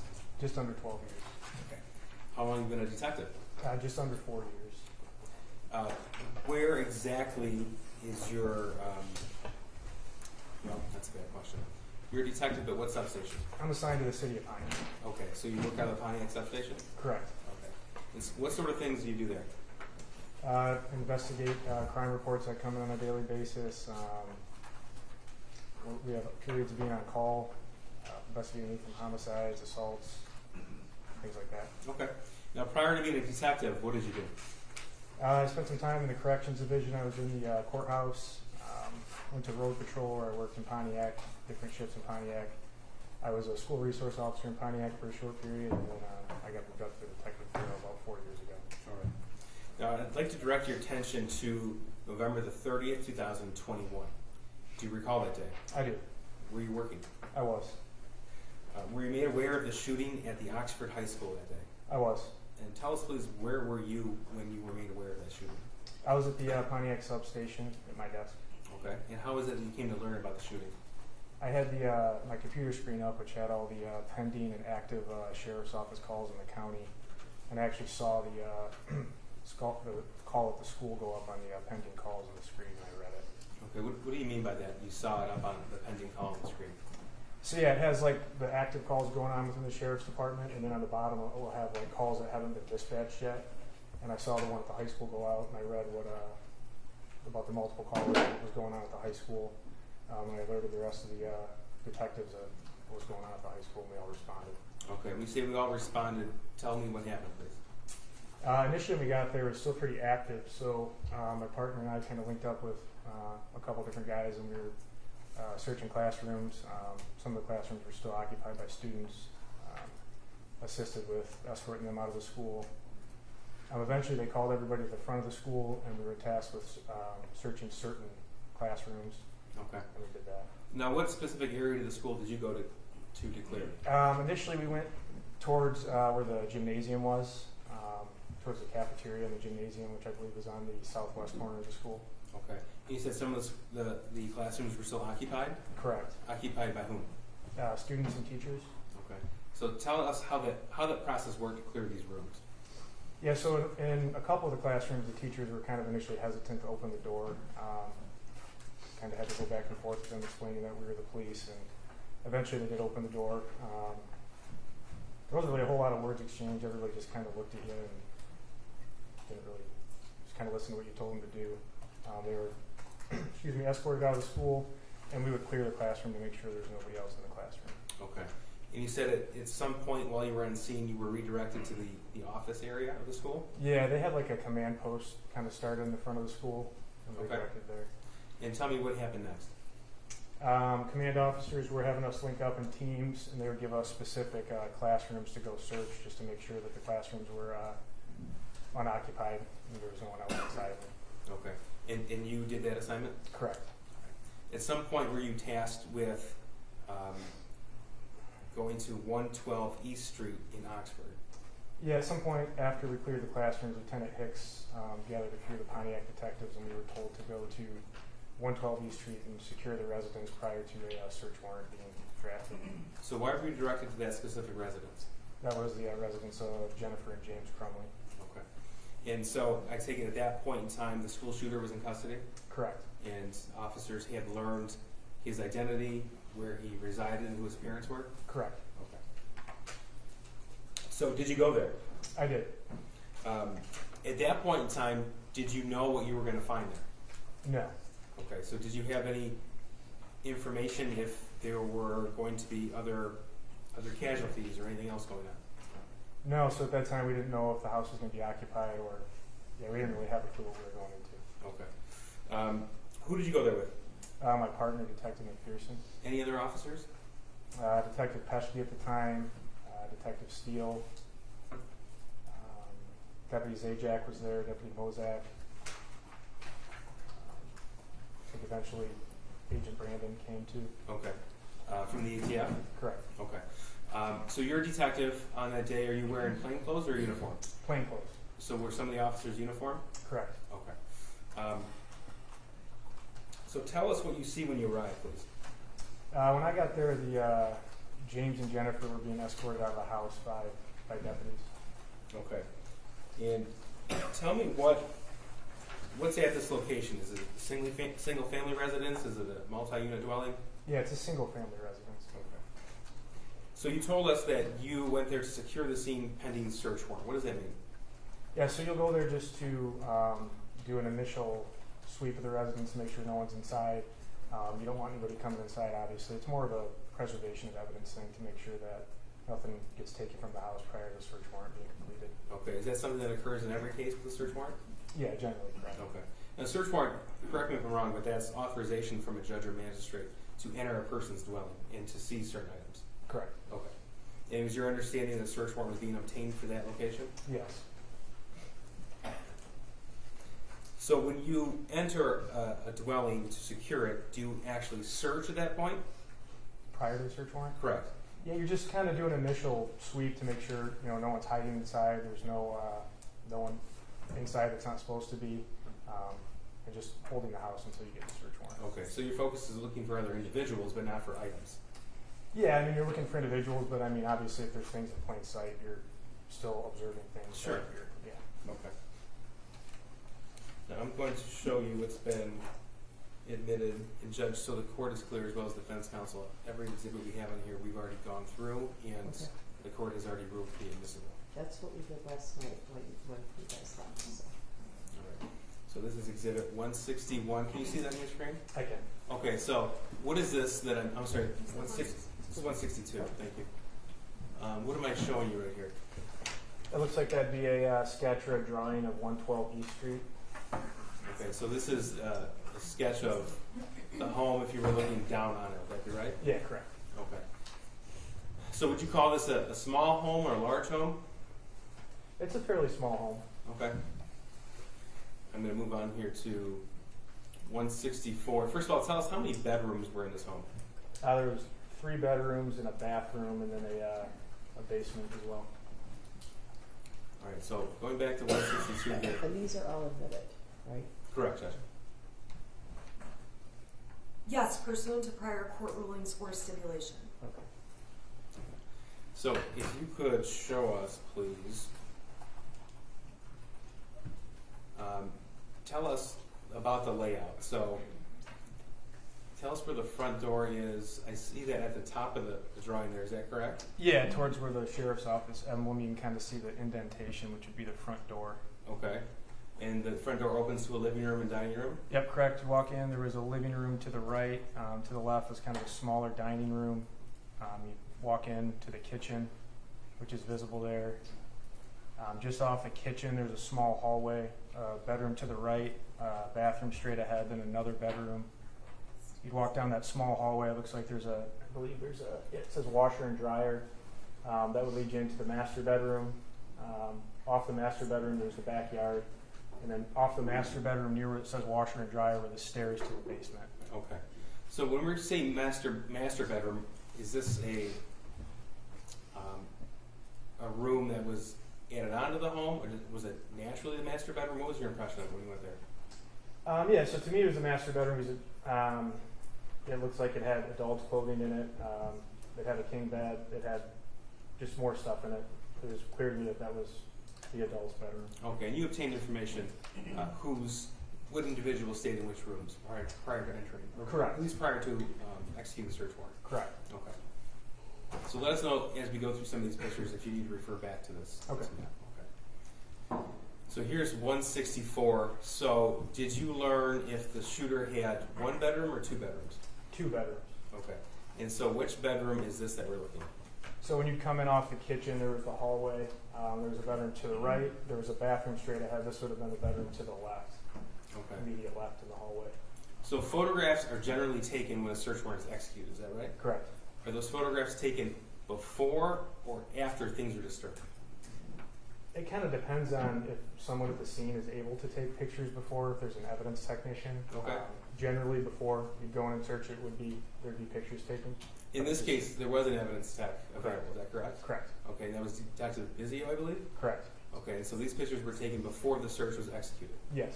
So for lack of a better term, this is the natural state of the home as you found it November the 30th. Correct. Okay. So what are we looking at here in this photograph, Exhibit 164? Yeah, so I was made aware this was the shooter's bedroom. The bed was covered with various things. There's some school books on it. There was targets visible on the wall that there was apparent to be bullet holes in them. Okay, I'm going to do another angle here. This is 165. This is the same bedroom? Correct. So what are we looking at here? Yeah, so the shooter had a dresser, it looked like TV. There was things all over the floor. There was things all over the place, really. Okay. So that boarded up window in the back, that it was adjacent to the master bedroom, right? Correct. Okay. And so the picture that we just looked at with the targets on the wall, that would be if you were taking this picture behind you. Yes. Okay. Were you able to tell why that window was boarded up? Yeah, you know what? I don't know why that was boarded up. I was Okay. never made aware why that was boarded up. And that led to the master bedroom, is correct? I would believe so. Okay. That would lead to the master bedroom. So Yeah. this is one. I'm sorry to interrupt. I would have no objection for the prosecutor to just say why that's boarded like that, just so it's clear for the jury, so I don't have to go back to it. We don't I have don't know to if go he back knows. Oh, You know? I asked the witness because I Do wasn't you there. know? You don't know? Yeah, That's I- not our question. Yeah. Yeah, I'm he just doesn't saying know. that he could, Mr. Hees could say it if he wanted to. Okay, the witness doesn't know those. Okay. So, okay, this is 166. This is the same bedroom? Correct. Okay, just a different angle? Yes. Okay. And 167 is also the same bedroom, the other angle? Yep. Okay. And this was identified as one of the shooter's bedrooms? Correct. 168, same bedroom? Correct. And 169, this is the same bedroom as well? This is the closet in that room? Yes. And this is 171, just a different angle from that closet? Correct. Okay, 172. Are these the targets that we saw initially in Exhibit 164? Yes. Okay. And had these targets been used or unused? Yeah, they appear to be used. Okay. That's 172. 173, this is just further down the wall with one of the two targets. Yes. This is 174. This is another picture. This is of the shooter's bed. Yep. Again, 175, same bedroom. Correct. Now this is 176. This is the nightstand in that room. Would that be right? Correct. Okay. Now 177. So you had talked about that the shooter was identified to have two bedrooms. Yeah. Okay. Is this the second of the two bedrooms? Yep. So that was the bedroom on the right side of the hallway, just across from the bedroom we were just looking at. Okay. So again, this photograph was taken before the search warrant was actually executed. Correct. So it's 177. This is 178. This is the same bedroom. Yes. 179. This is the closet of that bedroom. Yes. This is 183. This is on the bed of that bedroom. Would that be right? Correct. Okay. 184. Same bedroom, different angle. Correct. 185. Same bedroom. This is the TV in that room. Correct. All right. This is 186. Again, same room. Yes. This is 188. There was one bathroom in the home? Yep, that was, when you walk in that hallway, bedroom to the right, the bathroom is straight ahead, and the other bedroom is to the left. Okay, and this photograph fairly accurately depicts the condition of the bathroom on November the 30th? It does. Okay, that's 188. Okay, this is 189. Sir, what are we looking at in this photograph? Yeah, so when you walk out of that hallway, you'd go down another hallway, and there was what was described to me as the master bedroom. When you walked in, that was the bed that was in the bedroom, and there was an open gun box with an empty box of 9mm ammunition on the bed. Okay. Now, is this the condition that this gun case and empty box of ammunition were found on November the 30th, 2021? Correct. Okay. And that's on the master bedroom Yes. bed? Yes. This is Exhibit 191. This is the same master bedroom. This is on the nightstand? Correct.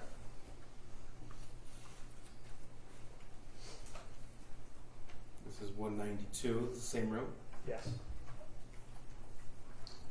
Again, 193. This is also the same room? Correct. And 194, what are we looking at here? So when you walk into the bedroom, immediately to the right of the doorway. The master was- bedroom? Yeah, the master Okay. bedroom was an armoire. Okay. 195, this is the same armoire with a slightly different perception. Correct. 196, is this still the room?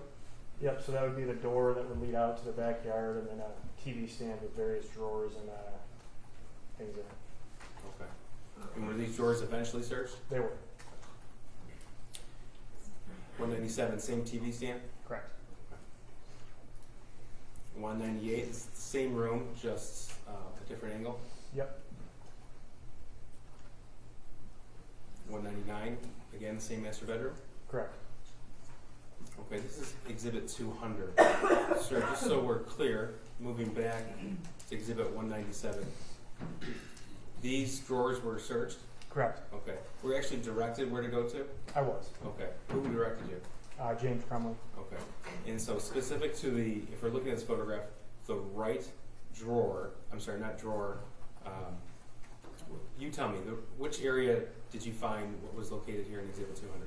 Yeah, so when you're looking at that picture, to the right door there, you open that up, and there was two shelving, shelves on it, and the gun safe was on the top Okay. shelf. And who told you where to look for that? James Crumbley did. Okay. And that's already been admitted into evidence, and that has a locking mechanism on it? It does. Okay, were you told what the combination is? I was. Objection. Your Honor, just irrelevant to Jennifer's case, unless the information came from her. Okay, well, I'm sorry, what James would say is hearsay to this officer, so I would object for that reason. isn't it?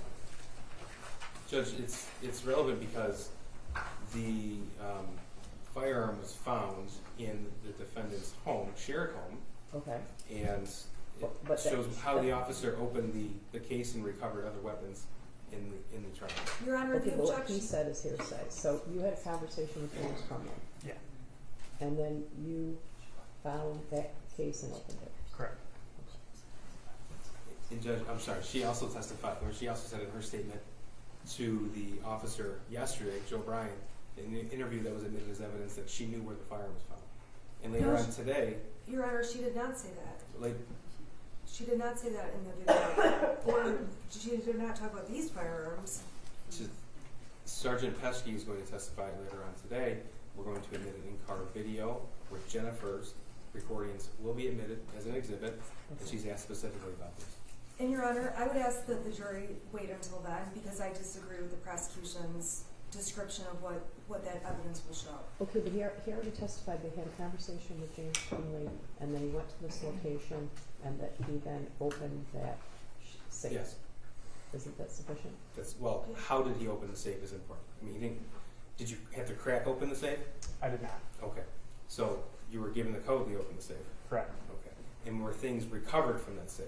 Yes. Okay, so without having to crack open the safe to recover the items, you learned how to open it. I did. Okay, and then how did you open the safe? Your Honor, I object to him saying what the code was, because Jennifer Knowledge had no awareness of the code And that's what the prosecution is hoping to slip in here as hearsay that James told this officer. He said he had a conversation with James and then he opened the safe.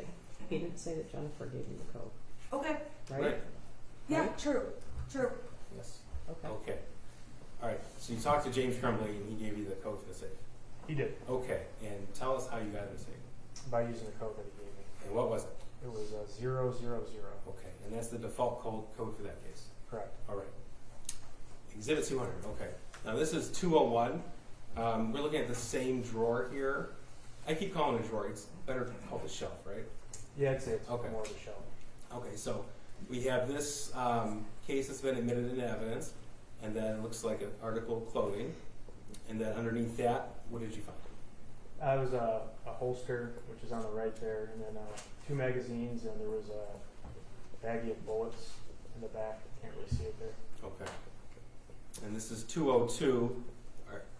You see 2 magazines and a baggie of bullets. That wasn't on the shelf when you walked into the bedroom, right? So that's what you pulled out of there? Yeah, so that was at that point it had been removed from the shelf and it was placed into the bag, and the magazine was placed on the top of the TV stand there. So this is 203. Again, this is the locking case. Is that correct? Correct. Okay, so tell us what was found in the locking case. So I located a 22 Kel-Tec handgun and then a 22 Derringer. The Kel-Tec's the black handgun and the Derringer is the silver handgun with the brown handle on it, and then some ear protection.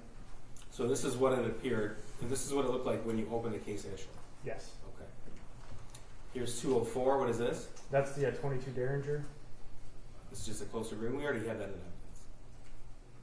205 is the same firearm, just from a different angle. Correct. Okay, 210. What are we looking at? That's the 22 Kel-Tec that was recovered from the safe. 211. This is a close-up view of the Derringer. Correct. Okay, 212. When we're going back to one of the shooter's bedrooms, we saw that Packer's helmet in a different photograph. This is a close-up view of the nightstand. Correct. Okay, and what are we looking at here? Those would be spent shell casings from fired from a weapon. Okay, and that's the condition in which you observed it on November the 30th, 2021? Correct. I'm sorry, is that 212 or 213? That's 212, Judge, because we just have a 213 is slightly similar picture. All right, 216. This isn't a real firearm, is it? No, it was I believe it was a BB or pellet gun. It wasn't a. But that's where it was found in the shooter's bedroom on November the 30th, 2021. Yeah, on the computer chair in the shooter's bedroom. Okay, 217, just a slightly different picture. 218, what are we looking at here? That would be a drawer from the dresser in one of the shooter's bedrooms. 219, same drawer. Correct. Okay. 220, what's this? It's an empty bottle of whiskey next to one of the shooter's beds. Okay. Now, judging by the wall color, would that be the same bedroom that the targets were found? Correct. Right. Here's 221. This is the same bottle of whiskey, correct? Or empty Yeah, bottle? just at the end of the bed, just sitting on the floor. Okay. And 222, what is this? That was a notebook that was recovered from one of the drawers in the bedroom. The drawers in the bedroom. And 223, what is this? There were various knives that were found in the bedroom. Okay, where were they found? I believe right on. I think that's on one of the shelving units in the room. Okay, so in one of the earlier pictures, we saw a wall shelving unit. Would this be a close-up view of that? Correct. Okay. This is 231. Now, what's this a picture of? Yes, this would be that door would be the front door if you were exiting the residence. When you were coming into the residence, to your immediate right was the couch. That TV was on the wall, which was facing the front of the house. So that was a view of the living room. Okay, so the door that we see in the right-hand side there, that's the front entrance door. Correct. Okay. So this is what you would, when you walk into the house, this is what you walk into? Yes. Okay. That's 231. This is 232. What's this? Same thing. When you'd immediately walk into the house, that's what you observe. That's the living room area, the couches. The TV would be just in front of that. 233. Same thing, just a different view. So this angle would show that hallway, which is observed, or straight ahead would lead directly into the kitchen. 234, this is also living room? Yeah, it's the TV stand. Okay. Okay, 235, what are we looking at here? So that's the kitchen had an island. Underneath the island, there was various drawers that you could open up, or shelving units and stuff. That was a box for the 22 Kel-Tec that was recovered in the master bedroom. Okay, and that's an evidence as well. 236 is just a different angle view of where that Kel-Tec box was found? Correct. Okay, was the Kel-Tec box opened? It was. Okay, and what was found in there? When I opened the Kel-Tec box, it was a secured cable lock for a firearm. It was in the packaging still. So 237 is just the side view of that Kel-Tec box you found? Correct. And 238, you said it was still in the packaging. Is this how it was found? That's how it was found. In fact, there's still keys in that locking mechanism. Is that right? Yeah, there was the keys were at the end of there, towards the bottom of the lock. Like where it looks like a black box there? Yeah. Okay. Yep. And that's also an evidence. That's 238. 239, what's this a picture of? I believe that's a PlayStation unit or a gaming system that was recovered from the residence. So then, things from the Crumbley home, such as video games, were seized as well? Correct. Gaming system, okay. So here's 242 with some of those. Correct. 243 with more. Correct. And 244 as well. Correct. Okay. Were the vehicles searched as well? They were. Okay. What are we looking at here? That was the back of I believe it was the gray Kia that was searched in the driveway. Okay. That's 245. 246, this is the same vehicle, just different angle of that hatchback. Correct. This is 248. Okay, so there was no garage at this home, is that right? No, there was behind the home, or adjacent to the home, it was more like a shed that was behind the house. Okay. Was there like an overhang type area where a barbecue grill is at? Yeah. Okay, so 248, is that to pick that? Yeah, correct. And what are we looking at here? Yeah, so those would be BBs for a BB gun. Which ones are you looking at? Looks like a plastic container. Okay. Yep, and then it looks like there's more in the which would be the original plastic container. Some nails. I'm not sure. That looks like that's probably something used to clean the grill next to it. Okay. So this is now going to be 253. You said there was a shed? Correct. Okay, and so the shed was searched as well? It was. Okay, so what are we looking at here in Exhibit 253? So that'd be immediately when you walk into the shed to the right. There was multiple shotgun-style BB guns located. Okay, and 253 depicts one of those? Yeah, correct. Okay, here's 254. What is that?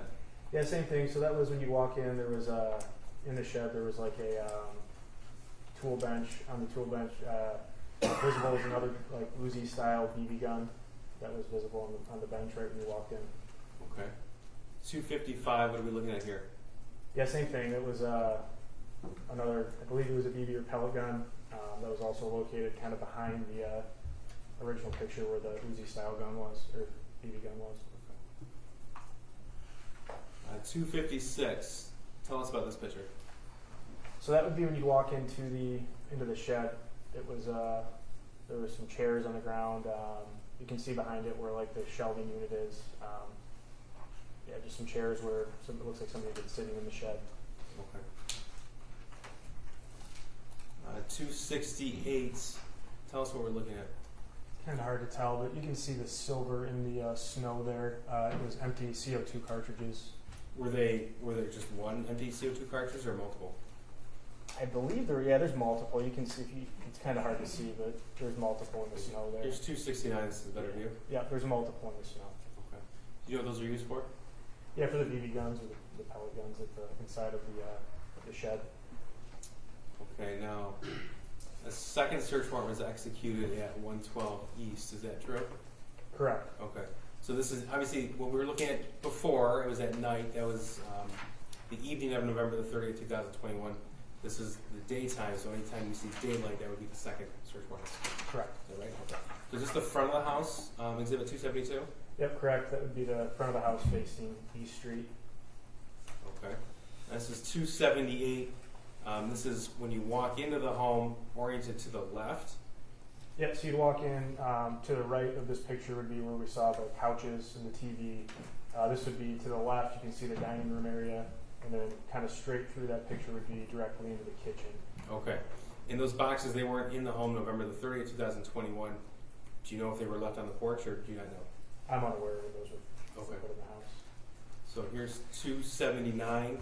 Is this standing as you walk in, turn to the left? Yep, so you walk into the left, and that was kind of like the dining room area with the table and the various Christmas decorations. Okay.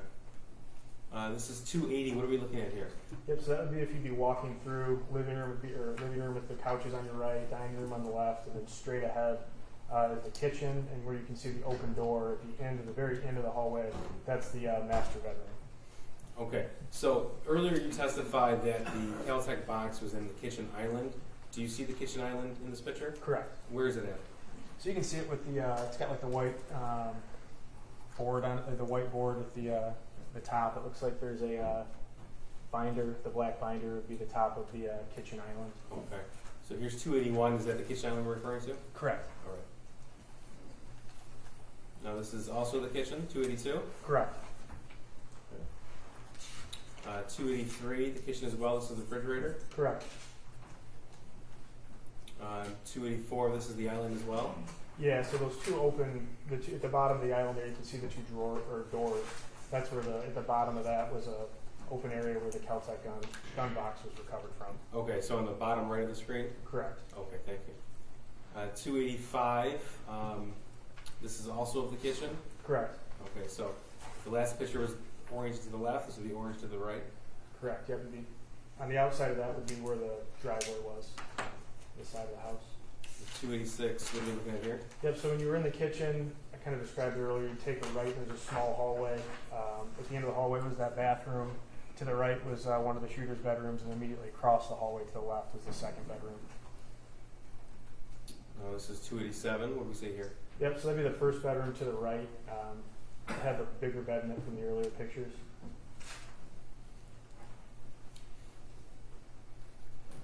All right. 288.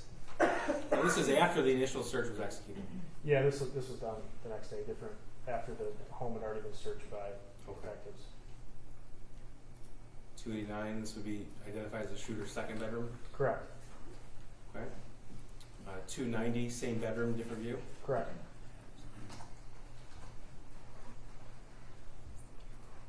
What do we see to the left of the bed there, the shooter's bedroom? Are we referring to the stand kind of to the left of the bed there? On the ground. Looks like a Gatorade bottle. Was there a litter box on the ground? Yeah, it had a litter box, yeah. That's 290. 291, this is the same bedroom, now looking towards the closet and the door. Correct. Here's 293, this is down the hall looking at his, what we refer to as first bedroom. Yeah, just directly across the hall was the first bedroom. Okay, 296, this is the room with the boarded window. Correct. From the hallway. Correct.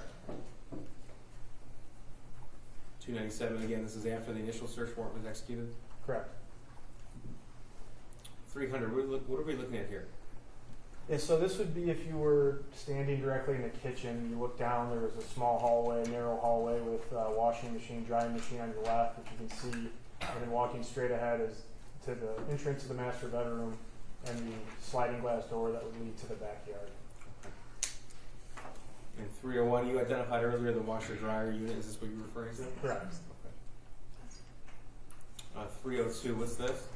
Yeah, so when you were walking from the original picture, you saw the washer and dryer to the left of the washer, and prior to getting to the washer and dryer to the left was a small little hallway that was filled with various items, and that was what you're looking at right there is kind of like the landing leading to the basement. Okay. We just have a few more to get through. 303, what are we looking at here? That's the entrance to the master bedroom. To the master bedroom, okay. Correct. 304, this is taken in the master bedroom.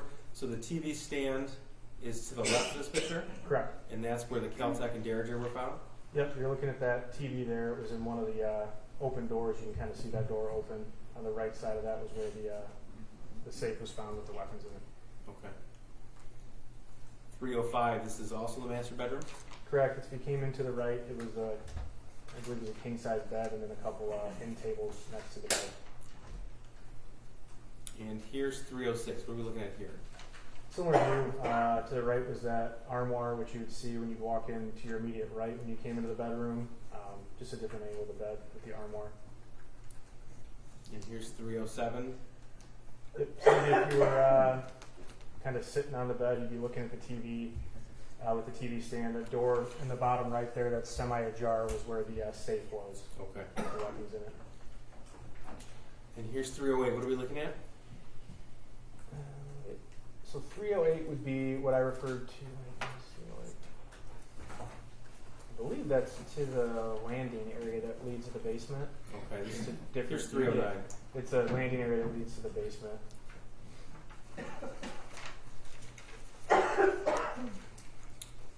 Here's 316. So we had already looked at the picture of the barbecue grill. You identified that there was no garage but a shed. Where would be the shed in this area here? Yeah, so this would be where that door, the landing was. You'd walk out and there was this little area with an overhang with the grill that's visible there. If you were to walk straight past that grill into the yard there, to your left would be the shed. Okay. And here's that 317. What are we looking at here? Yeah, it's just more of the overhang area there. Kind of adjacent to the side of the house.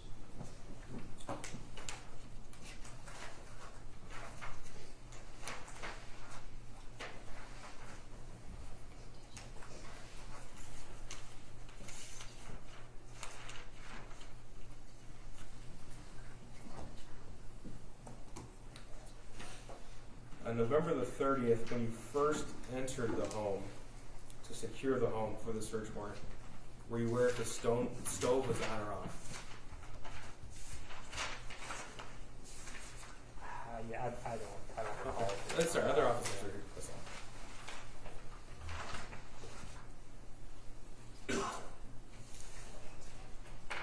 all. Nothing further. Thank you, Judge. Cross. Thank you. Good afternoon.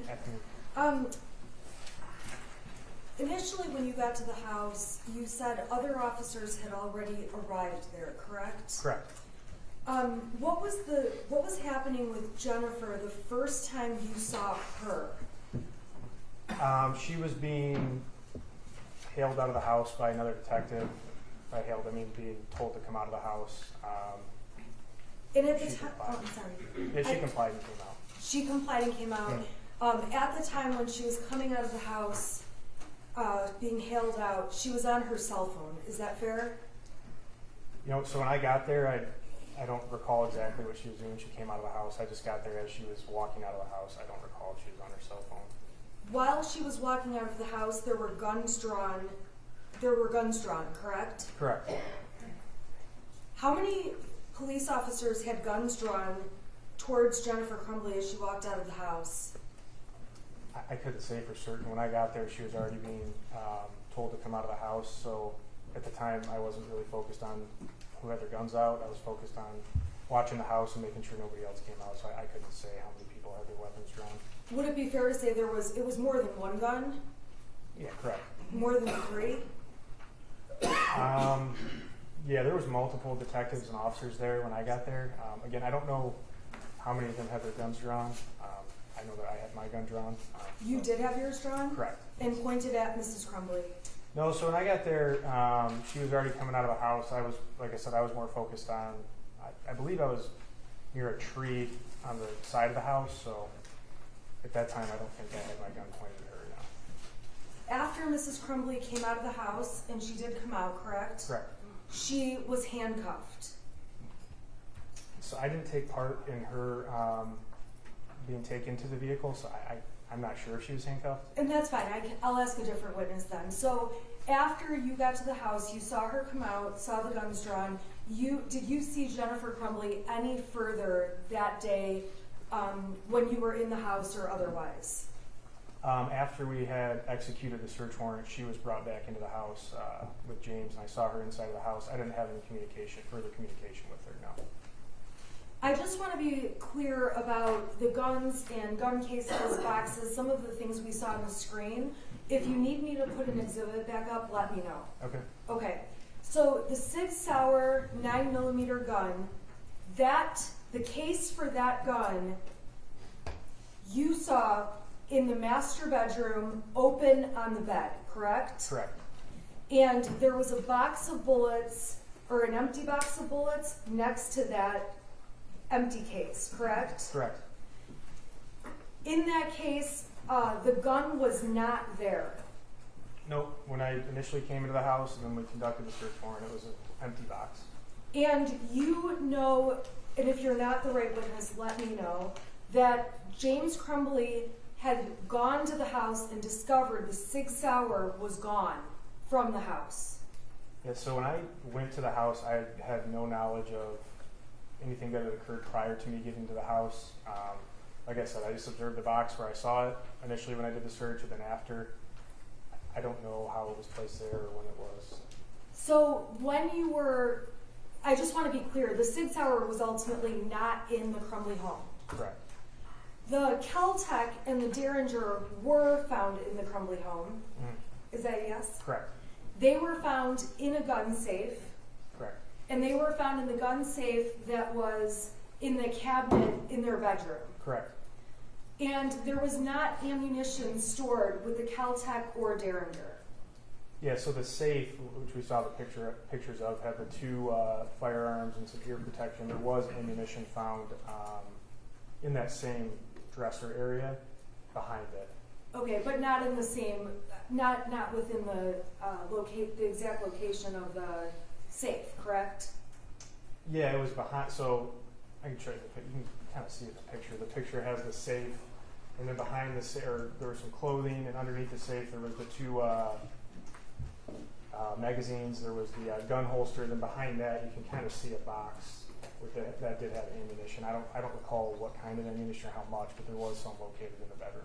Okay, and that's ammunition that goes with those two guns, not the Sig Sauer. Yeah, so the ammunition that was the empty box on the bed was 9mm. And to be honest, I don't recall what ammunition was found behind the safe, but there was ammunition found behind the safe. Okay, and then I just want to be clear about one other thing. So there was a kitchen closet we saw where there was like a blender and some other appliances kind of on the floor. You testified that you found the box to the Kel-Tec in that little kitchen area. Do you know what I'm talking about? Yeah, correct. And that box was, while that box was in there was no gun in the box or anything along those lines. Nope, it was the Kel-Tec box just had that cable lock, which was in the bag. That was all that was in there. So the three guns that Jennifer Crumbley and James Crumbley had in their home, the three that we've talked about include the Sig Sauer, the Kel-Tec, and the Derringer. It's fair to say there were not any other guns in the home aside from BB guns or pellet guns.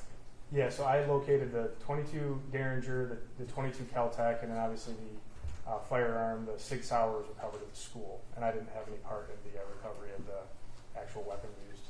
Well, to me it looks like they've got a lot of guns, but I can't tell the difference between a BB gun and something else. So I just want to be sure, aside from knowing about the Sig Sauer at the school and the Kel-Tec and the Derringer, all the other guns that we saw in the pictures, those were BB guns or pellet guns. Correct. And the casings that we saw on the ground in the snow, those were from BB guns or pellet guns. Yeah, so the CO2 would be used to operate some of the BB guns that were found in either the shed or the bedroom. And in the backyard, you could tell that they had shot BB guns there before because there's also targets up, correct? I recall the BBs that were located. There was the empty CO2 cartridges, which would indicate that they were used. I don't recall specific targets in the backyard, but I do recall the other things there. And then when you were testifying, there was very brief testimony that there was a litter box. That was in the second bedroom of the Crumbley son, correct? Yeah, when you walk to the right and left was bedrooms. That was the bedroom to the immediate right, and right next to that was the bathroom, and across the hall was what I think we described as the first bedroom. And just very quickly, when you were executing the first warrant, the Crumbleys had a dog in the house.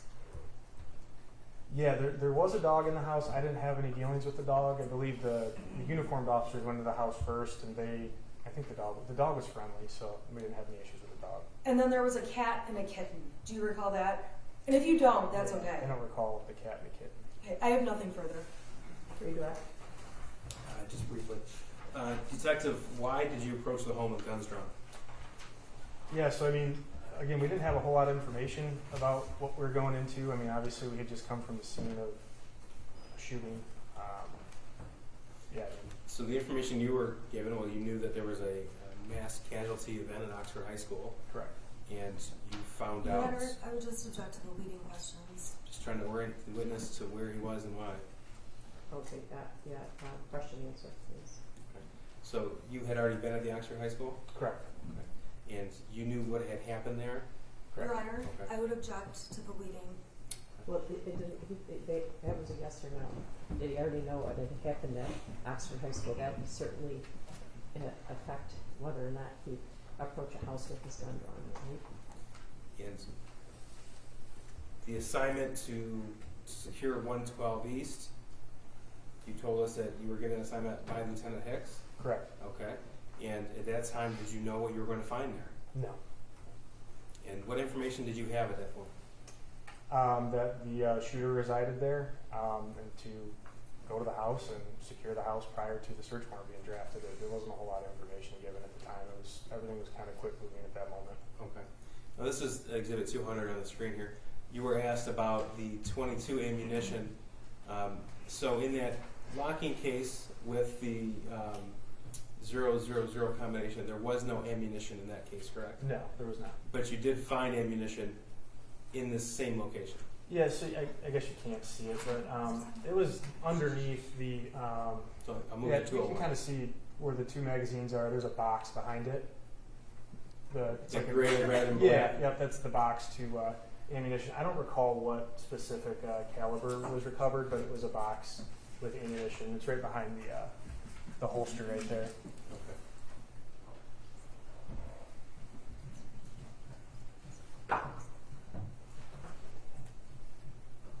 Okay. I've done it for the question. Thank you. So you can step down and you're excused. Who is the next witness going to be? Sergeant Eschke. Okay, short, long, medium, long. I mean, I don't want to, not short. So if we could take a brief 10-minute break, might be a good time. Good. If the court is so inclined. Yeah, sure. Okay, so 10 minutes. Okay. All rise to the jury.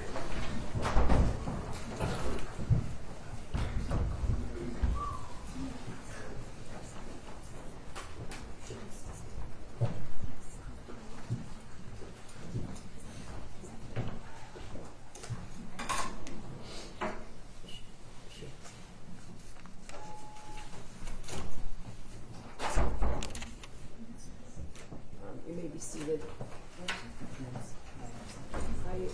I got a note from the jury during the break.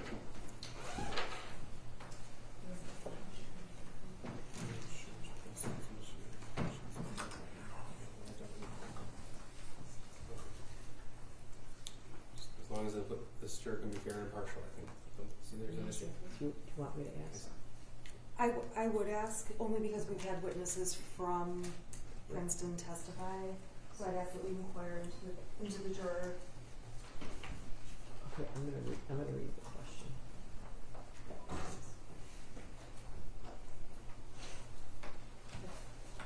May I?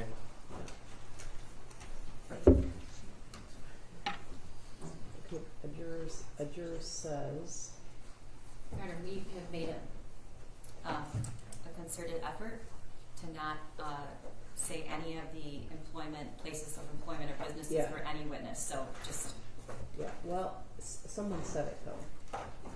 I was a believe witness. opposing counsel did, but we've made an attempt for all of the witnesses not to identify specific places. Your Honor, I didn't mean to identify, I didn't even realize that the prosecution, there's no order preventing the release of the name of where Mrs. Crumbley worked. I didn't violate any order. I'm not I suggesting didn't that, say Your Honor. I think that saying the work location triggered number 15 to send us this note, and it sounds like she works indirectly with someone who is with Ms. Crumbley's former employer. She doesn't say that she knows anybody from there, but after the break, I'm going to bring her in and ask her. Okay? Sounds good, Yeah, thank she you. doesn't say she knows anybody, but she just, I actually am appreciative when these jurors say that I maybe know someone. I think they're doing what they're supposed to, so. All right? I just want to make sure, I didn't do anything wrong by saying the name. You didn't do anything wrong. Okay, I didn't suggest you did. Yeah, that's what, I was just trying to give the warning to the court before. yeah, it's- that's the reason that the juror recognized. got it. Yeah. Perfect, thank you. Okay, so I'll be back. All rise.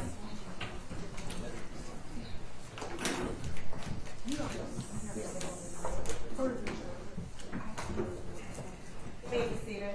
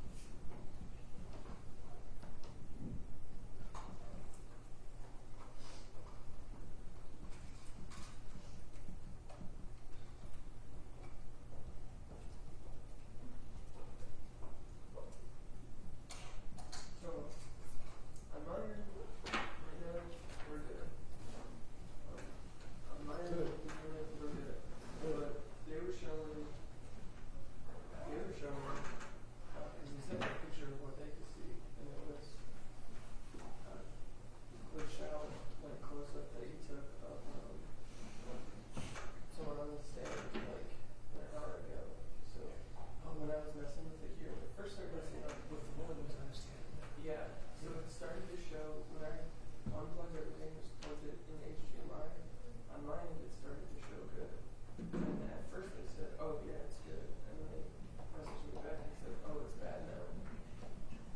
And then they told me to call them, so that's what I did. I went outside and called them. But when I came back in, it was still showing. Why don't they call IT support? If it's just this unit.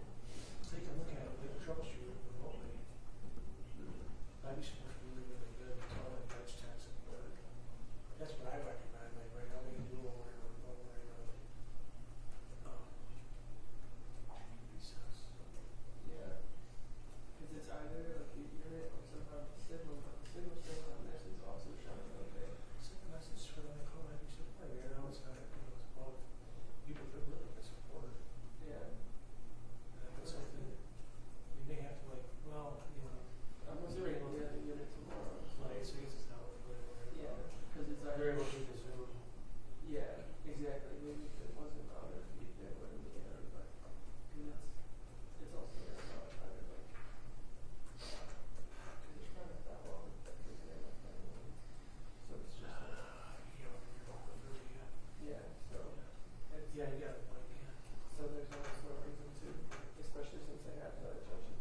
But I'll bring you more adapters tomorrow. Yeah, I'll also have some more stuff tomorrow, so it will be good. That way there's stuff here, because I think there's stuff that we can do. Is we don't have anything to do. We can't troubleshoot out here.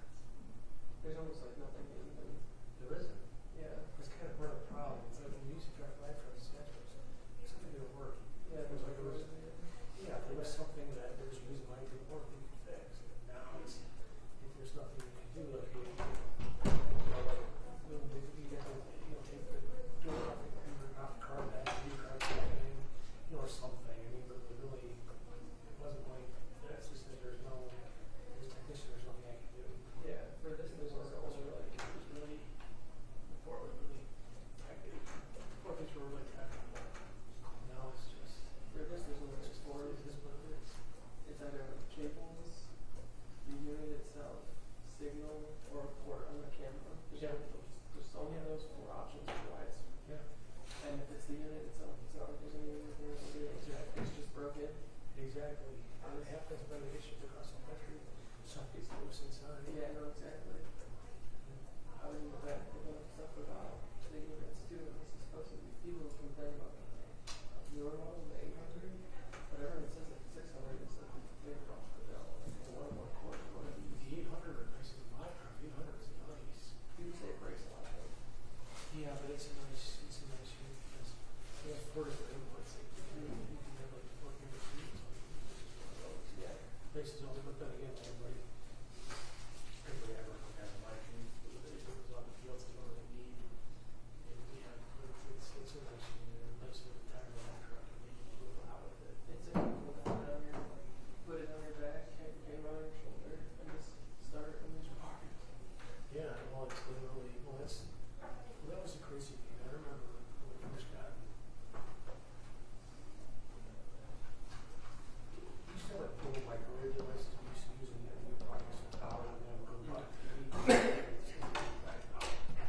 you couldn't just go anywhere. I remember when we first got live, it was right around when Governor Bill President. I remember he was known as governor of the Chicago. I like slept outside his house in my truck over there. I was hoping that when we worked this thing, I shot him to the live truck. I got shot at him coming out in the car next to him. And then I gave a thumbs up, he gave a thumbs up. We had Today chased when we vehicle. We had a vehicle that chased the vehicle that was out there following it. That's the one I was So he's out here. there. I'm gonna take Out that around the one. line. Okay. You know, the guy's So out there. I'm gonna use that. It's usually the This is morning, the student's home with me. the camera shooting us is not me right out there. And he's on camera, right? He's on a plane. And then we end up trying to get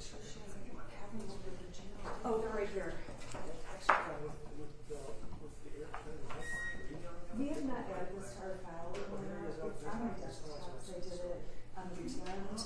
So, can I do this? Can you remind me we need to get it in our file? Yes, thanks. Yeah, I didn't put it in our file, and I also didn't put it. Then they had all kinds of follow to a restaurant. That's not in the file, in the court file. At the restaurant they went. Because it's, this one Roadhouse is like Restaurant Colorado. sealed, so I didn't file it. The other one I filed, what you're doing, what I filed, Right, okay, yep. Thank you. You're welcome. He was on camera literally from the minute he left his house. So he went to prison on live television all the way across the country, except for when he was on the airplane. Just the, I remember that in the newsroom. And life is really great. I remember going back to the newsroom. Watching the coverage. And we're doing fun. And I was riveted because it's just how that was. I have a record That of like another photos music where you- like microwave. I'm not gonna do it. I have a few, we did it, we argued about it so much, and I have it. Okay. Yeah. All right. I got it, I got it.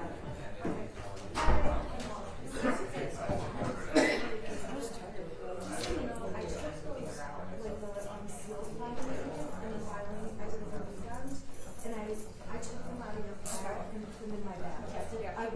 I just wanna make sure I don't get some bag. Okay. Sounds good. You do with those here, you know, maybe it was screaming. Oh, sorry, that sucks. We're reading one of the close today. We're going to know some of that and then so I don't like put together some closes. I've got a little, what do you listen to? I got two of the guys.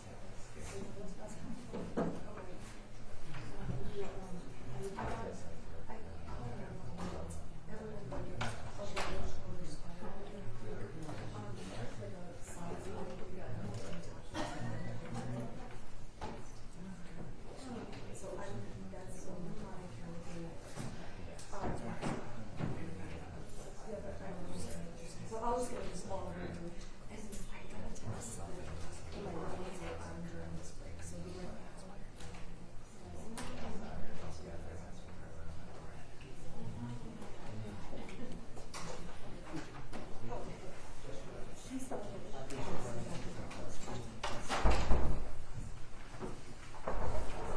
All right.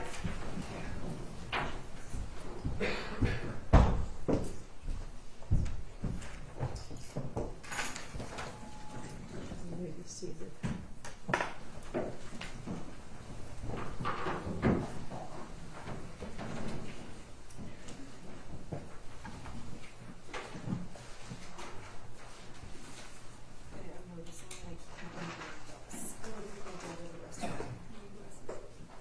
So that's, this is gonna be. It is. Are you waiting for me to tell you you're good to go? Oh no, this is no. I was talking to the camera guy. I don't know if he's Oh, gonna- wait, I didn't know if you were talking, you're all right, I didn't know if you were talking about the juror, that's what I was reading then. oh yeah, you're waiting for the jury to come in. Okay, all right. Well, the one particular juror that we talked about before you left. Oh, okay. Yeah. Yes. Let's. Yeah, I'm gonna bring 15 in briefly. As soon as prosecutor gets here.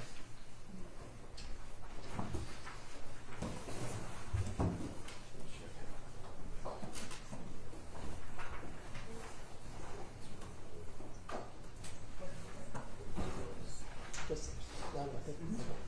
We're gonna bring number 15 in briefly. Okay.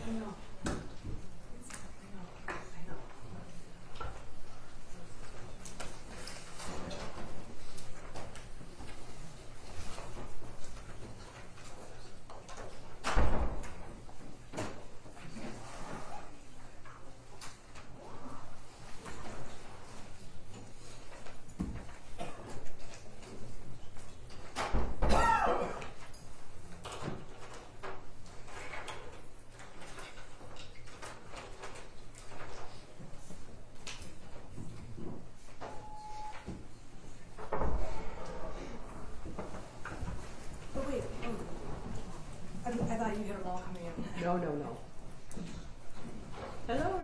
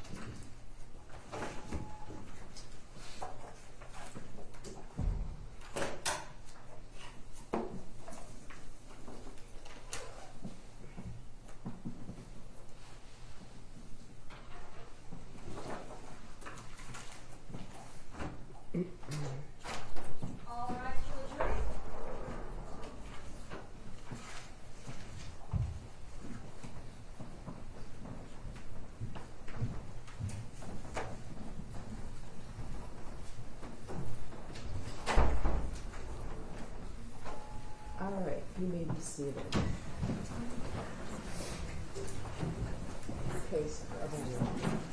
Okay. So, several of the jurors, you guys are kind of in two camps. You know, we got north and south going back there, two different jury rooms. And I've had a request for more menu items for lunch. All right, so I've been working in the courthouse for over 32 years. I can see you all doing the math. I know you think I must have started here in the 6th grade. But in 32 years working here, we have never provided lunch to a jury. So it's kind of a big deal.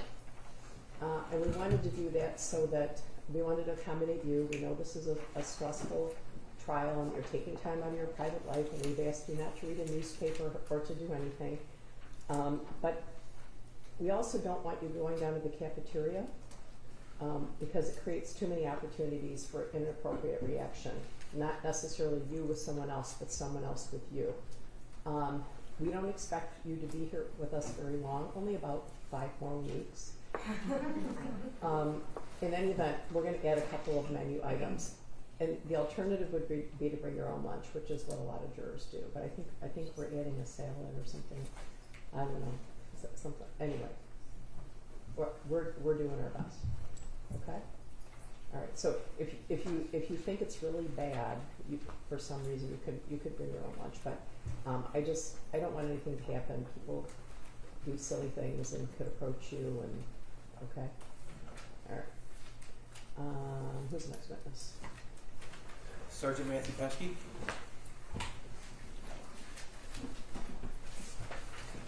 All right, could you raise your right hand? Do you swear or affirm the testimony you're about to give is the truth so help you God? I do.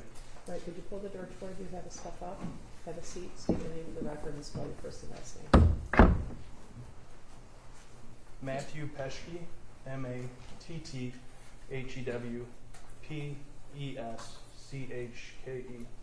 Thank you. Go ahead, prosecute. All right. Good afternoon, Sergeant. Good afternoon. Can you tell me or tell the jury how long you've been employed by the Oakland County Sheriff's Department? For 20 years now. And you are currently a sergeant, correct? And what's the scope of your assignment and duties at this moment? My assignment and duties at this moment is I'm a detective sergeant in the Special Investigations Unit at the Oakland County Sheriff's Office. Oh, I want to direct your attention to November 30th of 2021. Do you remember that day? I do. Can you recall where you were when you heard about the shooting at the Hotspur High School? I was at the Pontiac substation. Okay, and can you tell the jury what you did? How did you hear about it? My partner at the time, Kevin Thomas, came into my office, told me there was an active shooter at the Oxford High School. And what did you do? I grabbed a vest and I got to my car and I left for Oxford High. Okay. Did you light some sirens as fast as you could? Did you join the caravan or did you? I went lights. I didn't have sirens at the time. Okay. And about how long after that did it take you to arrive at the school? Maybe 20 minutes. What did you do when you approached the school? I went in through the entrance by the pool. What did you observe when you drove into the? Could you get to the parking lot of the school? I got into the parking lot. I double parked at that point, and I went into the school. Okay. And can you tell the jury about what time that was, if you know? I don't know. Were you aware of whether or not the shooter was in custody? I had heard on the way over the radio that the shooter was in custody. Okay. At that point, what did you know about injuries or fatalities? I knew that there had been 1 or 2 homicides at that point and injuries. I wasn't sure how many. Okay. So you said, which entrance did you go into? I went in by the pool. And what did you do? At that point, I located other members of the sheriff's office.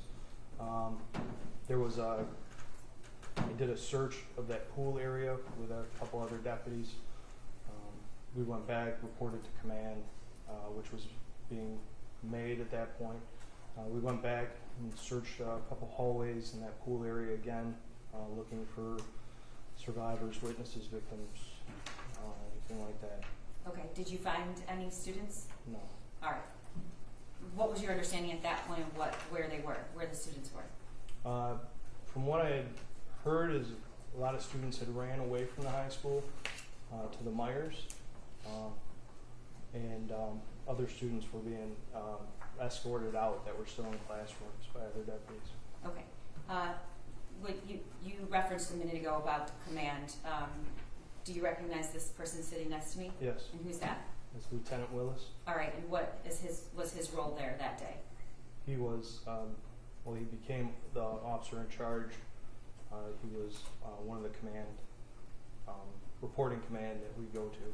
So when you say command, were you finding Lieutenant Willis at that point? Was he instructing you or was somebody else instructing you? Captain Hill was also there. Okay. So after you cleared the pool area and another hallway with officers, what did you do next? At that point, I was advised by command, the structure, to go to the house and the residence of Ethan and secure. We've decided that I've asked that we not say his name, so we refer to him in these proceedings as shooter. Sorry. That's okay. My fault. I should have explained that to you.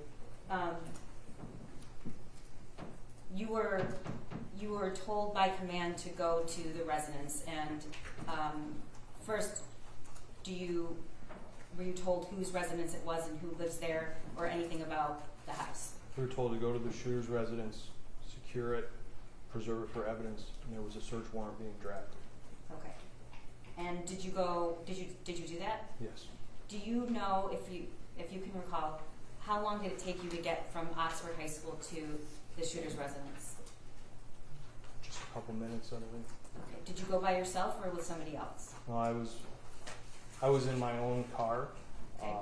but I went with Deputy Steele, or Detective Steele at the time, Detective Stoyak, and Detective McPherson. And I Okay. believe there was a marked unit already at the house. And you were instructed to do what when you got there? To get any occupants out, secure it, look for if anybody was injured, destruction of evidence, anything like that. Okay, and you mentioned a search warrant. Were you told that there was a search warrant, or they were attempting to get one? What were you told? Search warrant was being drafted. It was not signed yet in order for us to begin our search. Okay, is this something that you've done frequently in your career? Yes. All right. And what do you typically do when you arrive at a residence of any kind and you know there's a search warrant you're attempting to get a search warrant? What's the protocol? The search warrant gives you authorization to enter the house, and to search the house, more or less. So when you arrive on scene, normally as you're entering, the guns are drawn, you don't know what's in there, you don't know about animals, you don't know anything like that.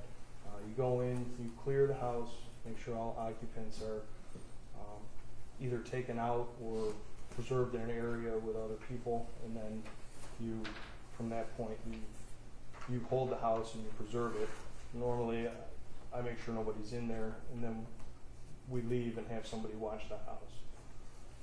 But not leave the area. We stay in the area until the search warrant is done by someone else. Okay.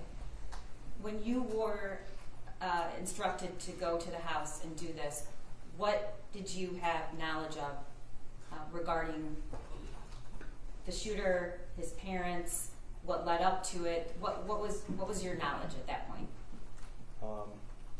I had knowledge of the shooter's name. I had knowledge that high school students were killed and injured, and that was pretty much about it. Okay. At that point. Thank you. Did you have any knowledge about who else lived in the house? No. Okay, so you knew almost nothing. Is that right? Yes, Okay. I knew nothing when I went to the house. Okay. When you arrived on scene, what did you observe?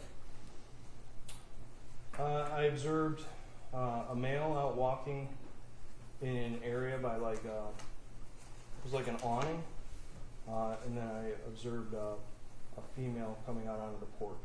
All right. Do you see that at some point? Did you learn that female's name? Yes, What was her name? Jennifer Crumbley. Do you see her in the courtroom today? I do. Can you describe something she's wearing?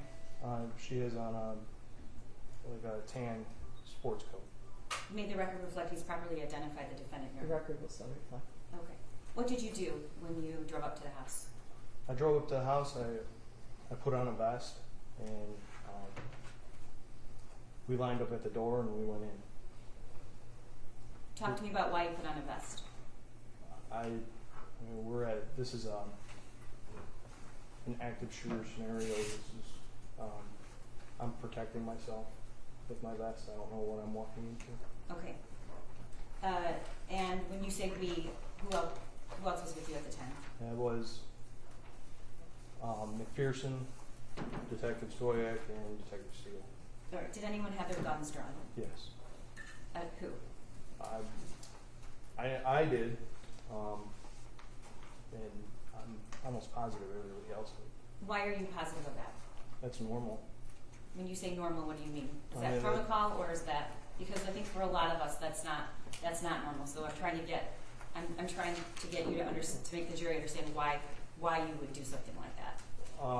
Well, like I explained, we didn't know what we were going into, so we were just making sure we were protecting ourselves. Is that something you do frequently when you approach a house to execute a search warrant or to clear the house? Yes. Okay.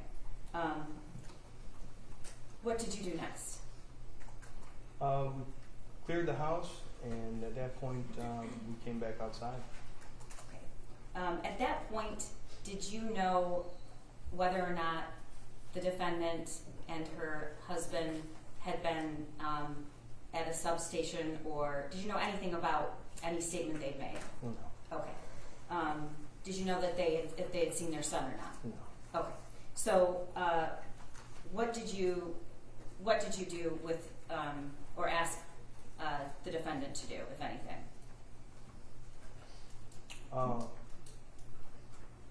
Can you rephrase? Yes. At some point, you had an opportunity to interact with the defendant, correct? Yes. Can you tell the jury how that happened? She was seated in the back of a patrol car in front of the house. Whose patrol car? Weingart's. Okay. And at some point, was she in the back of another patrol car? I never saw her in the back of another patrol car. Okay. Deputy Zajac was also on scene in a marked car. Okay. So what was the first interaction you had with her? When she was in the back of Deputy is it Weingart's? I believe it's Weingart's, yeah. Okay. And what did you do, if anything? I advised her she wasn't in custody, and I originally jumped in the driver's seat, but then I walked around to the back seat and I opened her door. Why did you do that? She's not in custody. I just wanted to have a conversation with her. Okay. Did you leave the door open or closed? I opened it. Okay. Did she express a preference about whether it was opened or closed? She liked it open. All right. This conversation takes place for about 49 minutes. Is that correct? Yes. Okay. Were you talking the entire time?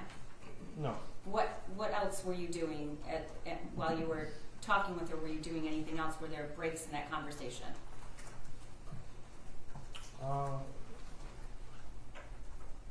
There may have been breaks near the end of it, where I was looking for further instruction.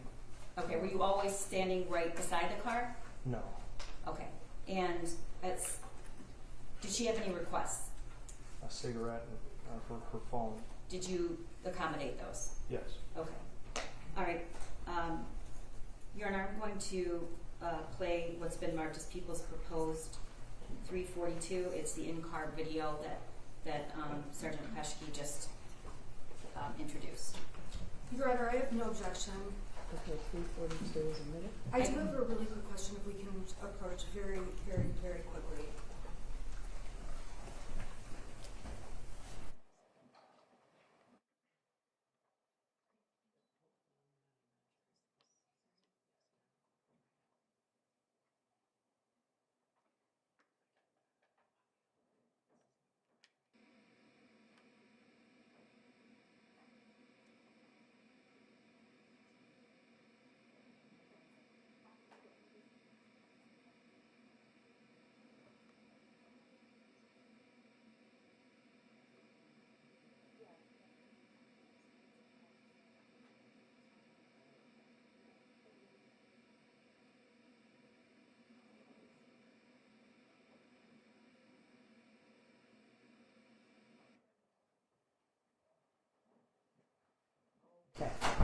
So I do want to just put on the record that while this is a lengthy video, it is 49 minutes. It's a critical, we believe, and so I just am asking for the jurors' patience in viewing it. There might be some boring parts, is that what you're saying? I don't Some believe lulls, I some do not believe lulls. there are any boring parts, but Lulls. that's me. Lulls. I think even the reason for the entire video is even during the period where there's no conversation, it's an opportunity to view and observe the defendant. So I just want to put on the record why I'm playing the whole thing. Okay. And Your Honor, we have no objection. We stipulate to the exhibit. Well, in the interest of completion too, it's good to play the whole thing, so. Okay. Right. All right.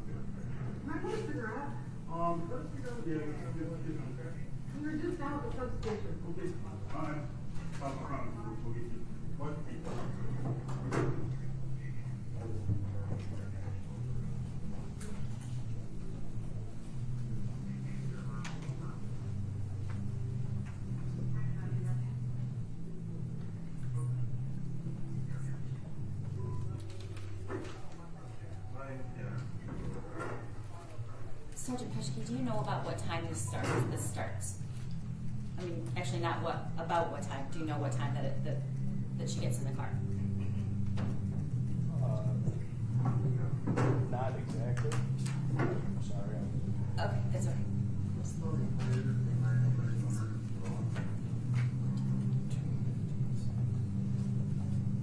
So what, can you tell us what the time says? It's 14:57 at that. I mean, I know my son was the one that shot the schools, but I'm not quite sure like why we're in the back of the cop car. Well, right now,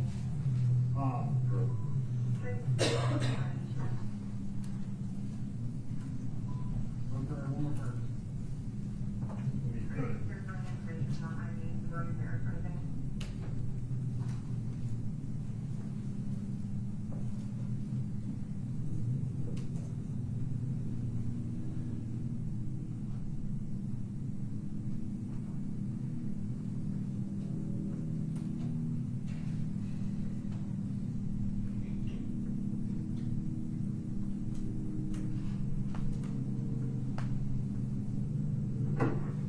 All I know is we're detaining you until investigators can get things figured out. Is there like some air back here? Yep.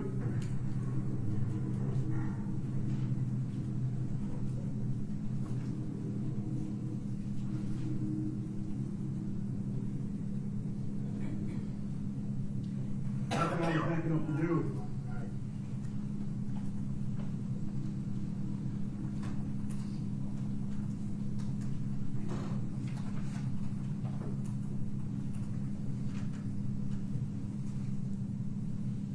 I left the stove on.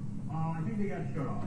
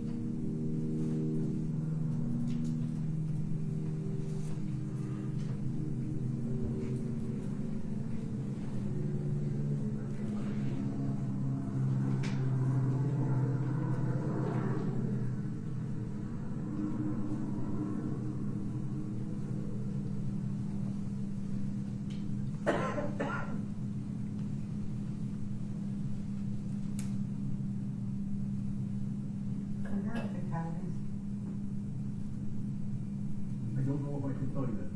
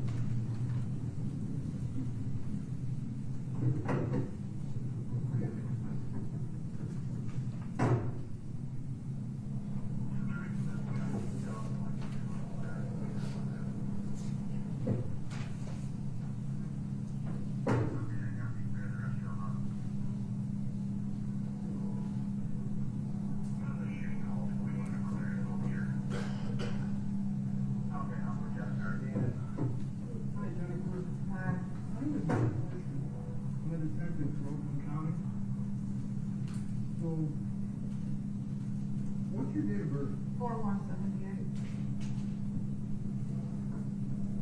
Okay.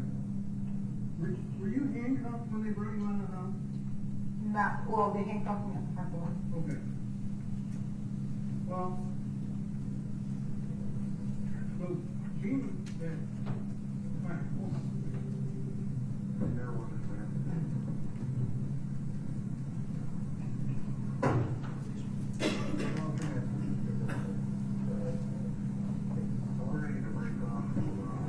Jennifer, does anybody told you what's going on? I was at the substation and I saw my son and answered questions. I know what he did. Okay. All right, so you understand, you're not in custody, you're just, right now, we need to check your house for evidence. That's fine. Okay. Would you be willing to sign a form? For us to check, we can go to your house? Yeah. Okay. Is his room far in the back? Is here something? Yeah. Okay. Is his room all the way in the back? No, he's got, there's 2 pits on either side of that. So he has 2 bedrooms? Yeah, because his bedroom got so out of control, he moved to the guest room, and that got out of control, and I haven't got a chance to put it yet. Whose room's all the way in the back? Those are mine. Me and my husband. Okay. What's your husband? James. Is that Ethan's dad? Yeah. Biological? Yeah. Okay. Does he own a firearm? Yes. Ethan does? No. James? James does. Did you see that box that was on your bed in the back bedroom? I haven't had a chance to go back where that. Okay. What's a good phone number for you? 248-760-7502. Did Ethan have a phone? He did. What's that? It's stored in my phone. I don't know off the top of my head. My phone's in the bumper of that police vehicle, so I can get it. Okay. And your husband's name is James? Yes. James, same line? Yes. Who's Hazor? Who? Hazor? No? Okay.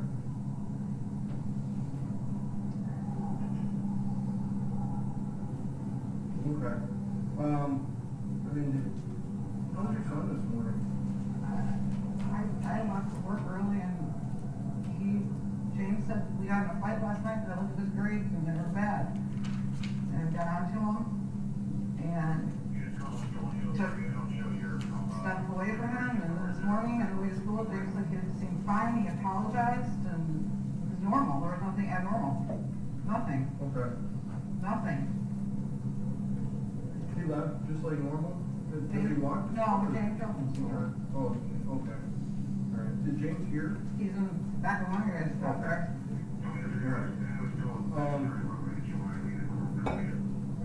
When did you get home from work? The minute he told me there was an active shooter after high school, and we couldn't get a hold of Ethan, I left, so I don't know what time it was, like, I don't know what time it is right now. Okay. So, We went right to the substation. alright, so you were gone this morning before Ethan left for school? Yeah. And James took him. What time did you leave? Well, wait a minute. Jane took him first, I woke up late this morning, I left after. Okay, were you sleeping in the bed? Was I sleeping in the back bedroom? Yeah. I mean, that's where I sleep, that's where I woke up. Right, but, so I guess it's kind of hard for me to ask you because there's a gun box on your bed. Yeah, that's probably, that when we found out there was an active shooter, we were at school early this morning, because the counselor found some drawings on the paper, and said, didn't seem a concern to stay at school, and then we found an active shooter, James came home, and he opened the gun box, had the guns gone, and we had the bullets hidden in two separate spots, and the bullets were gone, and instantly it's like, oh shit. Okay. I think that's what we do with this. Okay. And I drove straight, we called Logan County and told them what we thought, and they called us down to the substation. That's where we were. So, We just got back from there. so you guys noticed the gun was missing this morning? No. No. No. So, I guess explain it to me again. Didn't notice it until we heard there was an active shooter. Okay. And we were just at the counselor office because Ethan was drawing some weird images on some paper. And then all of a sudden there's an active shooter, and James flew home, and he's like, I had the gun hidden, and I told him where I hid the bullets, and they were both missing. So sometime, I don't know.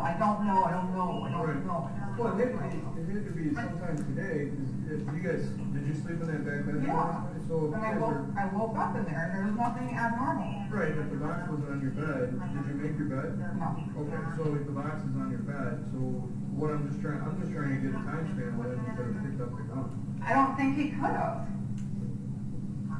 Not this morning. Unless, do you think, is it possible that James maybe, checked the box for the handgun and put it on the bed? Well, yeah, I told you. Okay. Yeah, after we found I out. guess that's the part that I was missing. Yeah, after we heard there was an active shooter, and after what we talked to the counselor at the school today, he came here during this whole time this was going on, and that's when he noticed the gun was gone, that's when he called you guys.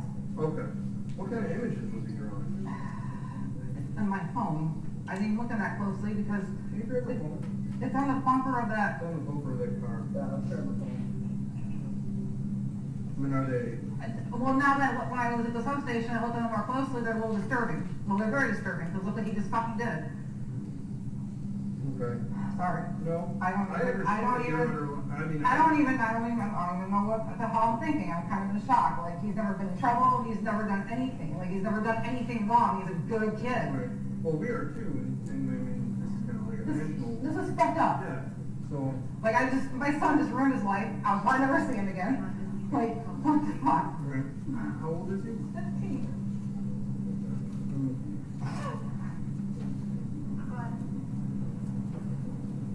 I'm sorry. No, I wouldn't. The green one? Yeah.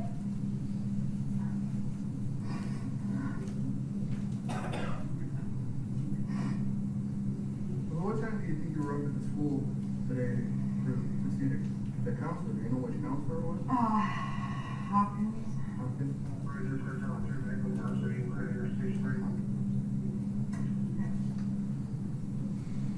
And now that I look at him closely, and this was just, we literally left the school, I went back to work, and then this started happening. I'm gonna take a picture of this, okay?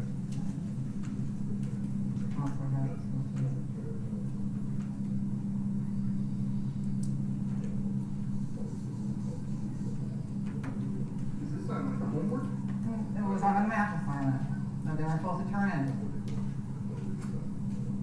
What did he say when you started talking to him today with the counselor? He said he was sorry that we lost a dog. His best friend got sent to an OCD facility treatment thing, and my mother-in-law passed away, and he said he was dealing with a lot of stress, and he was just putting thoughts on paper. It's the first time we've ever seen anything like this, or he's ever been You've involved. never seen anything like this before? No, and he's never I don't know.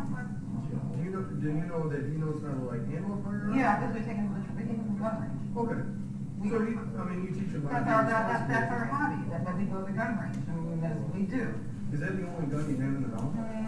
Well, the one, aside from the one that he took to the school, yes. There's like BB guns, but There's BB guns, and then I think it was a 45 caliber that was at the school. that was a 9mm. A 9? It should have been. But you don't have it, like, There's, what is it, Glock? no, it's a SIG something, Okay, the SIG. which we just got on fucking Sunday. Friday. And we took him to the gun range so they can. Oh, you just bought it?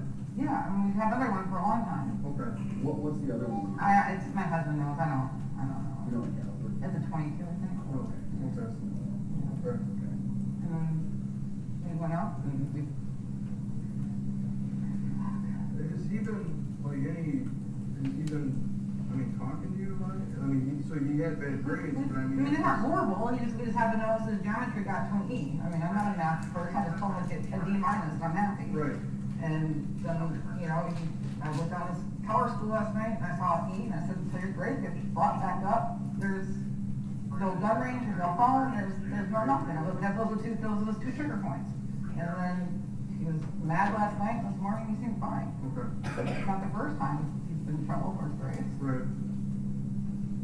Okay. I mean, he was a good kid. Right. Like, he just doesn't do anything. He, like, stays at the house, and I don't know. He loves his animals, and I never would have. Well, I'm not, I mean, this is I don't think he's a bad kid. I think he might have just been upset about something today. Well, I mean, I never even thought he would have any mental issues. Like, he's never exerted any type of anger. He's never exerted anything. Like, he's just like one of those mellow, laid back kids. And we've always had an open, he'll talk about stuff. Like, I don't get it. Right. I don't get what happened. Okay. Right. Well, I mean, like you said, what grade was he in there? They're not gonna release his name on the news, are they? This probably, it'll be for a while, but, I mean, this is, I'm sure your neighbors are already talking. Right. I know. You know, I mean, I got handcuffed outside my front door. That was great. Yeah.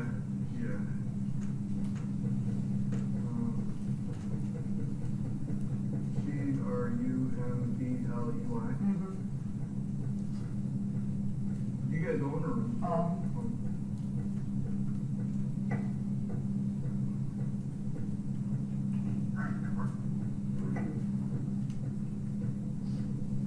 Are there any fatalities?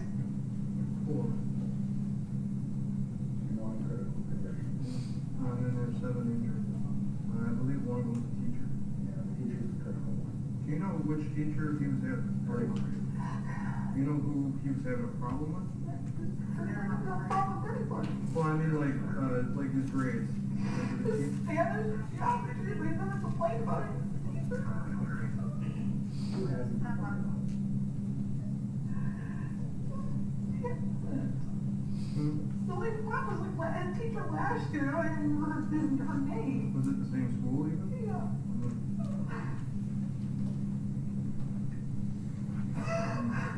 Jennifer. If I could have you, when you take a second, why don't you take a second?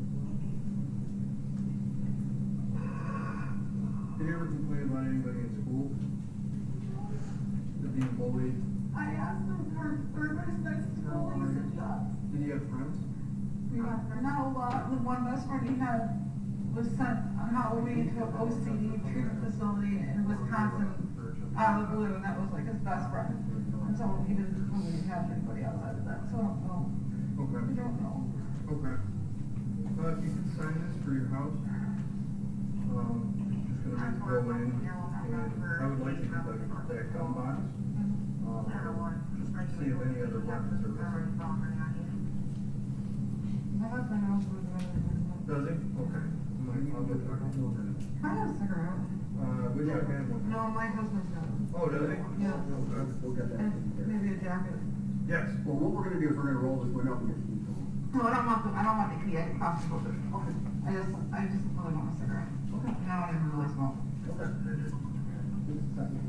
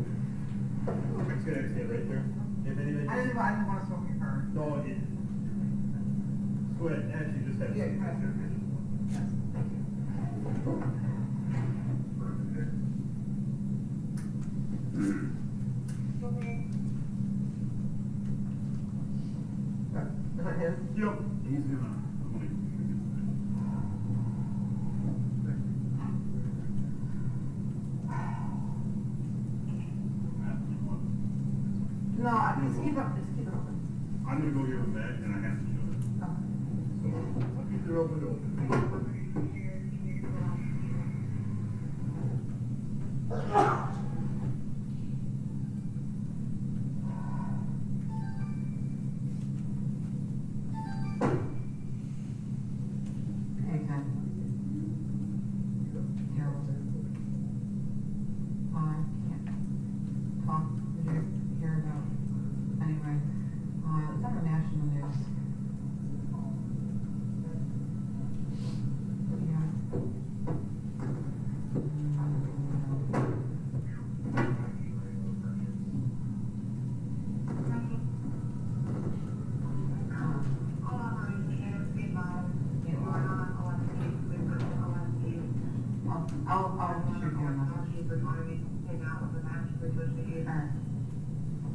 I'm sorry? No, I'll talk to you later.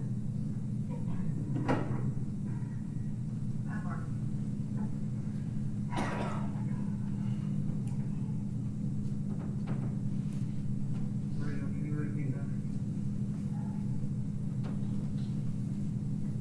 Hey, Mom. I'm in the tower, so I'm going to go back north east, please, but east, and then taken out. For on the road, on the left, on the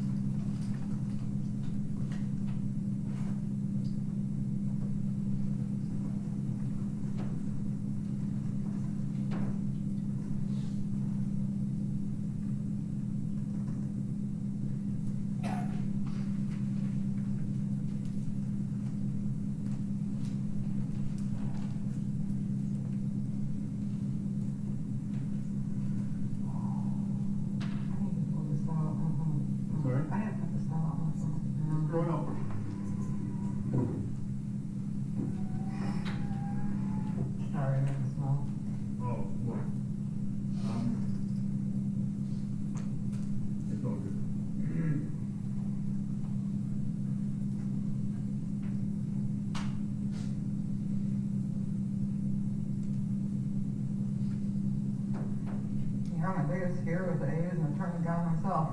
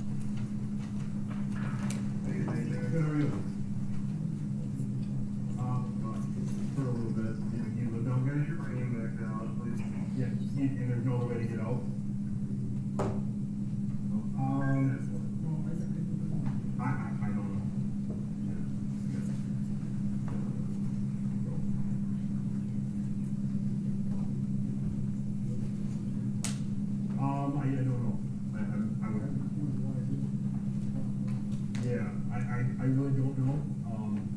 So this is a house down here in the place of interest. So, yep.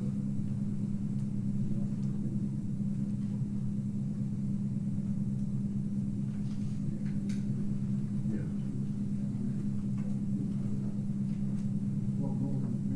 Right. Yeah. Yep. Thank you. Have a good day.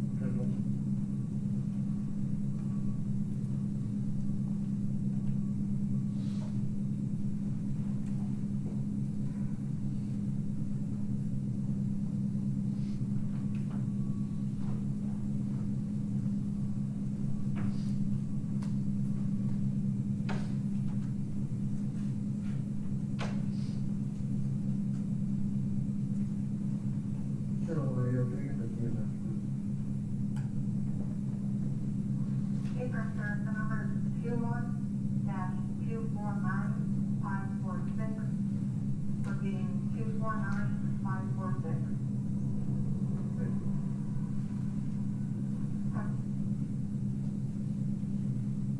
That advent.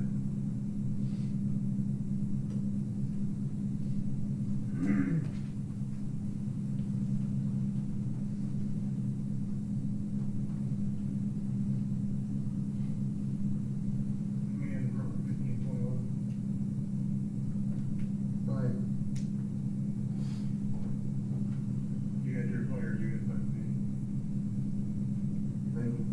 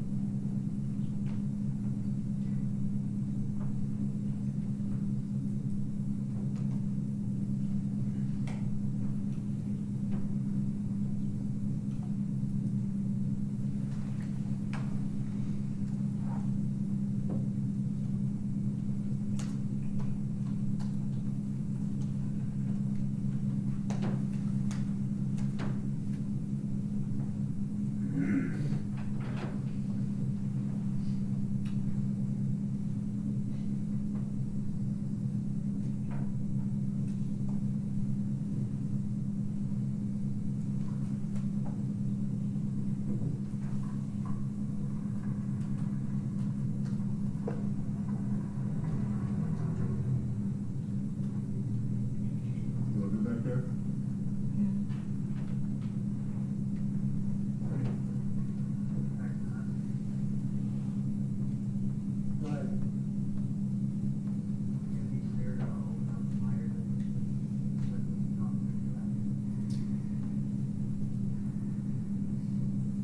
Who's over there? Lieutenant Jenny? Lieutenant Glover?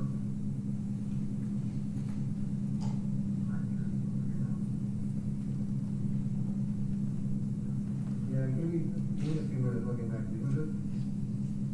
No. Give me the vehicle.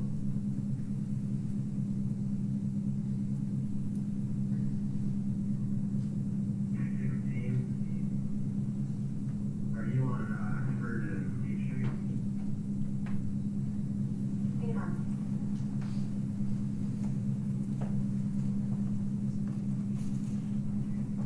That's all right.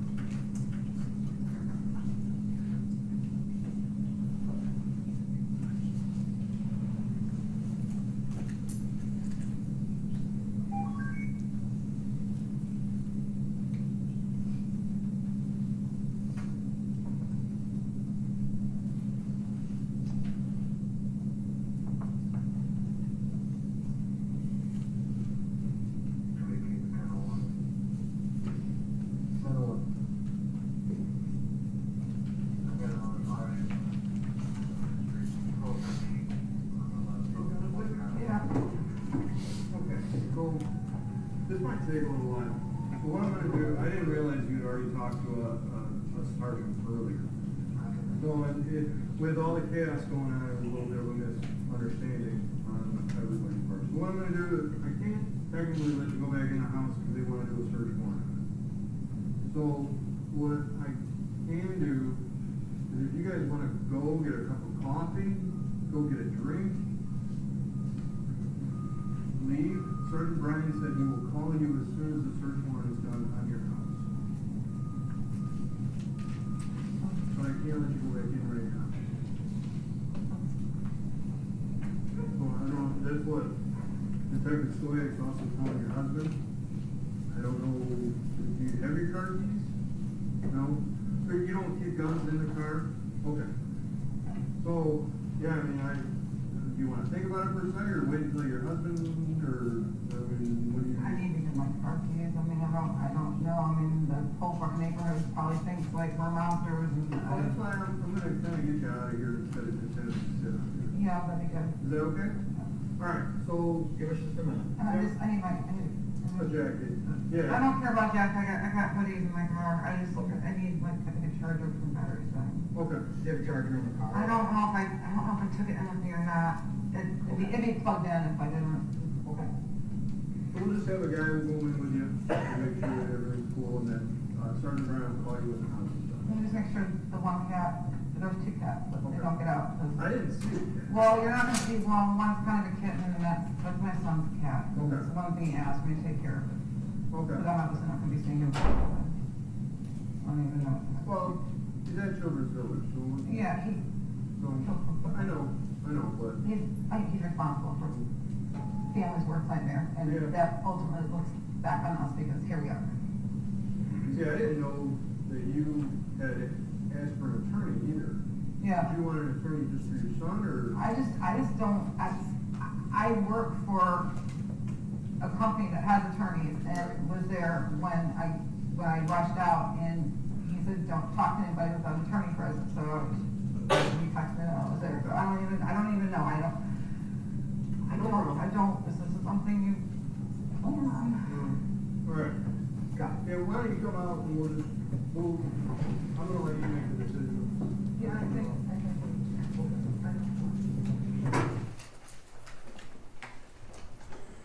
Nothing further, Your Honor. Cross? The defense has no questions. Thank you, Sergeant.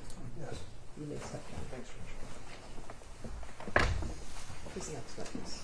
Thank you, Judge. I think we can get through one more witness, but we do need to address a matter outside the presence of the jury first. Okay. I'm gonna give you a 5 to 10 minute break. We're gonna see how, I guess who's interested. All right, for the jury.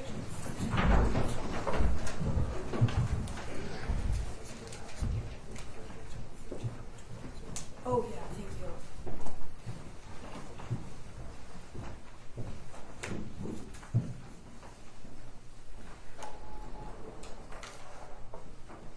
All right, you may be seated.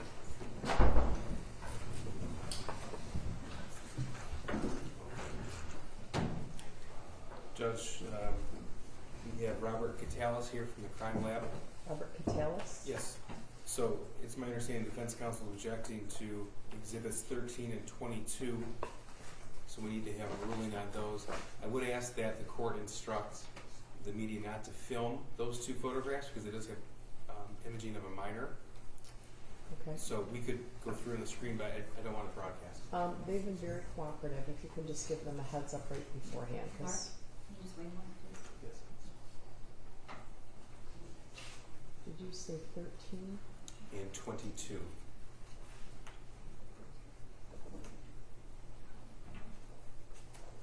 And Your Honor, the defense is objecting based on relevance and that they are too prejudicial. The prosecution knows these are too prejudicial based on the fact that they're telling witnesses in the courtroom that these are about to be put on the screen. They're so prejudicial. Telling the father of a murdered victim. Yeah, I think that would be appropriate. Your Honor, so the first photo, number 13, shows a deceased child in the photo. It's just not necessary. This jury has heard horrific evidence, seen horrific evidence, and to see more photos with dead children we believe is unnecessary and prejudicial. And the second exhibit that's at issue is number 22. There's a very large pool of blood, and there's just, again, no reason that it needs to be shown to this jury. It's way prejudicial. I guess I would have to say that this would seem to be a pretrial issue. I didn't think that there were issues like this remaining, but I haven't seen these pictures, so that doesn't help. The prosecution I can show you right now. I'd like to respond to the objection. Well, I'm going to let you respond to the objection, but this feels like not a mid-trial type of issue. But Your Honor, the exhibits were identified for me mid-trial. So when I saw this, I notified Mr. Keese the first day of trial when I saw this that I was objecting to these two. Okay, I just didn't know. It would seem like something that would be the subject of a motion of limine because we had motions in limine with regard to some other exhibits. That being said, here we are. May I So I respond? haven't seen the pictures, so. Sure. There are so May I many respond thousands to of the pages objection? that if I filed a motion in limine and the thousands of pages I got, this court, that's all you would have done for 3 years is hear motions every week. What do you think I did here? I know that, but I'm saying it's impossible for the defense to file motion and limines on every single piece of evidence. We got 99% of what they gave me, they're not even using because it's not relevant. Okay, so, despite the fact that I don't want to, can I please see the pictures? May I, Jeff? Yeah, okay, are you putting them on? I can show you the printout, But or I wanna make sure they're not on, they're not streamed. I wanna make sure, well, then just to be sure. whatever the best way is. I'm focused on the seal up of what you're not. Okay, thank you. Yes, ma'am. Yeah. It's hard to rule if I haven't seen them. The family knows, the family's seen them before, right? And Judge, we have spoken with the victim's family before the trial, before the Miller hearing, I before have the no exam. doubt. I have no doubt. This is proposed exhibit 13. This is the view of the 200 hallway.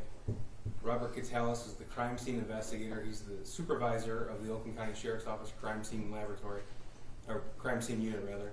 He will testify that this is the path that the shooter took. Is that tape? That's Hannah, St. Juliana, and further up is Madison, Baldwin, Judge. Just so the court is aware, we have literally hundreds, if not thousands of photographs to draw upon.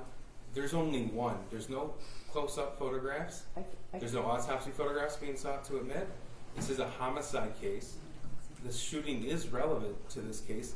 Death is an element that the people must prove, and we must prove that the end result of the gross negligence is what happened on November the 30th. This is People's 13. Are there two children in this video? Yes, Judge, and we intentionally didn't have a close-up photograph of Ms. Okay, Baldwin. well, this doesn't seem to be exceptionally gruesome or anything like that. We did so intentionally. Okay. So that's 13. That's admitted, Judge? Well, I'm going to hear what else you might have to say. Okay. Wait, 13? And 13, it also shows proficiency in which the shooter had with the firearm because the placards indicate defects in the wall and shell casings. Testimony will come out of the number of shell casings that were recovered from this portion of the hallway. The video has already been admitted in the previous ruling. The video, Judge, it moves through this portion of the hallway very quickly.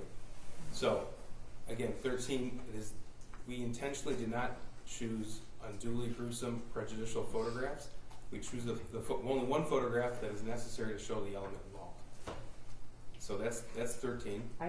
This is not gruesome. It doesn't show an actual injury. It does show the path of the shooter, and death is an element causing death. It shows the number.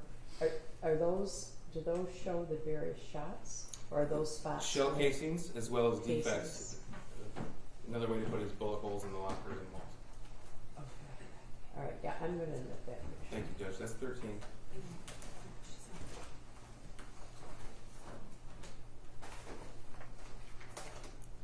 Exhibit 22.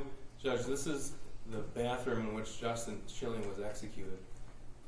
Well, we have the video. There's no video of the bathroom itself. We don't have a photograph of Mr. Schilling, Judge. This shows the relation to number 49 there, if the court can see that in the placard there, as well as 50. There's a bullet defect in the wall in the bathroom as well. That table that you see is the top of the trash can. That's where the shooter put the firearm. That, in fact, was a murder weapon. This is relevant to show the eventual path and where the shooter ended up. And again, it is a homicide case. We intentionally chose only the photographs necessary. There was a drone that was flown through the Oxford High School, so we could have potentially extracted thousands of photographs, but we didn't. What's your response, Ms. Smith? I think I've already made my record.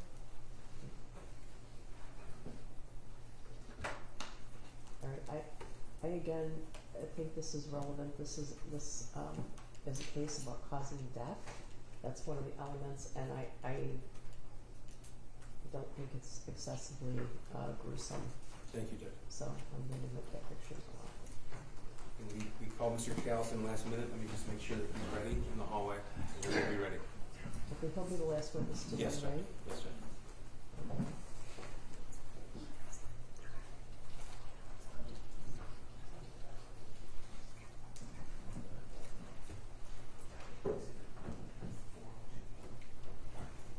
Should we bring the jury back in? Yes. We're ready in there for the court district. Let me ask you, before, last night I let them all go, and then because I thought we were going through pictures, Ms. Williams called them all back and told them to come an hour earlier. It ended up being a good thing because of the weather, but are there any, aside from the issue with regard to what you filed and they're going to respond to,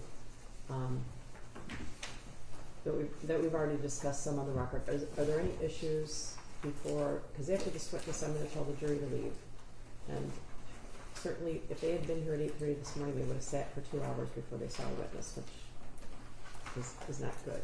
So, I believe after going through the email that Ms. Smith sent to our office, I don't think there are any other objections, okay. but of course Ms. Smith could.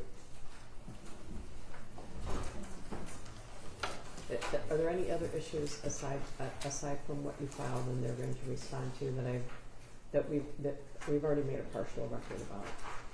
Not at this point. Okay, all right. I just wanted to know before I do Your Honor, I'm saying that, but I also don't know what their, I mean, I know somewhat what their plan is, but I don't want to have you yell at me later that I'm not bringing up an issue.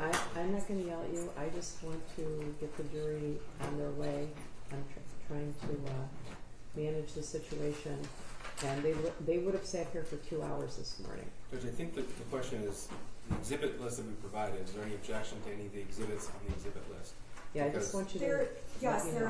there is, but not with, I mean, not, there's an objection, and I've already let you know this, with respect to the way that the prosecution has redacted the journal, which in part has been deemed admissible by the court. So I believe that's an objection. Portions of it. Portions of it. I am just making sure that I will be able to impeach and cross-examine on portions that are redacted by the prosecution currently right now.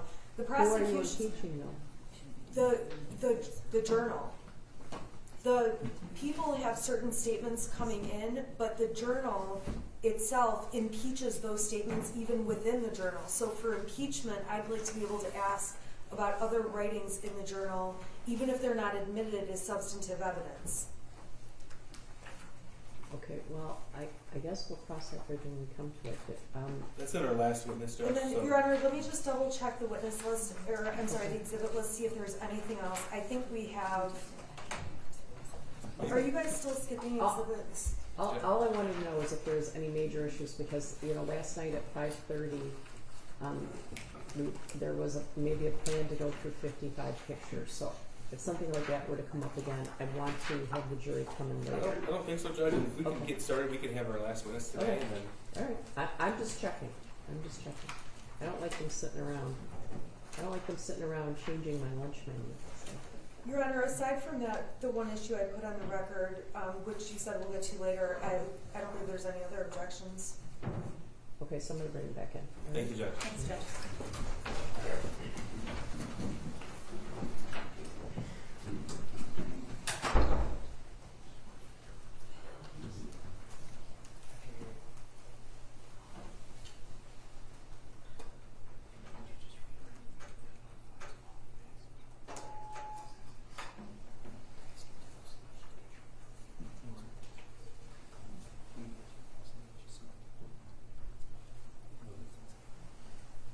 Judge, I'll notify the court when it's these specific photographs, and I'll ask the court at that point to request the media not to film.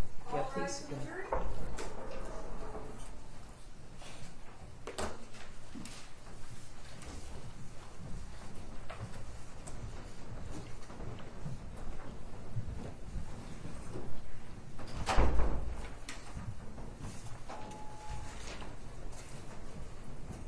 All right, you may be seated. We're going to hear our last witness today. All right, and who would that be, prosecutor? Excuse me, Robert Catalis.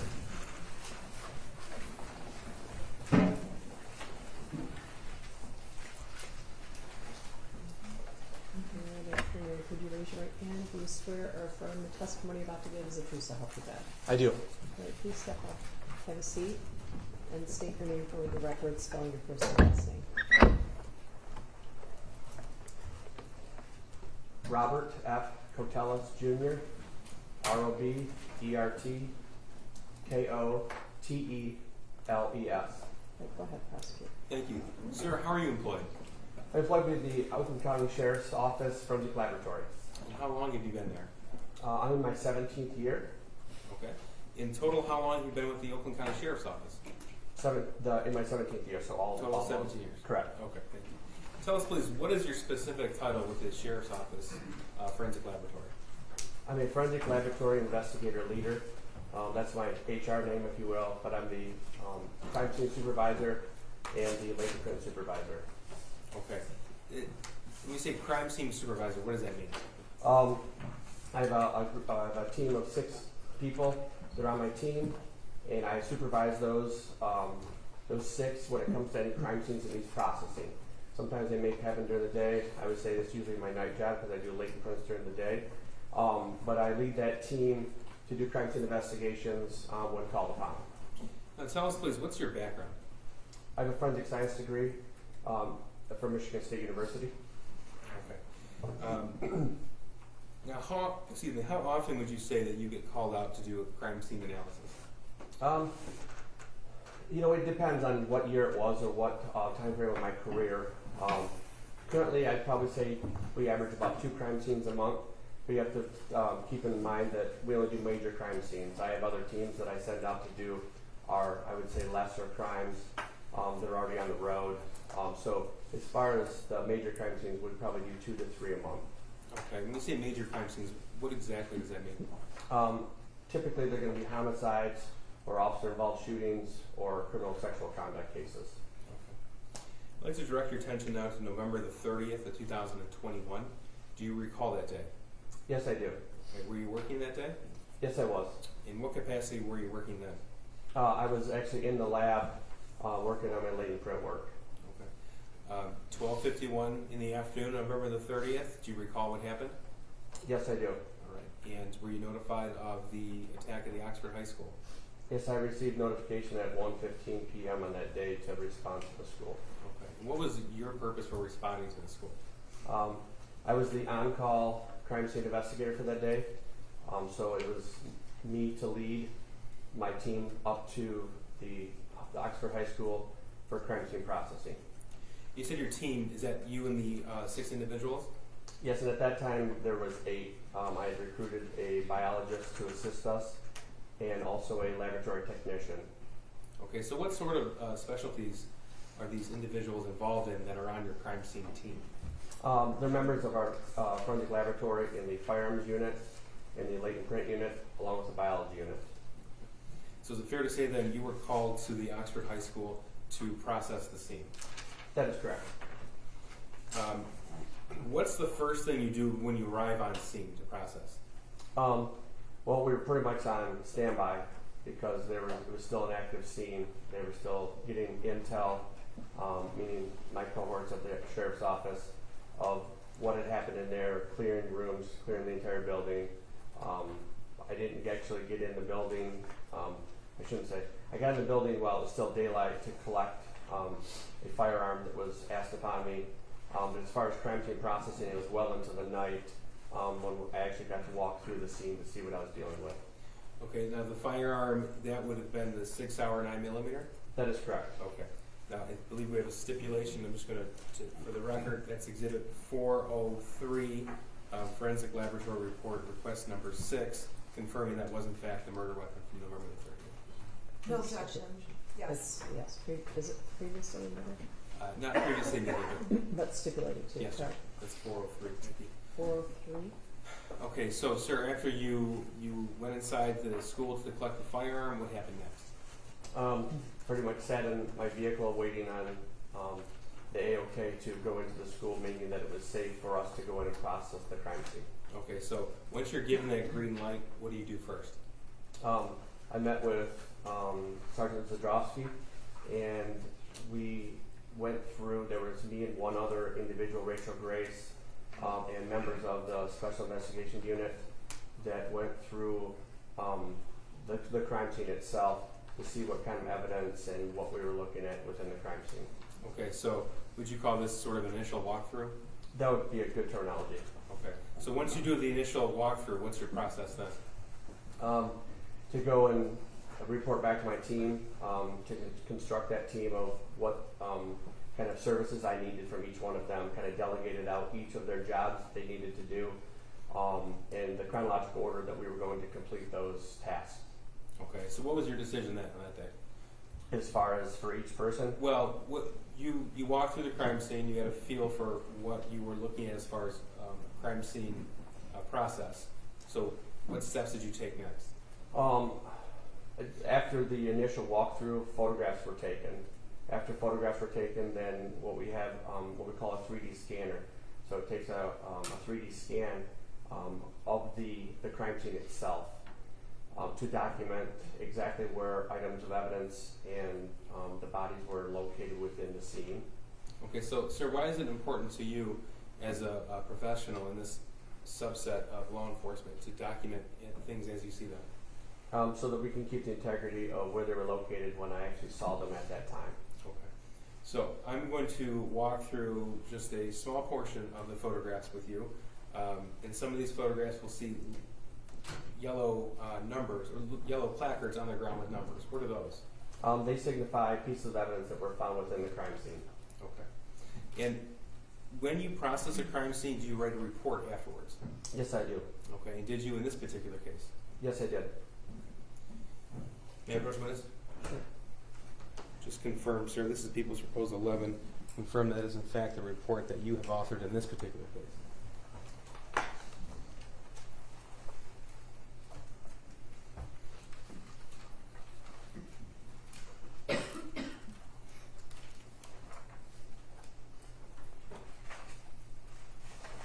Yes, it is. Okay. People move to minute 11. No objection. 11's a minute. And sir, when is it that you write this report? At a later date, after I had cleared the crime scene, after all the documentation was done, had the crime scene and then back at the laboratory, and then taking my notes and then constructing a formal report at that time. Okay. And why do you do so? Why is it important to do so? To kind of paint a picture of what I saw that day so that other people can hear and see what I experienced and saw that day. Okay. And you mentioned photographs are taken and the evidence placards are put on the ground next to pieces of evidence. Do you also draw a sketch?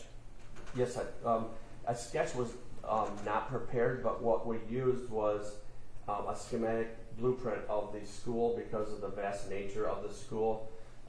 Trying to get several rooms within one 8.5 by 11 piece of paper was virtually impossible. So we used the schematic to designate where the items of evidence were found within that school. Okay, sir. I'm going to direct your attention to the screen here. This is People's 10. I don't believe there's an objection to the admission of this exhibit. No objection. This wasn't admitted already? Not yet, Judge. Okay. This is People's you have 10. no objection? No objection. 10 is admitted. Okay, so this is the blueprint, at least of the portion of the 200 hallway where the shooting occurred. Is that right? Yes, it's the entire school, the lower level there, but you can see the blue markings, our pen marks, that were signifying the items of evidence that were found within this crime scene. So these pen marks, these are actually your pen marks, your notations. Not me personally. Some of them are, but I worked with Rob Charlton, who was my, he took measurements and then he prepared the schematic along with me of where the items of evidence were found outside the classrooms. Okay, fair enough. Now, Oxford High School has numbered hallways, and each classroom has a number associated to it. Would that be correct? That is correct. Okay. And in the course of your reconstruction of this crime scene, were you able to reconstruct the path that the shooter took during the shooting? Yes, I was. Okay. So first, this is still People's 10. This is a zoomed-in portion. This depicts the 200 hallway, and we see rooms 258 and 256 with a bathroom adjacent to 258. Is that right? That is correct. Okay. So tell us, sir, why is this portion of the 200 hallway significant to you as a crime scene investigator? There were two victims that were found between rooms 258 and 256. along with a vast number of pieces of evidence. Okay. And then this is still People's 10. This is just a zoomed in portion of the remainder of the 200 hallway after the hallway turns. And I take it that pieces of evidence were recovered in this hallway as well? That is correct, along with one of the other additional victims was found in a patrol car that was found just outside of the school. Okay. Well, sir, were you able to tell, or did you subsequently find out where the shooter was directly before he began the shooting? Yes, I was given information that he was in the bathroom found just west of 258 in the 200 wing. So that would be the bathroom at the top of the screen there? Yes, if you can see the numbers, it's by 6 and 7 depicted at the top of the zoomed in portion of the photograph. Okay. I'm going to show you People's 12. I don't believe there's objection to this. No objection. 12 is admitted. And sir, what do we see here in this photograph? This is the inside of the bathroom, inside of one of the stalls. Of the bathroom we're talking about near 258 were a backpack, electronic devices, a journal, yeah, I believe there's a Gatorade bottle, amongst other miscellaneous items. Okay. It was later confirmed that these were the belongings of the shooter in this case? That is correct. Okay. Judge, the next photograph is Exhibit 13. I asked the court instructed me not to film. I'm going to request that the media not film this picture. Audio too? I don't think there's not a problem with audio. No, is there? No, just video, please. And still, no still or audio, video, okay? Thank you. Now, in the course of your crime scene investigation, the photographs, you've seen these photographs before, is that right? That is correct. Okay. And these photographs fairly depict the path that the shooter took during the attack in Oxford High School? That is correct. Okay. So this is the bathroom adjacent to 258. People's 13, what are we looking at here? This is a photograph taken just outside of that bathroom, showing down the hallway where 258 and 256 would be found on the left-hand side of this photograph. And you can start to see the evidence placards on the right-hand side, with one of the victims lying on the ground on the right-hand side of the photograph. Okay, so for the record, that's Hannah St. Juliana, and she's on the ground to the right side of the hallway, is that right? That is correct. And further up in the photograph, there's another victim, and that's Madison Baldwin? That is correct. Now, sir, tell us please what you recovered of evidentiary value in crime scene analysis in this portion of the 200 hallway. They're what we call fired cartridge cases, and also fired bullets. So the fired cartridge cases will hold the actual unfired bullet in a semi-automatic weapon. The fired cartridge case is ejected out of the side of the weapon, which is typically out of the right side of the weapon. The bullet is expelled out of the barrel or the end of the weapon in the direction where that firearm was pointed. So sometimes I refer to them as shell casings. Is that an appropriate term, or should I not use that? I mean, I think it can be used interchangeably. A fired shell casing or a fired cartridge case. Okay. And how many of those fired shell casings did you recover in this portion of the 200 hallway? There were 14. Okay. So every time that someone pulls the trigger of a loaded semi-automatic weapon, it ejects a fired shell casing? That is correct. Okay. So with 14 fired shell casings in this portion of the hallway, what does that indicate to you as the number of shots fired? That there would have been 14 within this area. This is Exhibit 14. This is still a portion of 200 hallway before it turns, is that right? That is correct. Okay. And what do we see here in the screen? You can see a few more of the yellow placards that are indicating the evidence that was found in that area before we get to the turn, heading back away from 258 and 256. Okay, so this is Exhibit 15. Is this continuing down the path? So we saw on the map that the 200 hallway turns right outside 256? That is correct. And I would move to the left, or I believe it's north at that point in time. Okay, so is this picture then oriented down the long hallway of 200? Yes, it is. Okay, and what do we see here? Once again, it's fired. There's evidence that's marked by the yellow placards indicating the fired cartridge cases and fired bullets, along with a firearm magazine or a gun magazine that was located in this area of the hallway. Okay. This is Exhibit 16. Now I want to direct you specifically to placard 35 there, in the lower middle portion of the screen. You mentioned a magazine. What is that?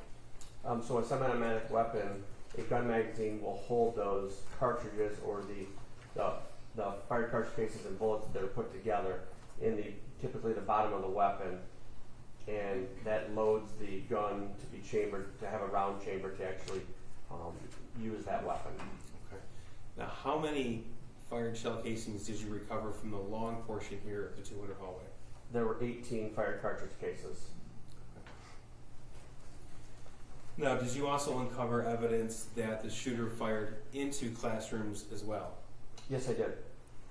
This is Exhibit 17. This is a picture of what? This is from the outside of room 247, and if you see it's in the middle of the picture, there's a pink rod we call trajectory rod, and that is to indicate where the shot was fired from and into. So this shot was fired from the exterior of 247 to the interior of room 247. Okay. This is People's 18. What are we looking at here? Another photograph from the outside of this is room 244. Once again, you can see a pink trajectory rod indicating that this bullet had traveled through the glass along with the 244 placard of this classroom 244. Okay. Not already. People move to admit 17, 16, 17, 18, Judge. No objection. 16 and 17 and 18 are admitted. Thank you, Judge. Your Honor, I'm not sure if 14 and 15 were, but I have no objection. Thank you. 14 and 15 are admitted. This is People's 8. This has already been admitted. This is room 224, and Molly Darnell had already testified in this trial that this was the classroom she was in. But what do we see in this photograph here? Once again, a photograph taken from the outside of room 224, and in this picture you can see that there are 3 trajectory rods that were into the door of this room, indicating that bullets were fired from outside of the classroom to the inside. Okay. And this is People's 6, again already admitted. This is the same classroom, 224. What do we see in this particular photograph? On the left-hand side, you can see it's the inside of the door with the same 3 trajectory rods just from the inside. And then in the back of the room, there's what we call a perforation in the window. So a bullet more than likely traveled through that window, perforated the window, and we were never able to locate that bullet. Okay. But that was one of them. And what about the placard right here in the middle? There is a fired bullet that was found in the bookcase. It was found lodged in one of the books on that bookcase. Okay. And then we see this defect in the file cabinet here. That is correct. That would be a ricochet or a defect that was more than likely caused by a firearms projectile or a fired bullet. This is People's 19. Sir, do you recognize this photograph? Yes, I do. And what does this photograph depict? This is a photograph of the inside of, from the outside of room 223. But you can see that there is a ricochet or a defect that's found in the door. And this is what we call a bullet that was in flight and it was tumbling. And it had come into contact with something else because it's not a circular pattern like we saw on the other ones. Okay. People move to admit 19. No objection. 19's admitted. This is Exhibit 20. This is room 220. What do we see here? Once again, a photograph taken from the outside of the classroom, 220. You can see that there's one trajectory rod in the door of the room. This is Exhibit 21. People move to admit 20. No objection. 20's admitted. And this is People's 21. What do we see here, sir? Photograph taken from the outside of room 215. And you can see there's the trajectory rods. They have to be orange in color this time. Into the window, found right below the number 215, showing the path of travel of the bullets that were fired into that classroom. Okay, so the fact that they're orange instead of pink, does that have any significance? No, we just ran out of pink. Judge, I'd ask the court to instruct the camera not to film the next photograph. Yeah, we're going to be putting exhibit number 22 on the screen. I'm going to ask that it not be videotaped and also that there not be any still pictures taken. Right? Or is it off right now? Okay, thank you. Thank you, Judge. People move to admit 21. Anyone's admitted? Okay. This is People's 22, sir. This has already been admitted. What are we looking at here? The photograph taken from the outside of a bathroom that was found across from room 231, classroom 231. In this photograph, you can see that there is a large amount of blood, along with a backpack on the floor that's found just inside of the bathroom, along with some other evidence that was marked. I believe it's a cartridge that was found outside of the bathroom that was marked 49. Okay. And sir, this is the bathroom where Justin Schilling was killed? That is correct. This is People's 23. What do we see here? 22 was previously admitted. Thank you, Judge. This is a photograph of the firearm that was collected by the deputies on scene. Okay. And may I approach the witness? Sure. This has already been admitted as 403. Sir, just to confirm, that's the firearm that you were called into the school to recover and to take back to the Oakland County Forensic Laboratory? The report at hand is authored by Mr. Charlton. Correct, yes. Okay. Yep, I just want to make sure, yeah. So yeah, it looks like there is two fire bullets that were asked to be compared against the firearm. Okay, and according to that report, the firearm depicted here in People's 23 was the firearm used in the Oxford High School attack November the 30th, 2021? That is correct. Okay.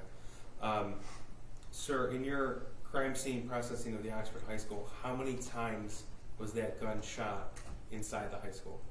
32 times.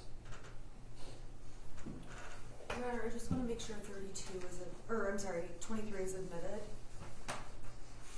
Yeah, 23. I have no objection to it. Okay. Yeah, it has to be admitted. It's shown, right? 23 is admitted. 23 is admitted? Yes. Thank you, Judge. I have nothing further. You have nothing further? Yes, Judge. Thank you. Cross?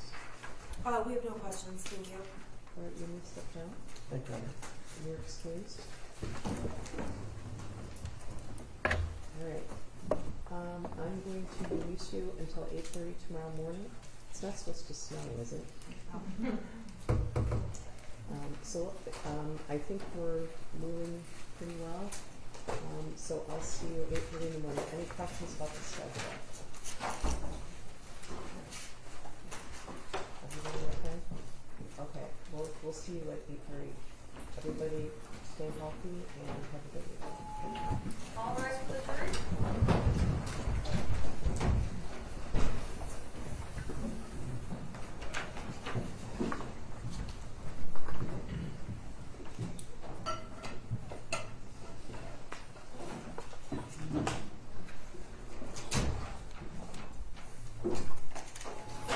Be seated. Anybody, anything? I think so, Judge. Your Honor, I would just like to ask again with the prosecutor tonight, let me know who they're calling tomorrow. And I'm also asking if they are going to be done before the end of the week or by the end of the week, only because I have witnesses subpoenaed. I need to give them some idea. I have one witness who would need an interpreter that I've arranged, and so I want to make sure. Language, deaf, what's that? Language. Okay, did we help you with that? No, I just did it privately through an agency. Oh, okay. But I need to be able to coordinate to get the interpreter here. Okay. Judge, can we approach, please? Okay, can I have the deputies bring her downstairs, because if not, I'm going to release the jury. I want to do one or the other. Is this something that we need to make a record of? No, With her? I don't believe so. Okay, so can you take her down? They're holding the door, right? Thank you. You